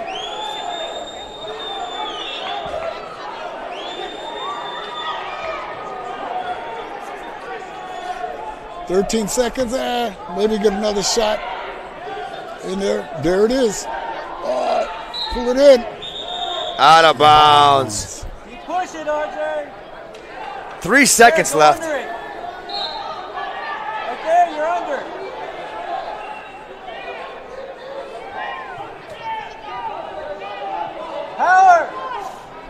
Power half. Push his head down. We get a lot of people here that like to come sit right next to us, even though it says reserved seating for Region Sports Network. We get multiple people like to put all their stuff down and get as close as they can to the mic. Wrestling fans, gotta get good seats, I guess. Yes. 4-0 still, starting off the third period.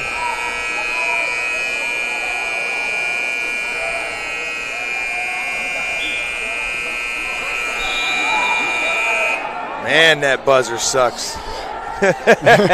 Where's the towel guy? I know, right? Oh, nice. Still 4-0. Oh, there it is. He's getting that ankle all the time.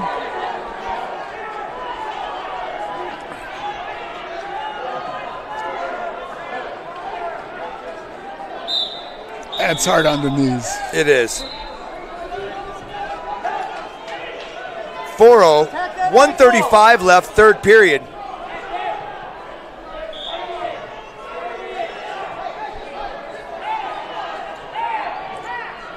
So he's got that arm, that wrist tied.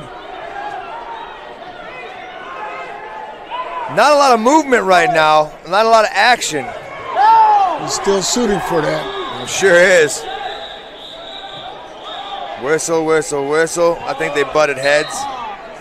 It was earlier. He landed it, but there was no blood. They kept going. Now again.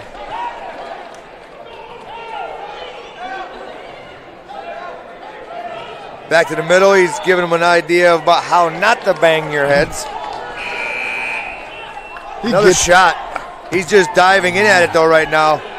He's got to watch out, though. He's going to give up a takedown if he don't. Sanat's going to get that near side cradle. There it is. He's already hooked it. He's getting the 3 for it. That's 7-0 now. They could use another point here if he can get a turn. It's going to be hard. Drive that head. He's got to put that head into the side, no, a little bit. If he wants that in there, he's going to want to have to bank that hip and start cutting him across, yeah.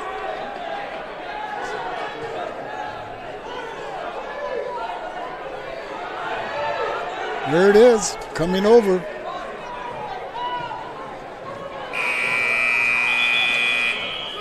Seconds. Trying to pick it up, trying to bring it. If he stays there in a pinning, what are you talking about?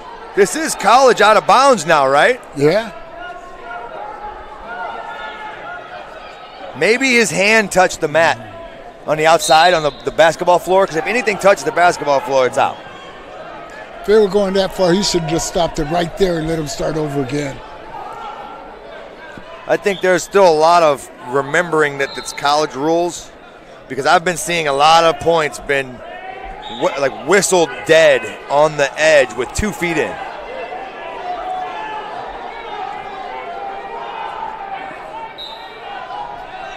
"11 seconds. Sanat's going to pull off this victory, 7-0 here.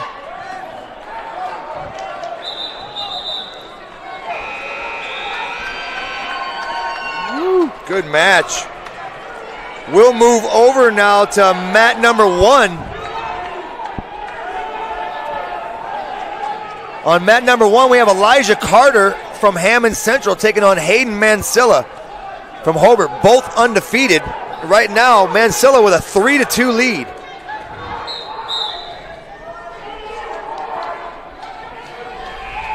Good with the escape, it's a 4-2 lead. Mansilla had a takedown first and gave up the reversal and then got the escape. He's in on the attack right now. Carter is. He got 3 out of that. 5-4 now into the first period.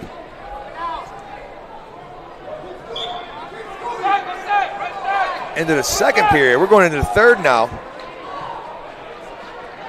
Got to explode now. There it is.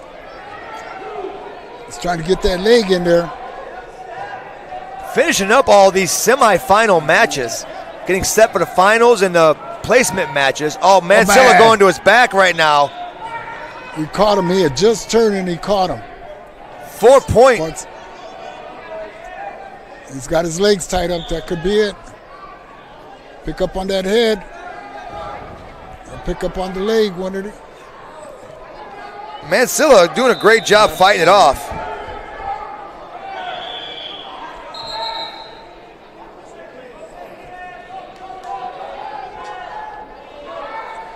Elijah Carter sitting on 4 right now. That'll bring him to 9-4. There it goes. There's the fall. Just pick that head up a little bit and that was it. We're going to the finals now. Elijah Carter. We can move over to mat number 2 right now. We have Aiden Costello number one in the state. He's got a 7-1 lead on Celestino Garcia with another 3-point takedown. It should bring it to 10-1. Here comes the pin. Oh.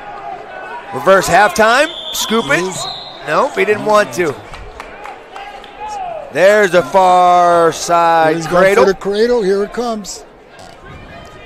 Pick up. Got that leg on the hip. Knee in the ribs. Lock the leg. Now it's a little tighter. Spread it. He dropped from 75 to 65 this year. It's going to be really nice for him at 65. There's the fall for Costello. We can just stay on this, Matt. We got Godwise and Granger coming up. Sear Godwise and Aiden Granger. Aiden Granger from Hobart. Godwise from Perry Meridian. Both are really good wrestlers. I watched Godwise have a couple tech falls, pretty simple, earlier on. Granger, young wrestler, sophomore. That's when we saw him earlier. I believe he pinned his other opponent. He's got a really nice strength on him. Yeah. This is going to be at your 190 weight class. Granger filling in for Alex Tatum today. Doing a really good job. Really good job.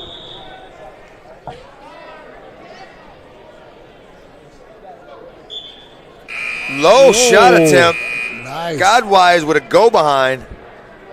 Godwise with a wise go behind.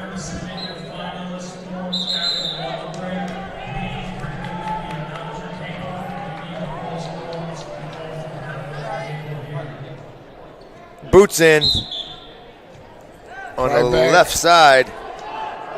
Pushing that head down. Bringing the Turk over. Torquing the body. Maybe a cross face here. Stuffing. Is he going to cross? I like the helicopter here with this. Yeah.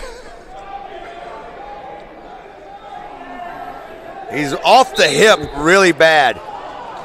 He's got to get that arm over his head. There it is. All possible fall here. Sear Godwise is a tough wrestler. He's got to get his arm under there. Pick up. There it is. There's the fall. Sear Godwise. We will move down to mat number 6 on this one now. We'll have Malcolm Manuel, Hobart Sr., going against Corey Horner from Perry Meridian. He's got a fireman's right here. Ooh, he got caught. Horner's up 1-0 on the escape in the beginning of the second period. Malcolm with a sick comeback on that last one, down 9-2. Pin, repin with a pin. No, he's reaching down too much. Underhooks. There it is. He's Step. going for it again. Inside trip. Got to get a little tighter and pull it into Lift. his hips. There's There it the is. jacking it up. There it is. Outside trip this time. Out of bounds. Got to watch his balance. You know, with the trip, I think he should start scooting the leg out rather than once you scoot it out first, then go to the trip. He's got shorter legs, so it's going to be harder to get that trip unless he's going to really step through and have to put backwards pressure on the knee, so he has to go down. Headlock. Oh, he's got some strength behind him. There it is. Know where you're at. Yep. Use those hips out. Keep coming, keep prying. Don't let him. There's 3. Corey Horner with a 4-0 lead on Malcolm Manuel. He's going to pry him over right now. Top of the head. There it is. It'll be tight. Yeah, he doesn't have it yet.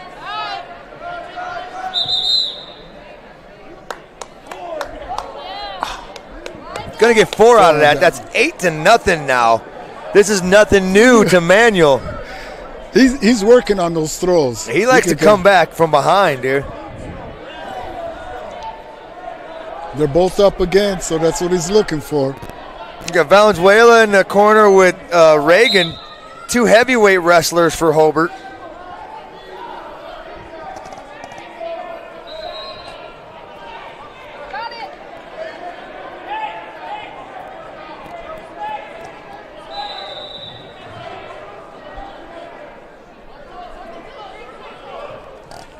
He's trying again, trying to work it again. Front headlock position is not working.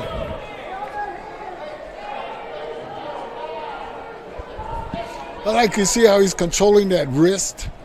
That's what I like to do. When they have that wrist, you can throw it up, do anything you want. Go in for a takedown, single leg. If he comes down and catches you, can get him with a fireman's. Yeah.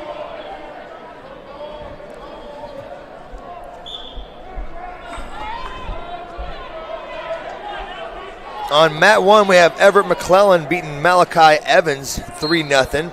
Luke Juris and Alex Luna knotted at 0 in the beginning of the first period. Emilio Tirado 14-0 over Caleb Chambers. Edwin Tercios from Perry Meridian with a 7-6 lead over Devin Rush on mat 4. Eric Harville with a 3-0 lead on Avon Stevens. And Malcolm Manuel still down Corey Hunter. Still trying to catch him up over here. I still can't figure out why people are having conversations next to the commentary.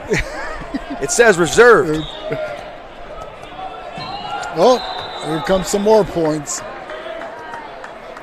3 more. It's 11-0 now.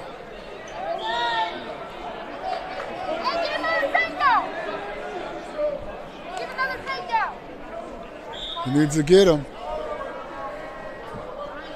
He only has that hip throw right now. That's A lot of circling here. Could be a little stalling here. Time. Clock is not working. End of the match. Manuel's going to lose this one, 11-1. We'll move over to mat number 2, where Juris and Luna is knotted at 0. We had blood time there. I'm not going to count that one because I wasn't there when it happened.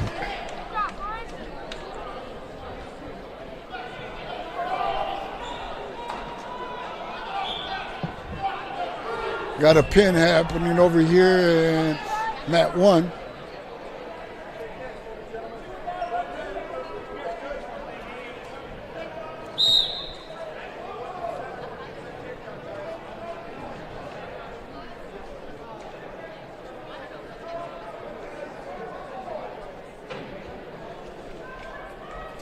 Don't forget, folks, Region Action Sports, the only game in town.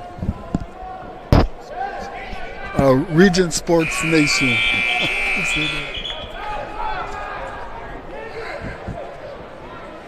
There it is, Emil. Drop with it.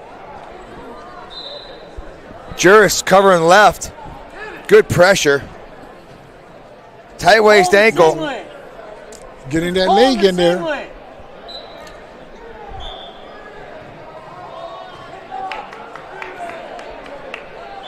Oh, he's prying on him right now.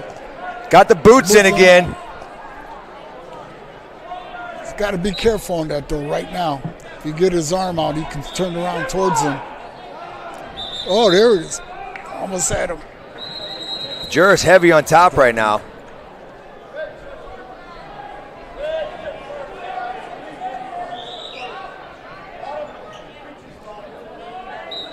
He's got to go under those arms to get him. Juris with a crossface to his back, getting swipes. Right there. Squeeze. Keep that leg hooked. Crossface him back. He's sitting on 4 right now.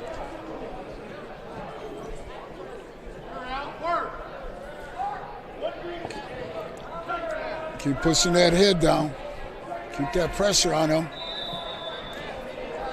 I really haven't seen too many big guys put the legs in. No, he's done it every match. Yeah. You know, that's exactly how my son wrestled at 70 and 82. Throwing the legs in a lot. You know, a lot of the bigger guys aren't leg riders, but riders going to ride, right? Yeah. It's fun seeing the big guys throw the legs in. You ain't used to that.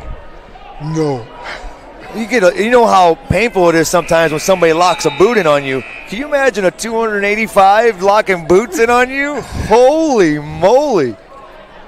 I mean, like years ago, I used to mess around with the heavyweights, and the guy would say, well, you know, you don't let me get. I said, I can't let you get on top. No. You'll hurt me. Yeah. You got to keep moving all the time.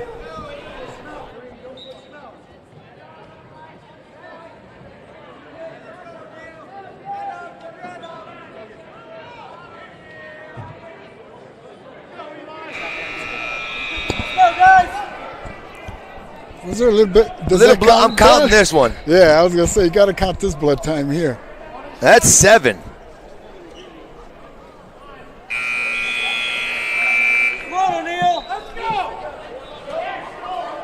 Luna choosing bottom again. Come on, O'Neal. Snap and go behind. Now, you know, he's tied the legs in. Should either do switch. O'Neal. You got the lace on him, his ankle right away. O'Neal. Nice hard crossface. Time up.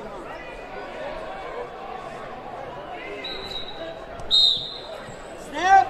11-1 right now for Tristan Machete over Jediah Beard. 6-0 right now for Machete over, Juris over Alex Luna. Could be a Machete-Juris matchup in the finals. Portage versus Hobart, they'll see a lot of each other. All year. Machete would have, they tried to throw Machete. He's going to get the fall out of it. Let's go. Got to go big a little bit. Push the pace. Luna is really going to have a hard time here, but if he gets one big move, he can win this. That's all it takes in this. 6-1 now. Step in front.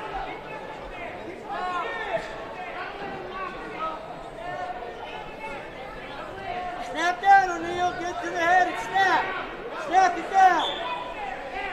Underhook on the left. Maybe a knee pick opportunity for Juris. Step in front, He went to O'Neal. the quick thigh snatch. Got caught on there. Snatch single. That's the famous move used by Alex Ramos so simply in his career.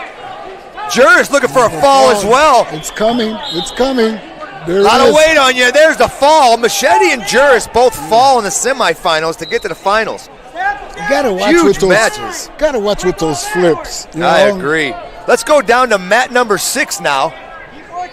On mat 6, we have O'Neal Grissett from Lafayette Jeff versus Eli Addington of Perry Meridian. Let's go.